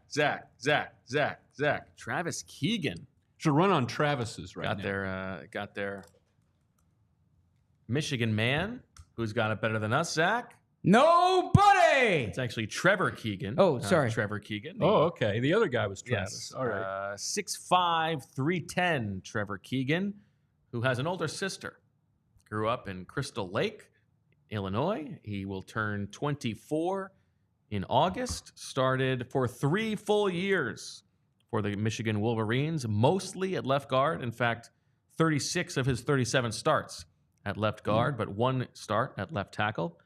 And he's got solid hands, 10 inches, short arms, 32 and 3/8. Ran a 5.24 40-yard dash. So you would think that he's a bit of a plotter, but his jumps are not terrible. 30.5 inches, 8.11 on the broad jump. The full scouting report, the overall summary from Dane Brugler says a 3-year starter at Michigan, Keegan was a mainstay at left guard in Jim Harbaugh's power spread offense. After almost transferring early in his time at Ann Arbor because of a lack of playing time, he was a key cog in the Wolverines' offensive line success and earned all Big Ten honors in each of his 3 seasons as a starter. Keegan is an experienced, well-schooled player who has gotten more consistent fitting blocks with experience. Although he works hard to fire off the snap and mirror, he lacks the bend and lower body agility that most teams desire in a future starter. Overall, Keegan is an average athlete and lacks a truly distinguishing trait, but he is a physical blue-collar blocker who made steady improvements as a senior that gives scouts optimism. He will have a chance to earn his keep as a depth piece in the NFL, a 6th-round grade. Okay. Yeah. Look, there's other guys in that Michigan line who got more attention, right? Zinter being among them, right? Keegan is, they had Darius Henderson, but Keegan, you can't argue with 37 starts for the national Keep their champions. streak alive of drafting guys for national champions. Yeah, you can't argue with 37 starts for the national champions. No, you can't. You can't argue with a 3-year starter. At the end of the 5th, yeah, sure. A first-team All Big Ten guy in 2022, won the Joe Moore Award. So I think, You remember what Todd Harriman said about the short arms thing? I don't. He said I've never had trouble feeding myself. Yeah. Yeah, that was Harriman's Not big full knock, but he carnotaurus, could play. He was an excellent guard, and Yes. he could go out He and was play good at right tackle. tackle. They Yeah, could absolutely. put him at tackle. Yeah, he got would the job do done. No doubt about it. Short arms and all. All right. Trevor Keegan. Yeah. Or Keegan Trevor. All right, Les. Well, I Any guess final I'm done thoughts? here. Yes. You've done a great job. Thank you so much for taking your time with us. Yeah, this was really intriguing with Howie's trade-a-thon. It's confusing. You're absolutely right that he has set himself up well for next year. Yep. And what he's done this year, we'll just have to see. Certainly, he has these last few picks checked some boxes that we were waiting to see checked with linebacker and an offensive line. And I think the focus of the draft early was where it needed to be. That secondary was horrendous. And they really need to make long-term investments there. They can't just keep finding free agents and stuff like that. I think it's an interesting day, a good draft overall, and something that'll give us with the Trotter story and absolutely and, some other things. We'll just have an awful lot to mull as we get closer to the season. Love that. Awesome. We look forward to reading what you're going to write tomorrow off of Howie tonight, and we hope to see you again soon. I hope you will. Les, this was great. Thank you. It Look was forward to your cool, column. yes. Zach. Zach. Less. All right. Good All right. stuff. Thanks, guys. Thank you. you very much. Take care. You too. All right, Zach. So 5 years in a row now where the Eagles select a player from the national champions. Yes. Kevon Wallace, Devontae Smith, Landon Dickerson, Jordan Davis, Nakobe Dean, Keely Ringo. Then Jalen Carter, Keely Ringo, and now Trevor Nolan Keegan. Smith. And Nolan Smith, yep. Yes, that's a lot of them. Yep. All right. Well, at some point now, we can move on and Can't believe I We'll said hear from Travis. I meant Fran Trevor. Duffy. Well, did you tweet it right? I corrected myself. I had the edit. Oh, that's okay. But still, You broke it? I got the name wrong. Always spell the name correctly. Well, that's Yeah. for sure. Yeah, what am I moving? This? You can move wherever you want to move. I'm trying to figure out what mic is which one because apparently the color coordination isn't enough for me, and I need like. No, we had to move it because the other one was having a bit of a fuzz I think earlier. Really all I'm getting out of this is I'm an idiot. And No, just don't say that. Continue, Don't say that. continue with what you're doing. We're gonna hear from Fran Duffy in a little bit. He's gonna call in, Tyler. Great. So he's Curious what he thinks of he's- Keegan. Trot. I think Fran likes a trot, if I remember correctly. Adam Schefter is all over this. Eagles have made 8 trades, which is setting a record. He's really blown away. That's good information for Adam to look up. Good stuff. Very specific. Yes. Okay. Keegan Trevor. Good pick.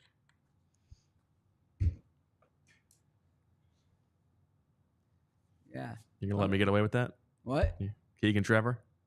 Oh, sorry. Can't believe I got the name wrong. It's okay. My brain is fried, man. We've been going. This is like, I understand talk radio. I said this the other day. I understand talk radio hosts are on all day, every day, but there's breaks in that, right? We got no breaks. You just do the same segments every 15 minutes, right? Do you want to do? You want to do a little spin around the NFC East? Yeah. Let's. Well, do we have time? Yeah, we have. We can start, and then when Fran gets on, Sure. we'll pivot. Why don't we start with the the NFL draft? The NFL.com draft checker is just crawling. They don't have enough money to upgrade their servers at the NFL. Come on. Maybe it's all the tabs you have open. It's not. I've diminished the tabs for this weekend. Okay. Knowing Here, that you want I me to need do it. it? Because my tabs are. Here you go. New York Giants. We'll start with the New York Football Giants. First round. You would start with them. Number 6 overall. Malik Neighbors. Love him. Terrified. Okay. The second round, number 47 overall. Tyler Nubin, safety, Minnesota. Yeah, I like a Nubin. Not the most physical player, but a good instinct, ball skills, free safety type. I like a Nubin. Was he the top safety? For me or for No, drafted. consensus? Well, drafted. I believe there was one more drafted ahead of him. I could be wrong. Okay. I think Bullock might have gone. Am I wrong about No, that? no, It no. might have been- Bullock maybe was maybe one it of the was Eagles' Nubin. trades. Yeah. Yeah. Third round. Rohit wants us to crack open the beers. I mean, listen, 6th round might be time. Third round, number 70 overall. Andrew Phillips. You hate Andrew Phillips. I don't hate Andrew Phillips. You're I wearing don't- his colors. Yeah. Do you like the vest? Like the vest? Anyway, I got. Sorry, nothing. What? What? Let's hear it. You got what? My shoes are kind of coordinated with the vest today. Oh, you want to show the shoes? Yeah, look at You're that. excited about that? You like that? Yeah, you do. You look like a Kentucky booster. Kentucky Booster. Yeah. I'm trying to look. Look good, feel good. You've play got a good. more varied vest game than anyone I know. That I can say. Look good, feel good, play good. Right? Although they should say look good, feel good, play well, or feel well, play well. Look well, play blow, food good. Okay. No, I would like more ball production from Phillips for someone who gets all that hype. Okay. Number in the 4th round, Theo Johnson, the Canadian. Very athletic. A little Penn bit older. Stater right Yeah. here. What do we think of a Theo Johnson? Yeah, Tyler. So it's kind of funny. I texted a buddy the other day and I said, so one team is going to get Theo Johnson is going to make a team very happy. And I think that Theo Johnson is one of those type of guys that will be a better NFL player than he is a college player.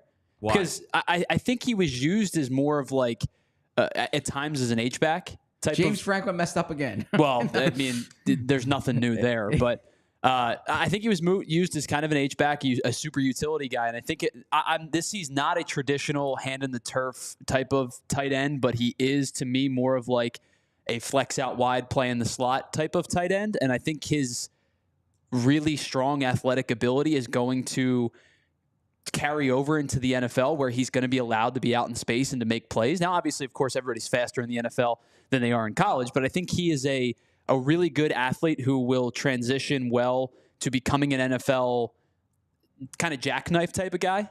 And I think that him being called a tight end is just nominally speaking because he has to have a position. I think he's more of a, use him all over the field type of weapon type of player.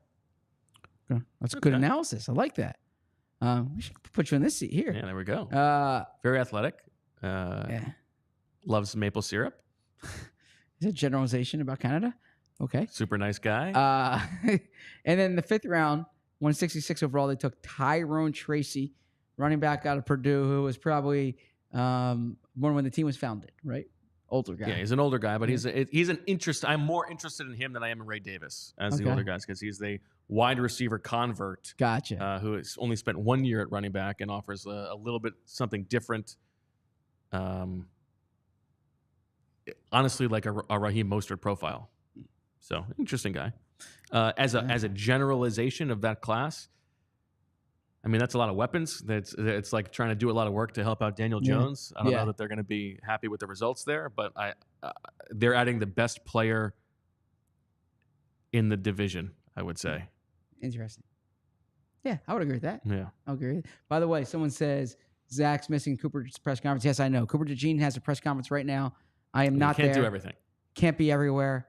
The nature of this job, my primary responsibility is to show during the season we're able to navigate kind of times around. You have nothing to apologize or even explain. I mean, I would love to be there, sitting there talking to Cooper DeJean right now. Well, you're doing the show. Doing the show.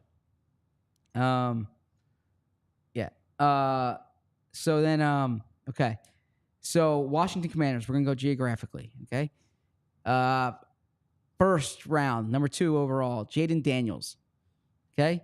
That's their quarterback of the future right there, okay? Number 3 second-round picks for the Commanders. Number 36 overall, Johnny Newton, who I like. I like Johnny Newton. I think Johnny Newton has some juice. Quite a bit.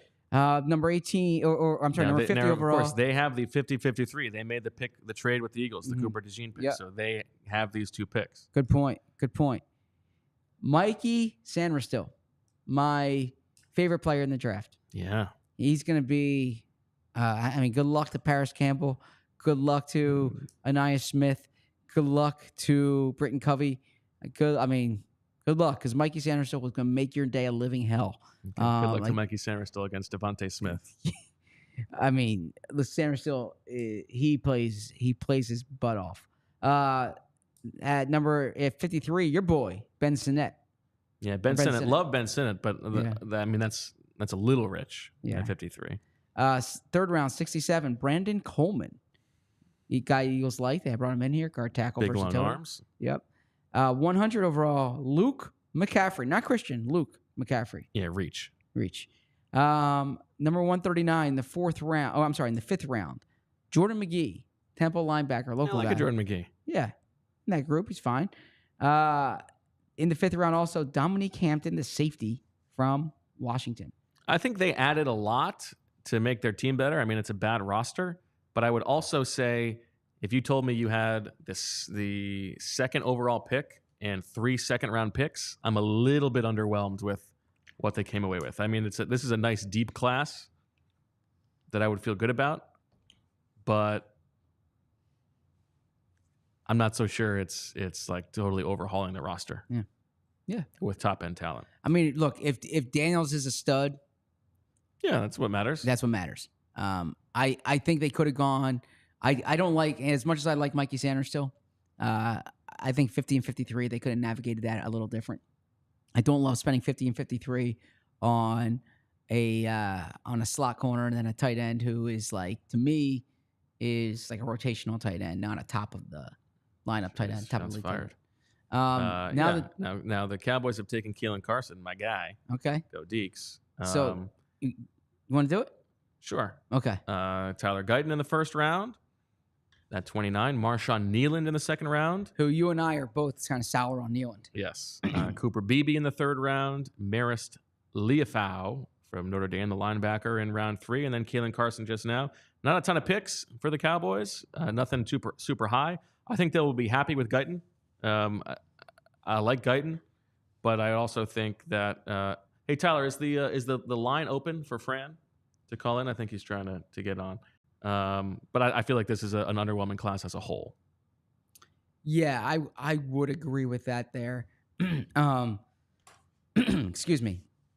I thought they were going to take a running back at some point. Not saying they need to force a running back, but I mean, I would have used number 87. I thought there were some good running backs on the board there. I would have used that pick on a back. Yeah. Instead of like a athletically limited linebacker. I like a Carson. Here we go. We got Fran. I think we got him. Whenever you're done talking about the Cowboys, I would rather hear Fran talk about anything than me to talk about the Cowboys. I hear you talk about anything. So let's start. Let's start with sit to pee. You ever sit to pee? Yeah, I'm definitely Team Bo in that conversation. Fran, I thought you were a football guy. All right, I will. Well, why does being a football guy have to do with it? That's not Exactly. that's part of the issue of the conversation. It's so inefficient. It's so inefficient, right? It's like No, it's not. You can get stuff done on your phone. You're grinding less film. Not if you're watching film on your phone. You're watching your phone on your pee? Sometimes, yeah. Think about how many articles you you could peeing for? be reading. What's that? You're a curb guy, Zach. Think of all the time you've wasted in your life. How much more stuff you can get done. I mean, yeah, I'm reading, but when I'm peeing, I mean, we're not. It's not taking that long, right? I mean, we're in and out.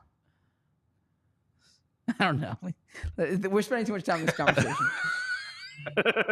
I don't cast aspersions. Okay, Fran, let's talk about this. We've got several picks since we last spoke to you. We haven't gotten your thoughts on Jalyx Hunt, so we can do that as well. But the day 3 haul so far: Will Shipley, Ania Smith, Jeremiah Trotter Jr., Trevor Keegan from Michigan. I'm happy to hear your thoughts on all of these guys, but why don't we start with who is like relative to the value, the one that you are most excited, that you were most happy to see come off the board? Yeah, I would say the most exciting one is certainly Jeremiah Trotter Jr., right? Yeah. And I mean, this is a guy to me that obviously has been on the radar for a long time, not just here in Philadelphia. He was a big time recruit, coming from St. Joe's Prep and going to Clemson. I remember talking to Clemson linebackers the year after Trotter's freshman season, and just asking the open-ended question at the combine, just saying like, hey, who's a young guy coming up that you're excited about? And those guys all saying like, yeah, like Jeremiah Trotter is going to be the real deal. And you could see the way that he plays, how fast he sees things, the leadership traits, everything you saw at such a young age, all really kind of came to manifest itself as he continued to age and progress in that Clemson defense. And so, to me, looking at Jeremiah Trotter Jr., he's outstanding playing in the box, plays downhill at a really high level. He sees things really, really fast. Just a fun player to study. And he could play sideline to sideline. He's a little bit smaller than his dad was, certainly. That prototype of Trotter Sr. is not really Upper what you body see in and today's behind. NFL. Yeah, he's a little bit different, but I think when you look at his ability to play downhill, find the football through contact, he's been one of the most productive linebackers in college football over the course of his career, not just in the run game, but in the pass game. I got a couple pick sixes to his name. He's been really good at being able to find the football in coverage. So I'm excited. To me, Trotter Jr. was a guy that I had a lot of juice for when the selection was announced. Do you think the Nakobe Dean comp is fair? Yeah, I think it's fair. It's similar. Look, Nakobe went in the 3rd round, and Trotter went in the 5th round, right? So a little bit different. But I think when you look at the overall skill set, they are similar types of players. Just in terms of like the body type and the skill set. But that's a good thing. Both guys obviously that worked well in the college level, and now it's about continuing to transition that here to the league. I wanted to ask about a player they took yesterday, right? I know we're focusing on the players today, but I'd be remiss if I did not ask you about Jalyx Hunt. And the reason I do that is I'm being totally transparent. Like, I do a lot of work on this stuff. I don't watch a lot of Houston Christian, right? And the people who are It's Christian Houston. It's Houston Christian, unlike Christian Ellis, right? Let's you know what? Yeah. So I've watched YouTube clips. Even those are not very productive for me. You're not getting great camera shots. I saw some Senior Bowl stuff. This is a long way of saying what stands out to you about Jalyx Hunt.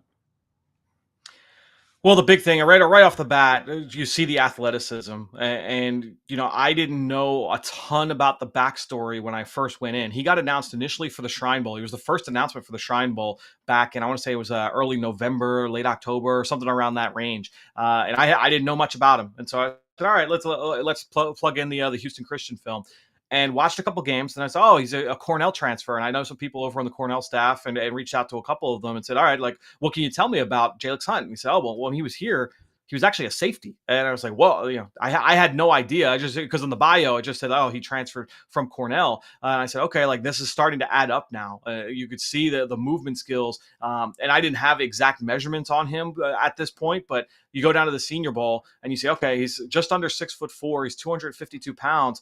And he's got 34.25-inch arms. So I'm a big fan of the guys that, have outstanding length relative to their height. So he is a guy who is longer than he is tall. And one of the things I like about that is that you've got a smaller strike zone for opposing blockers to get into you, but then you've got the length to be able to kind of keep them at bay as well. Dallas Turner has that similar kind of body type. There have been a lot of guys that I've been big fans of as they've come out the last few years that have that kind of body type. And so when you look at Jalyx Hunt, the movement skills absolutely stand out. Does he need refinement? Absolutely. I mean, he's only been playing down close to the line of scrimmage for the last couple of years. And so he's going to need some coaching. There's no question. But when you look at the explosiveness, you look at the length, you look at the motor, you look at the violence as a tackler, some huge hits on the quarterback, high motor plays down the field. Everything you hear about him as a kid is just outstanding. I know in talking with some people over the course of the pre-draft process as well, the training facility where he had been working at, he's a guy that all the other players that are there, they all kind of gravitate towards him. He's like everybody's best friend. And you can kind of see that at the combine too. When the pass rushers were meeting the media, he's one of the guys. And Zach, I know that you've been a sucker for these guys in the past. They'll jump into the media scrums and say like, oh, like, pretend they're asking questions with the media and not hijack the presser, but you got a sense of like the personality. And Jalyx Hunt, to me, like, just kind of checked a lot of boxes along the way. He's a really fun player. Obviously, a lot of work, a lot of development required, but he's going to be a fun one to track. I try to do that in football drills. It doesn't go as well with the players. That's okay. Hey, Fran, did Cornell ever consider making him an edge? Well, here's the thing. So I caught up with the Eagles director of scouting, Brandon Brown, last night, and we were talking through. Jalyx, and we say, hey, what's the just the development there? He said when he was a freshman in high school, he was 5'5". So like you talk about like a late bloomer, he was built like a defensive back when he got to Cornell and was just continued to grow and to grow and to grow. So I think he was like in the 6'3" range when he was there. And basically the way they asked him to play in that defense was, you're going to come down, you're going to roll down into the intermediate part of the field and just go find the football, like just run and find the football. And as he continued to grow, he said, I might be able to continue to develop physically. Maybe we'll see what I can turn into. He entered the portal and ended up going down to Houston Christian, and they turned him into a full-time edge. And so I think it was more just a physical development thing as he continued. He was very much a late bloomer physically. We spend so much time waiting and talking on the show about the Eagles taking an offensive lineman, and that finally came with their most recent pick, Trevor Keegan. I've watched a lot of Michigan. He was not the headliner on the line of scrimmage for them, but he was a big time starter for them. What's your view on Trevor Keegan? Yeah, this is a guy that started 37 games for them over the last few years, and he's primarily been a left guard, but he did start his career at the left tackle position as well. And I know that the feeling with him is that he's got 4-position flexibility. And while he's been mostly on the left side, that in the offseason he's been working a little bit more on the right. This has been a very accomplished, effective player in pass protection. This is the offensive line that he was a starter on that won the Joe Moore Award 2 straight seasons, 2021 and 2022. And then obviously they win the national title. They were a Joe Moore Award finalist a year ago. And so Trevor Keegan has been a key cog of one of the best offensive lines in football, a pro-style offense where he's going to put his hand in the dirt. He can come off the ball. He's going to execute all of the different blocking schemes that is going to be required here in the Eagles offense. Whether you're talking like gap scheme stuff, zone scheme stuff, he was asked to do all of it. And that position flex is something that is very important, not just here in Philly with Jeff Stoutland, but for most NFL teams. You're looking for guys, especially at this point in the draft, that they can fill in at guard, they can fill in at tackle, and that's going to be a ticket to try and make it to the roster. The Eagles enter the day with 3 fourth-round picks. They end up only using one of them, and that is on Will Shipley, the Clemson running back. You like that he's young. You wish that maybe there was a little bit more productivity relative to his teammates, but he's offering sort of a versatile skill set. What can you tell us about Mr. Shipley? Yeah, that offense, Bo, kind of fell off a little bit. It's been, we had a true freshman quarterback this past year, inconsistency at the quarterback position in the previous season in 2022. And so that offense just really hasn't gotten a chance to get humming, really since Trevor Lawrence left in that group, that offense where they were competing for national titles. And so I think that's part of why we've seen Shipley's productivity not really be that level that we were expecting when he first got there, because he was a big-time recruit. He was a 4 or 5-star kid when he first got there. But to me, the best flashes with him have always come as a receiver. He's an outstanding route runner out of the backfield, one of the best Texas route runners that I've seen at the position the last couple of years. Really soft hands, was used around the formation. The screen game is really good with him. So I think you can be creative with him in the pass game. And then in the run game, I mean, excellent on like the anything where you're kind of giving him a runway and keeping him in space. So all like the draws and some of the perimeter plays.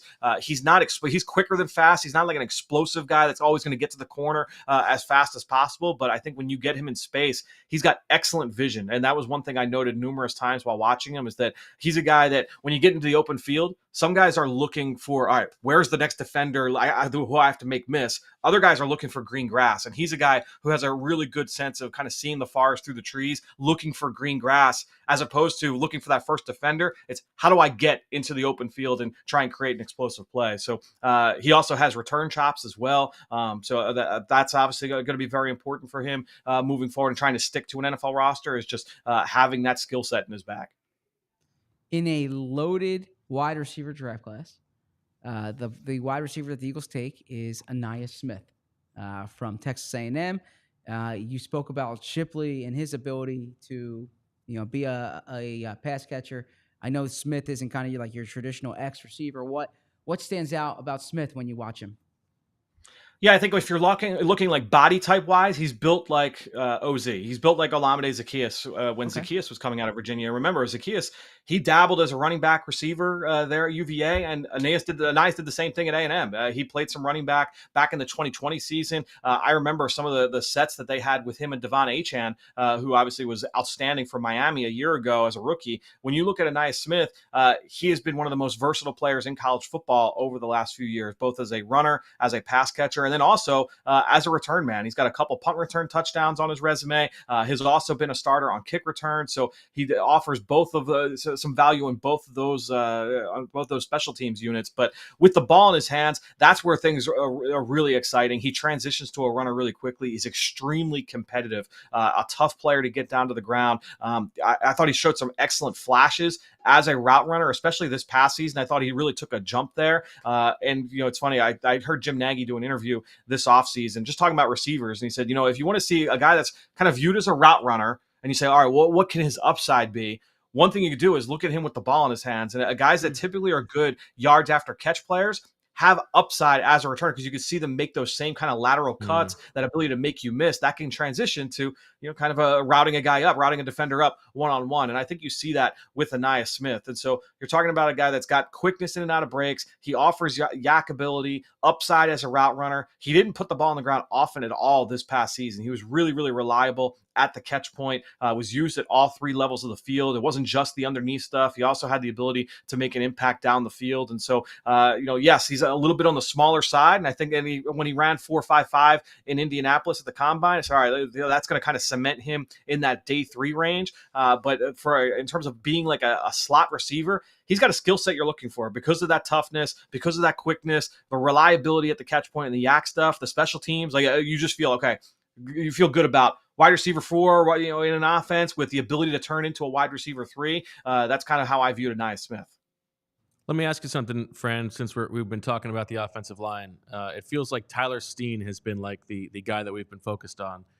What was your report on Tyler Steen last year, and how do you feel about him moving forward? Yeah, I think look, when I looked at Tyler Steen a year ago, if I remember right, it was only a couple years as a starter at Alabama, and I liked him. I thought that he could be he had starting potential in the NFL. making the transition to guard, especially for a guy that had been a left tackle, to say, okay, well, now we're going to let's see you here at right guard. To see him do that last summer and get a lot of quality reps at right guard, I thought was really important for him. And I think that it's that you can get growing pains there when you are asked to make that transition. So, we only got a small sample size in game from Tyler Steen last year, but I thought especially in the run game, we saw some really good flashes from him through the summer. And so I'm excited to see what he can look like here in year 2. Obviously, he's going to be in line to compete there for reps with Cam Jurgens sliding into center. So I'm excited to see what Tyler Steen can bring to the table. Eagles now about 4-5 picks away. You want to hang with us for this one, Fran? Yeah, well, let's do it. We did it yesterday. Might as well we'll keep it rolling here. Might as well. How do you feel coming away with the double of Quinyon Mitchell and Cooper DeJean, and how much that can change the shape of the secondary? Yeah, I mean, these are two of my favorite corners in the draft. My two favorite corners in the draft, and two of my favorite players overall. And so, very exciting when you see both guys add in, because when you have those guys kind of bunched together, naturally, as you're going, you're like, all right, like, who do I like more? And I found myself kind of having that argument with myself, where it was like, all right, like, I kind of like DeJean more for this, but I also really like Quinyon. I don't know who I like more. So to just come away with both is outstanding. So I think when you look at Quinyon, we talked about him yesterday, everything that he brings to the table, from the competitiveness standpoint, the speed, toughness, and instincts axiom that Baltimore, the Ravens, and Ozzie Newsome, they made famous in scouting is, all right, we just want to focus in on speed, toughness, and instincts. That's what both of these guys bring. It's in a slightly different package. Obviously DeJean is a little bit thicker, a little bit bigger as a corner, but I think when you look at both guys, you're looking at speed, you're looking at toughness, you're looking at instincts. DeJean offers a little bit more in terms of the versatility aspect, but I love what both players bring to the table. These are two really interesting additions to the secondary. Quantez Stiggers and Darius Muasau going off the board. So the Eagles now 2 picks away as we wait to see what they do. Is there anybody in your radar who you're like crossing your fingers, kind of hoping for? Maybe offensive line, another offensive lineman available, or I don't even know what else they would need at this point. Maybe a defensive tackle. Yeah, there are a few. It's been, honestly, it's been tough for me to track it since I've been on with you guys, so I'm not sure all the names. Yeah, McMahon's an athletic guard on the interior. I know he's played some center as well. He's an interesting name. I'm trying to see who are the more recent guys. I know you just said Quantez Stiggers went off. He's one of the more interesting stories in the class, coming from the CFL. I got to believe he's the first CFL player to ever be drafted in the NFL draft. I got to think that would be the case. I feel like there was one. Who was the guy from? It was a safety from a couple years ago. I feel like. I don't know. There was some CFL he signings. started at West Virginia and then went to CFL or something like that. Oh, yeah. Robinson? Huh. I feel like there was a guy. Anyway, Satoa Laumea also went recently, if that's... Walter Rouse he went recently. Yes, he did. Yes. Yeah. Fran was sitting right here when I was talking up Walter Rouse. Yes. Yeah, Bo was anti people who work in hospitals, apparently. So, yeah. I love people who work in hospitals. I'm grateful for them every single day. I think they should stay in hospitals and not get on the football field. Yeah, because you can't be you can't have different interests. You want Listen, these cavemen. Do you know how much football. time it takes to become a doctor or a nurse and all the studying? That's time away from ball, man. Right. You don't love the game. Sometimes that helps. It's like the Shipley family. The Shipley family, they didn't believe in specialization, right? You played every sport, so. He wasn't just on the football field. He was on the lacrosse field. He was doing all kinds of things. Bo and I have been going at it about Will Shipley. I think Bo typecasted Will Shipley, if I'm being honest with you. I saw the same. I mean, if you follow recruiting, you knew Will Shipley coming up through high school. And I've said this, and I know Fran follows recruiting as I do. That running back, I think, is a position where the recruiting rankings actually carry more validity than some of the other spots. I see that translating to the NFL more than other sports. Typically, the 5-star running backs tend to be, good NFL pros. I gotta say, the least shocking thing I've heard all weekend is the fact that you guys had a Will Shipley discussion, and Zach, were pro Will Shipley, and Bo was anti Will Shipley. So that is the least shocking thing that I've heard all week. I like that he's young. Yeah, I like that he's young. yeah. He's a nice player, and I think when you look at the impact that he can have, and that's the big part, is that when you're looking at running backs, especially when you get to day 3 of the draft, it's okay. Like you want everybody to have 3 down upside, but the reality is that at that position, it's rare that you see guys that are going to come in and have that kind of an impact, especially, with that frame. But can you come in and be an X factor in one area? And I think Shipley has that in terms of what he can do as a pass catcher. And then also with what he's done as a return man as well. I think that's going to be really valuable for him. I asked Nick this yesterday, Nick Sirianni. I'm going to stick with the first name thing. Okay. Nicky baby. I hope I'm not belaboring this point, but I think it is relevant this offseason. The new kickoff rules. And Nick said it's one of those things that in the preseason, they're not even going to show anything. Like in the Brazil game, they're going to come out with stuff that you haven't seen. But the Eagles have added 3 guys in this draft, Cooper DeJean, Will Shipley, Ania Smith, who were all prolific returners, right? I mean, Britton Covey was a real productive returner. I'm not necessarily asking you like who the best returner is, but what's the type of returner that you think will be returning kickoffs, and how does it compare to what it's been in the past? Well, I've had a lot of fun listening to people that were with the XFL over the course of the last few months, because the XFL had those rules in place. So listening to Eric Galco, who's the director of the Shrine Bowl, listening to Randy Mueller over at the Athletic. He's been a general manager. He was a general manager in the with the XFL. So just seeing people helping that out have with been the Saints draft this year. Randy Mueller. Yeah, right. Well, it's been fun though to hear like, all right, these are the differences from a roster management standpoint, the Eagles are on the clock, by the way, from a skill set standpoint. No, all good. But it seemed like what those guys were pointing to was that smaller bodies on the return unit, but then also as a returner, more of a running back skill set. And so like thicker guys, the guys that have the ability to run through contact. It's not as much a space play as much as, hey, you're going to have to face some traffic. You got to be able to navigate through some tight creases. So that's going to be fun to watch. We scroll up to the super chat, Tyler, because we have a specific question for Fran from Vince, who wants to know what you think of Fabian Lovett. And Zach, feel free to jump in if you have the scoop here. He's an old guy, I'll say that. But go on. Okay. Yeah, he's been at Florida State for a few years now. And so I think when you look at Lovett, he's 6'4", just a 35.5-inch arms, outstanding length, kind of your prototypical nose tackle. The production has not been there, never more than 2 sacks in a season. But I think when you look at just the skill set there, he's a pure kind of a throwback nose tackle in that way. 6'4", 316 pounds. I mentioned the length. I think that's the skill set, though. You're looking at a kind of a throwback nose tackle. Malik Washington going to the Dolphins, one of my guys at wide receiver. That'll be interesting. I'm curious to see what they do here. Do they go get another offensive line body? Somebody for depth? They go Johnny Wilson, wide receiver, tight end hybrid. Yeah, Brendan Rice, the 2 guys who they also have brought in for visits. Tight end's a spot that they haven't addressed. What's that board look like? It's not looking great. It's Tanner McLaughlin, the really old guy from Arizona, who was actually like my favorite guy to watch from like a just fun, but he's like almost 26. Jaheim Bell, Dallin Holker, and Brevin Spanford, who's a big honking guy from Minnesota, but also an old. An old. Okay. Yeah. So there you go. On defense, even like there's not much at tackle. Cedric Johnson, Eric Watts, actually, who you talked about yesterday, Fran, still on the board, I believe. Yeah, it doesn't like completely surprise me that he has not gone yet, but I thought that he might get some love in the 3rd round. So, I can't imagine it'll be too much longer for him here on the board, but we'll see. And then what's the defensive tackle board look like? Well, that's what I was just saying. Watts, if you consider him there. Gabe Hall, Tyler Davis, Christian Boyd. Pick is in. Leonard Taylor, you've talked about. Da-da-da-da-da-da-da-da. Will it be Brendan Rice? Will it be? I don't know if I'm... You guys got predictions or what? We're on the clock here. What do you think? Johnny Wilson. Well, Bo likes to sing. When I'm gonna guess. I don't have a guess. Okay. I'm gonna go. Let's go, Dylan McMahon. Let's get my guy. Come on, Howie. You're watching. Pull the trigger. You think this is on in the draft room? I know it is. Okay.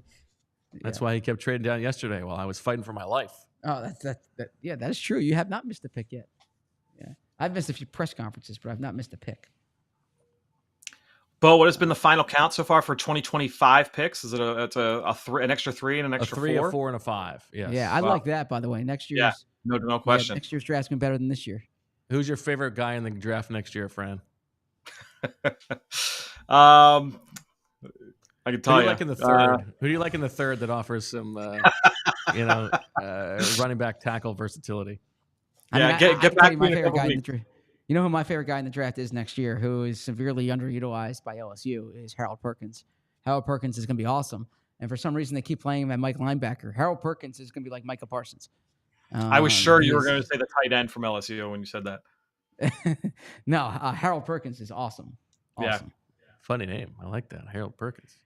What's taking so long with this pick? I don't know. Eagles, come on. I don't know. I got Fran on the hook here. I'm We're sorry, ready to go. guys. I don't have it. Who's it gonna be? What's in the box? Johnny Wilson. Eagles take Johnny Wilson. You hear that excitement in his voice, and it's not because he broke the story, because you know he did. No, I And didn't it's break not it. I didn't break because it. it's another person that the Eagles have brought in for a pre-draft visit. The reason that you hear that excitement in Zach's voice for the selection of the big wide receiver from Florida State, Johnny Wilson, is that this is a shot across Devontae Parker's bow, and Zach is ready to see him extinguished. I mean, look, when you're talking about Johnny Wilson, this is hard to teach. Well, I'll defer to Fran first. Fran's the expert. He's a funny moment. Go ahead, Fran. I think he's definitely better than Afani Momo. We'll be clear on that one. So Johnny Wilson, 6'0", so 6'6" and 3/8 coming out. Tallest wide receiver we've seen drafted in the last decade. 35 and 3/8 inch arms, longest arms we've seen from any receiver. Get him with Harold Carmichael tomorrow. 84.5-inch wingspan, longest wingspan of any receiver drafted in the last decade.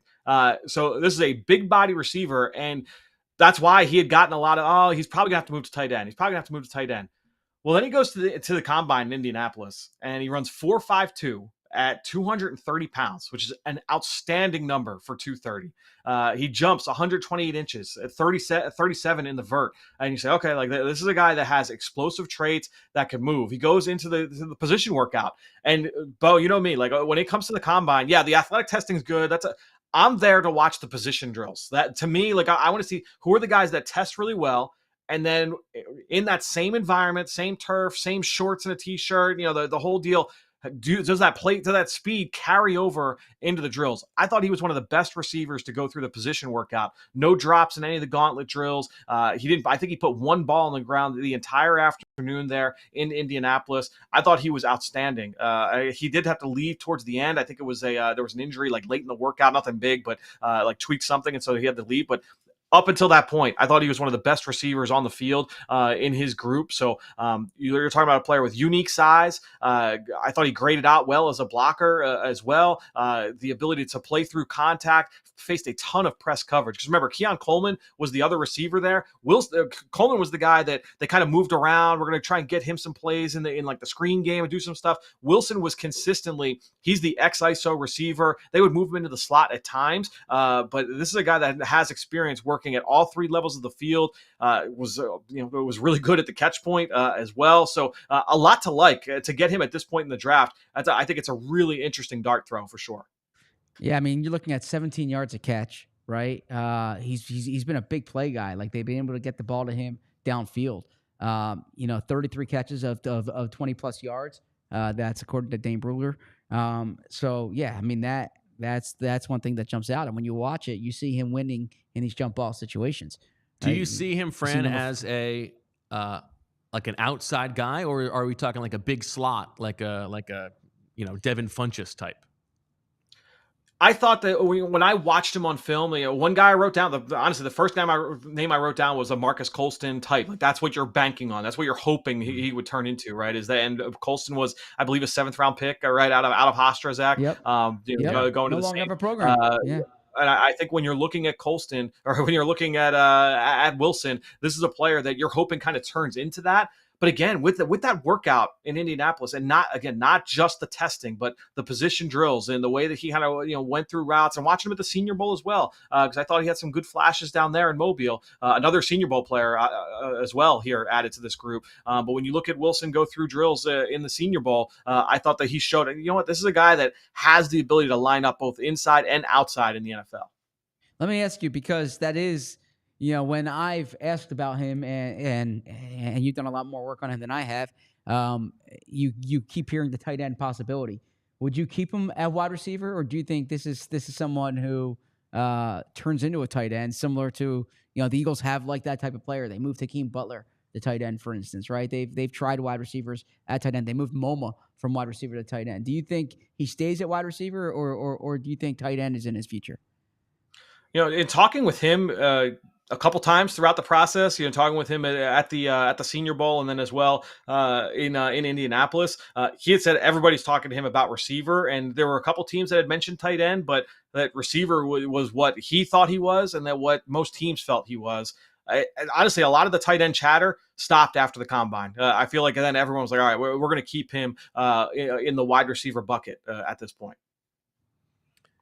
I think this is fun. I think he's going to be a really fun guy to watch over the course of the summer. There was like talk that he might be like a 4th round pick. That did feel rich to me, given the background. But in the 6th round, absolutely, like you're adding competition to this room makes sense to me. I think it's fair to be excited about getting to watch this guy in camp.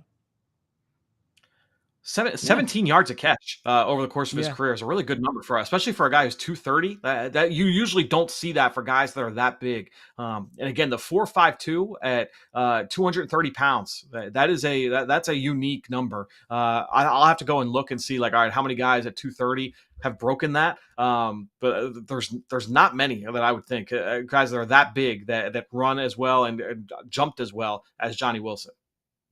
I hope Devontae Parker's renting. Unbelievable. Jeez. I'm sorry. Wow. Look, the guy wanted to come to Philadelphia. He could have gone to any team in the league.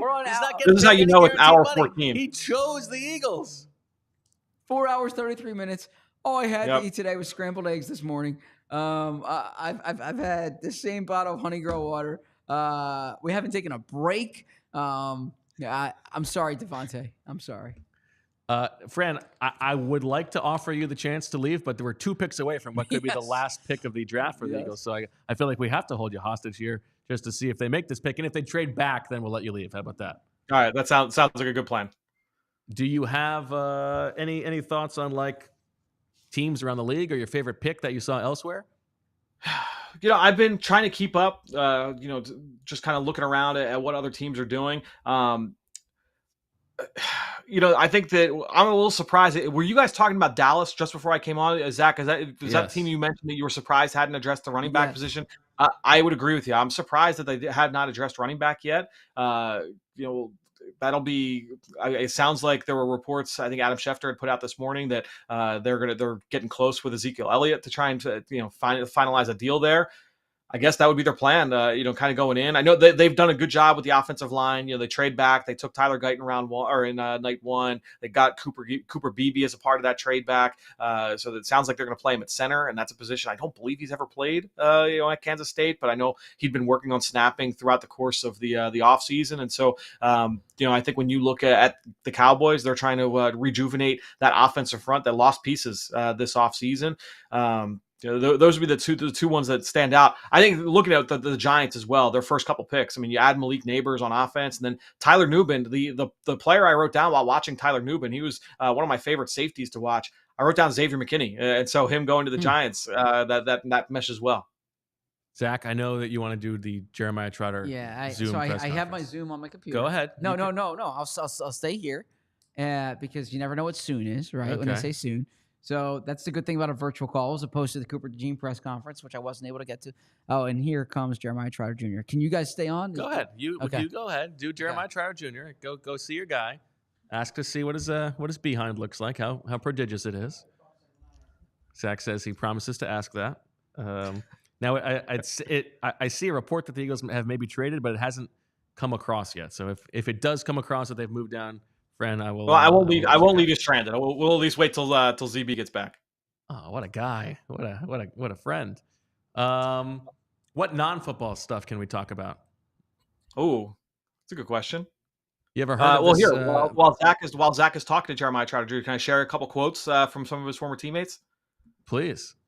All right, so March of 2022. So at the Combine 2022, I asked then Clemson linebacker Balin Spector, I think he might still be in the league. I think he's bouncing around the bottom of the roster still. But I said, who's a young guy coming up that we can expect to see? And I love asking these guys about that just to get a heads up on players coming down the pike. So Balin Spector, he said, Jeremiah Trotter, he can play football. I remember the exact enunciation that Balin gave. It only took like 2 weeks watching him in spring ball. It's like this kid's got really good instincts. He's got a nose for the football. I'm really excited for him. Give a shout out to Keith McGuire too. That's another Philly guy. So Zach missed that one. He could have given us the scouting report on Keith McGuire. Both of them up there. Two guys that I think that have that ability, a lot of speed, can play the game of football. And then KJ Henry, who I believe Washington selected, right, Bo, last year.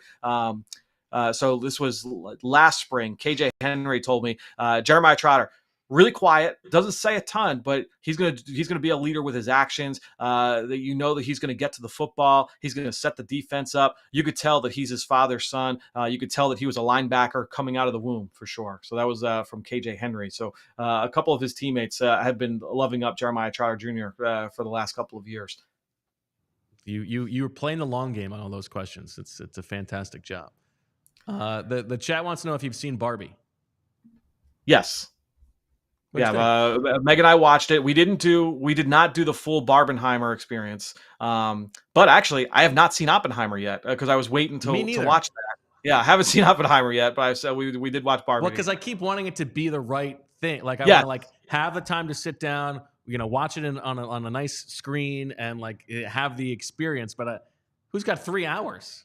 Well, and it's like the what's the movie that the Killer of the Flower Moon? Like it's the same deal. It's like I will watch it. Like I know I'm gonna watch it, but I need to carve out like 3. Now that the draft's over, this Moon, is when I felt like I was able to do in pieces. I feel like Oppenheimer, you want to have the uninterrupted, but I don't know.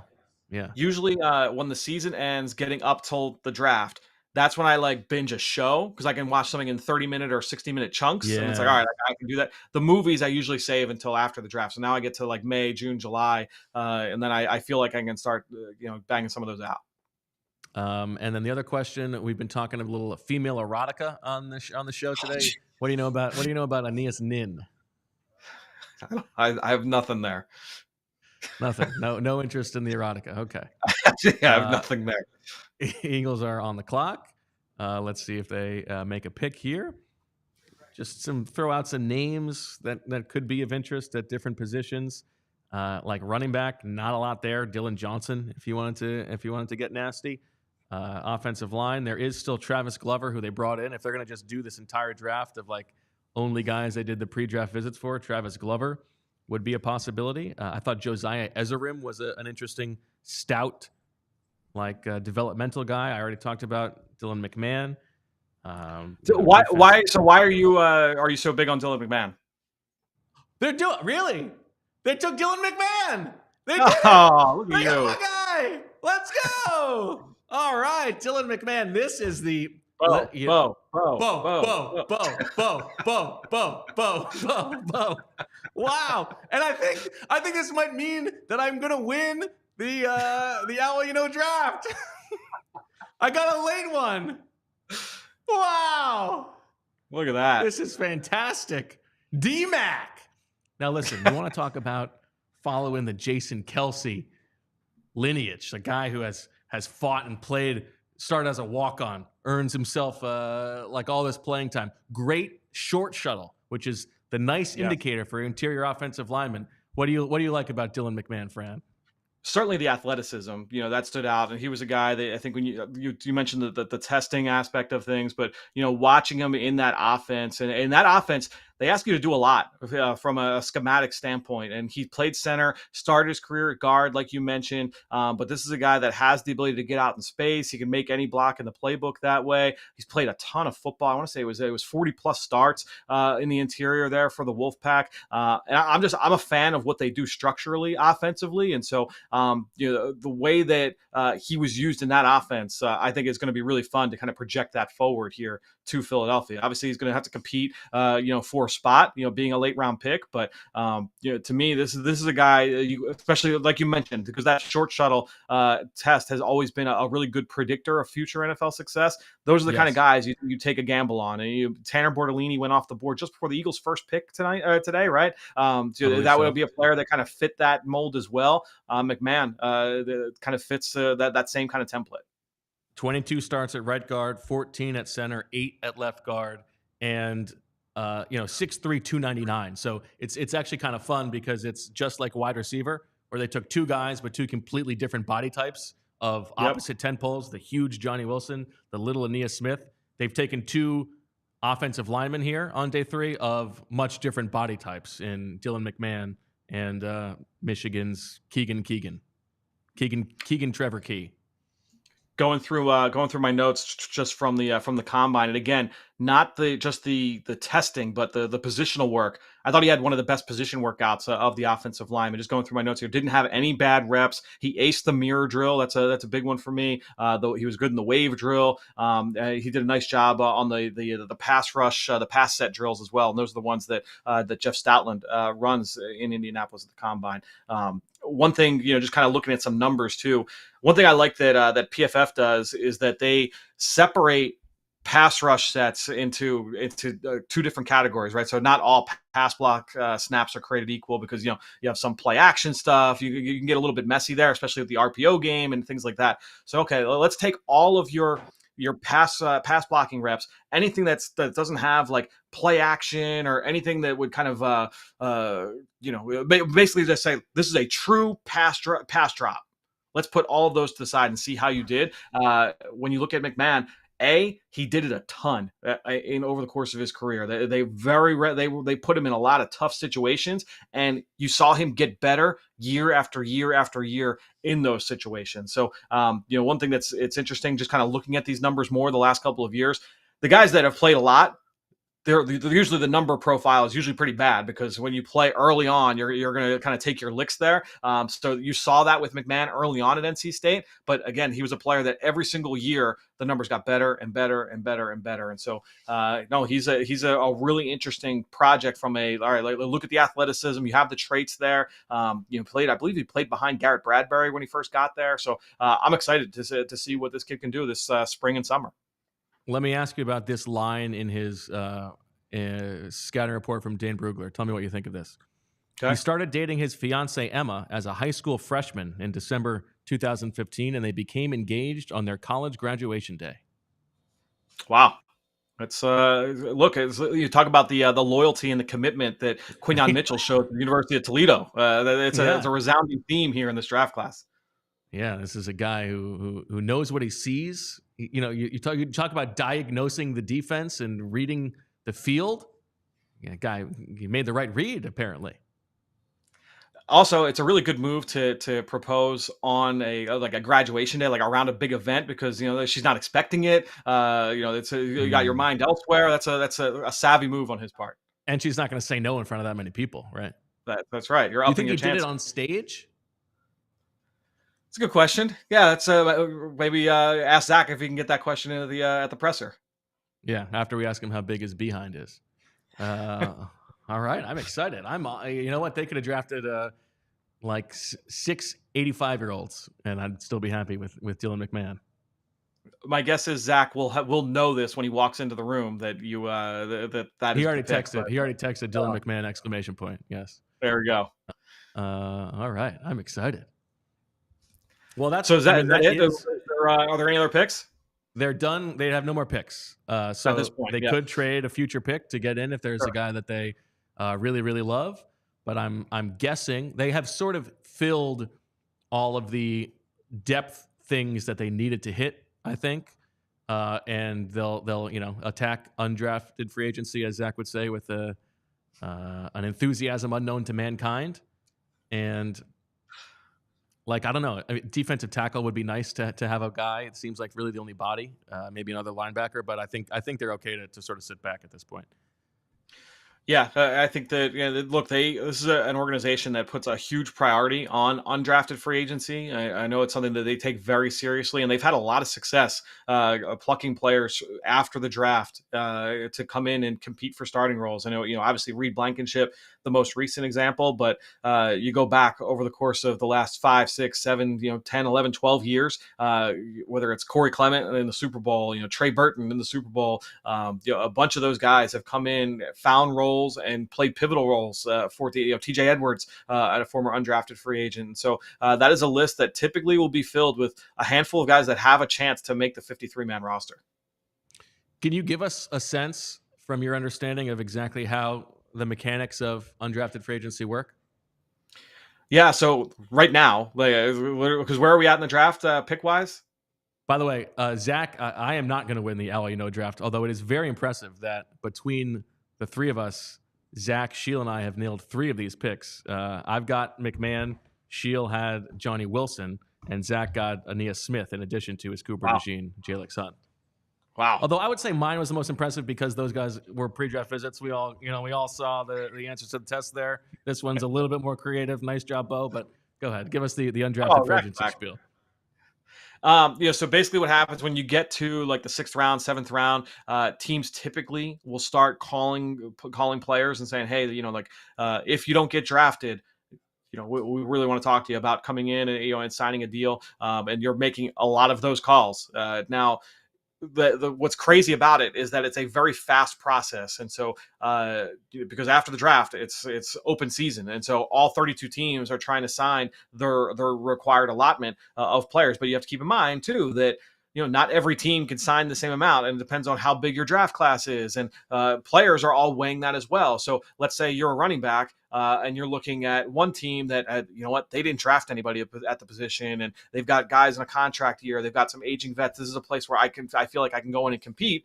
Well, then you're gonna weigh that along with the money that you're bidding off, right? So I think when you're looking at it from a player and agent standpoint, you're looking at it from a team standpoint.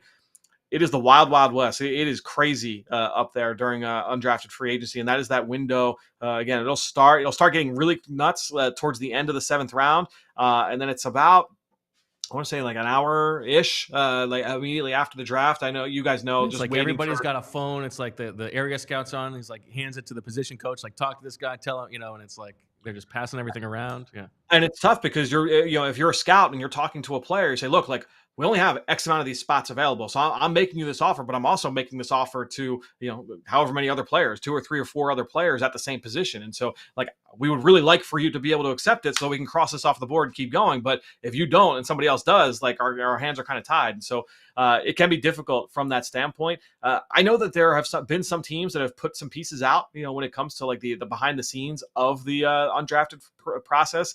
It's a crazy couple hours for sure. I once spent the undrafted process with an agent. I did a feature story on, it was a local agent, Ed Wazalewski, and it was a fascinating like 2-3 hours there, because like Fran said, it's as the draft's going on, you're getting these calls, but also you and Fran hit it on the head. Like, you got to make these decisions on the phone. It's not like the player can be like, well, I want to, see what this team is, or, what's the living arrangement like? What's the depth chart like, right? Like they have it. So it's like, all right, if you don't take this now, they're going to move on to the next guy. So you got to take this. And it all happens so quickly. And it's amazing, like, how the future of I don't say the future of a franchise, but someone's life has changed, like with a split-second decision like that. Absolutely. Well said.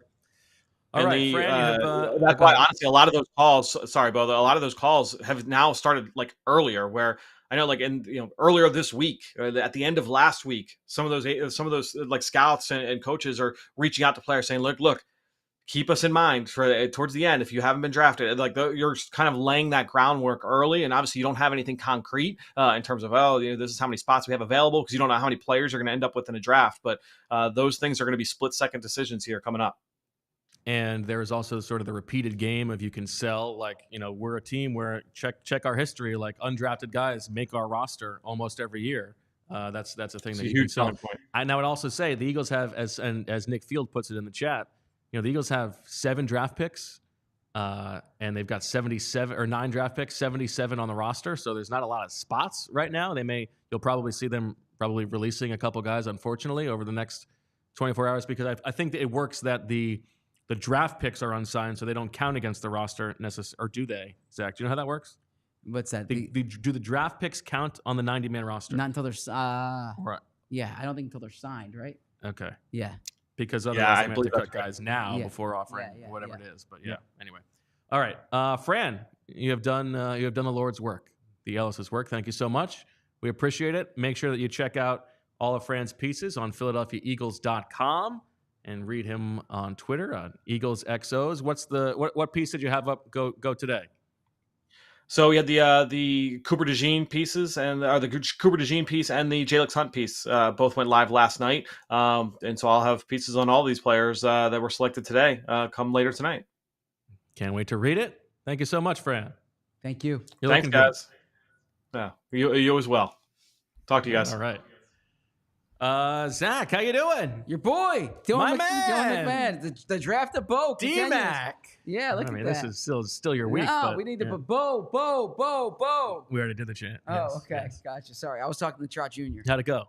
Nice guy. Yeah. Yeah? Did he talk about enjoying having been on the Anthony Gargano show last week? Did not ask him that, no. Come on. He's hoping A little 54 's self-referential. Hoping 54 is available. Okay. Never felt the pressure of being Jeremiah Trotter Jr.'s son. Pressure is a privilege. Pressure is a privilege. That's true. Wants to carry on. Wants to carry on the legacy. Grew up loving the Eagles, right? Understands Phillies in West Virginia right now, supporting his brother at the spring game. Nice. Yep. So look forward to getting a chance to speak to him and know him more. Would like to find out what Cooper DeJean said in his press conference today. Also missed the Jalyx Hunt video call. Zach, you have crushed it nonstop all weekend. You know what to talk about you have got to stop beating yourself up. You can't be in different places at I'm once. trying to learn about these guys. This is your job. Yeah. You're going to rewatch those press conferences. You'll be fine. You're going to have a lot of time to get to know them. Yeah. Okay. But no, this has been fun. Long, but fun. Eager to hear what Howie Roseman and Nick Sirianni have to say after this. And I think it was a good draft for the Eagles. Right? Well, let's run it down. Yeah. In the first round, Quinyon Mitchell. In the second round, a trade up for Cooper DeJean. In the third round, trade downs for Jalyx Hunt. In the fourth round, Clemson running back Will Shipley. In round 5, a troika. Texas A&M wide receiver return man Ania Smith. Clemson linebacker Jeremiah Trotter Jr. Michigan guard Trevor Keegan. And in the 6th round, Johnny Wilson, the big fella on the outside from Florida State, and the pick of the litter, baby. The thing that's going to take the Eagles over the top at pick 190 in the 6th round from NC State, D-Mac himself, the loyal reader of the defense, Dylan McMahon. Yeah. What are your takeaways? Well, I just want to make a reference here. Dylan McMahon, would you say pick 190? Yes. Jason Kelce was pick 191. For the Eagles. So this guy's going to be one better than Jason Kelce. You can bank on it. Something about. Yeah. Look, we've. It doesn't say actually. Usually, it says in the profile from Brugler whether how many siblings the guy has. It doesn't say that he's an only child. I don't know how many kids he has, but you can bet or siblings he has. You can bet that if he does have a brother, that brother will one day date the biggest star in the world. Ah, very nice. Okay. Yeah. You're referring to Taylor Swift, of course. I am. Okay. I've heard of her. My daughter likes her. Yeah. First 2 days went well for the, or I'm sorry, we've covered the first 2 days. So let's talk about today. I frankly think the best thing that happened today was getting a 3rd rounder, 4th rounder, and 5th rounder next year, without really exhausting, much draft cap. Like they didn't move back in a significant way and able to extract that capital next year. I think is a very positive sign, and I think that's going to be important. It doesn't seem important now. It'll seem important next spring. I give Howie Roseman credit for that. Look, we can quibble about some of these picks. I think they waited long for an offensive lineman. I've said that before. they took two guys who have good starting experience. You like that, right? You have guys who could. We talked about adding depth, right? I think in both Keegan and McMahon, these are quality depth guys. I still think they need more assurance on the outside. Or I'm curious what the post signing, I should say a tackle, what the signing is. I like Will Shipley more than you. I think in the receiver combination, the two guys, they have different types, right? I think Wilson is something they don't really have on the roster other than Devontae Parker and Joseph Ngata. So that stands out to me. I think that what's so funny? Who said I hope he's renting? I really like the Trotter Jr. pick. I feel bad. Pick too. I feel bad that I was putting out that information about the Eagles are kind of worried about the pressure. Although I do think the value was so good in the 5th round, they clearly didn't want to do it. Well, something that was part of their calculation. Yeah. It had to be on their radar. They had to talk it through. Yeah, but at that point, it made a lot of sense, and I think that could turn out to be the best pick today because pathway to playing time. And I've said this about linebacker. I care quite a bit about the instincts, and I don't care as much about the time speed at linebacker. If TJ Edwards is the comp, like Dane said, that's a really good outcome for the Eagles, right? So overall, I think it's a good draft.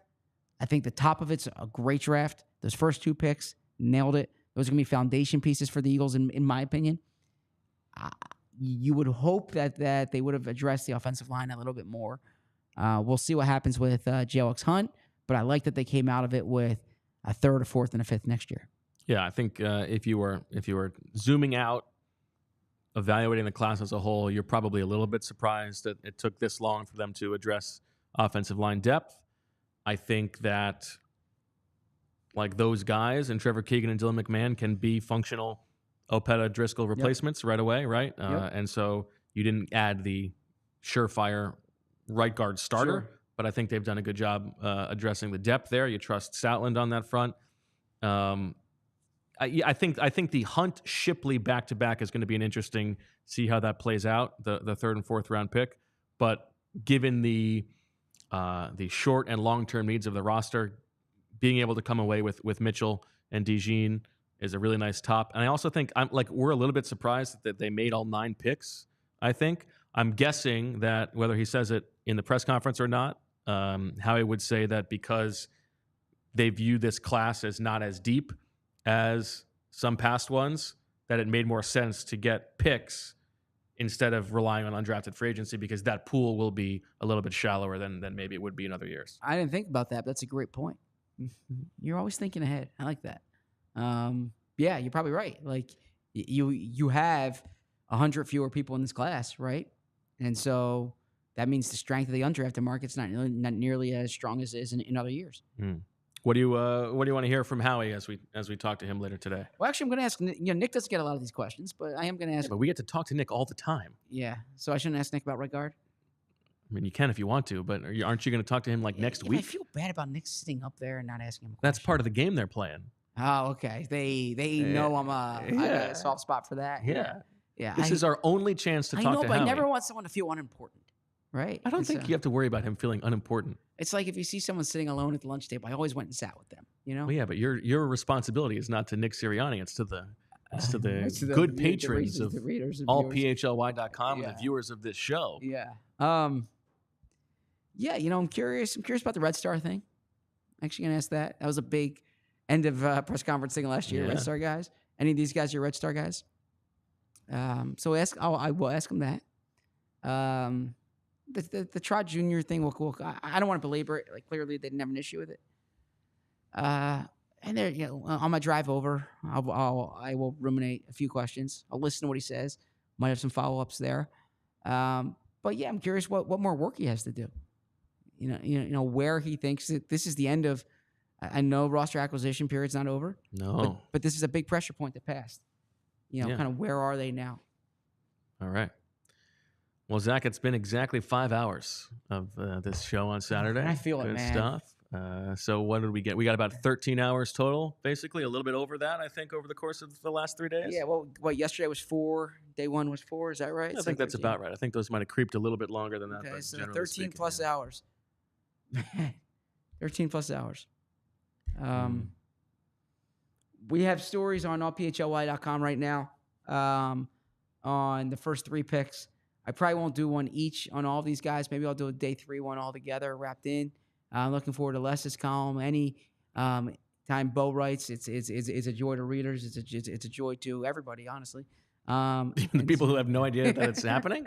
Everybody in the world. So that's the way. There's so much going on. As long as I write some nonsense. That's why I said you can go to allphly.com. I am so grateful for everyone who signed up. We have access to all the data. Everyone who signed up to be diehards. We are giving you your money's worth, or we're trying to give you your money's worth there. And I will just say that this, I feel like it's cracking it open. Few things to say. Suck one back with the boys. I have 2 things to say here. First off, Tyler, thank you. Everyone who's been working behind the scenes to make this possible this weekend. This is taking weeks and planning, months of planning. I'm grateful for everyone. Like Bo and I have been on the set here, but there's so many people who are a part of this. Julia, Brenna, Chris. Appreciate everyone. Vince, everyone at PHLY. Tyler. I said Tyler. That's the first thing I said here. But then I also want to say this, okay? We're 9 months into this endeavor, and We've finally given birth, yeah. I've said all along, like, yeah, April or March and April will be We're good. actually not 9 months, are we? We're 8 plus. We're going into 9 months. 9 months it will be May. We're 8 months in. We're not through 8 months yet. Right? We started on September 12th. Yeah. Right? So isn't this it won't maybe September, October, November. Mm-hmm. April is December. April is the 4th month, Okay, so that would yeah, be 8, okay. yeah. So we're not through 8 yet. Okay, we're not through 8. Okay. Yeah. Okay. So we're still a little premature. We got another month to cook that baby. Okay. All right. So let me just finish this. Because I was like, March, free agency, owners meetings will carry us. April, we will have no problem with April. And I was like, what's May and June and July going to look like? We're doing shows every day, my man. Nudity, baby. So, this is going to be fun here. And we'll be back in about 36 hours to recap the draft for you. But no, this has been awesome. It's great working with you on here, and excited for what's ahead. Thank you to ButcherBox for making this happen for us over the course of the weekend. Make sure you go to butcherbox.com/PHLY to get that free meat and $20 off. Thank you to Wicked Wolf for hooking us up as well. Miller Lite, our good friends. Here's to all of you. And as you said, yes, thank you to all the listeners and the viewers, Julia, Brenna, Tyler, and Chris. But I got to say, I know that you don't want this to be about you, Zach. No, it's not. It's but about, over it's the about course, ButcherBox, actually. ButcherBox but has made this over possible. the course of the past 3 days All right, and okay. all of Thank the you for months listening. Thank you for preceding, watching. listen, not only have you flexed your scoop muscles, breaking these picks, your antenna has been spot on about the Eagles' intentions on specific players and, big picture philosophy. You have brought the energy despite the sleep. You pounded on the table for your guys yesterday was, I think, the best piece of content that we had. That was fantastic. Is that true? You have been a star. We love you. Thank you. And I think there's no other way for us to end this than with one final, everybody in the chat, get it going. Tyler, join in. Oh, man. Zach.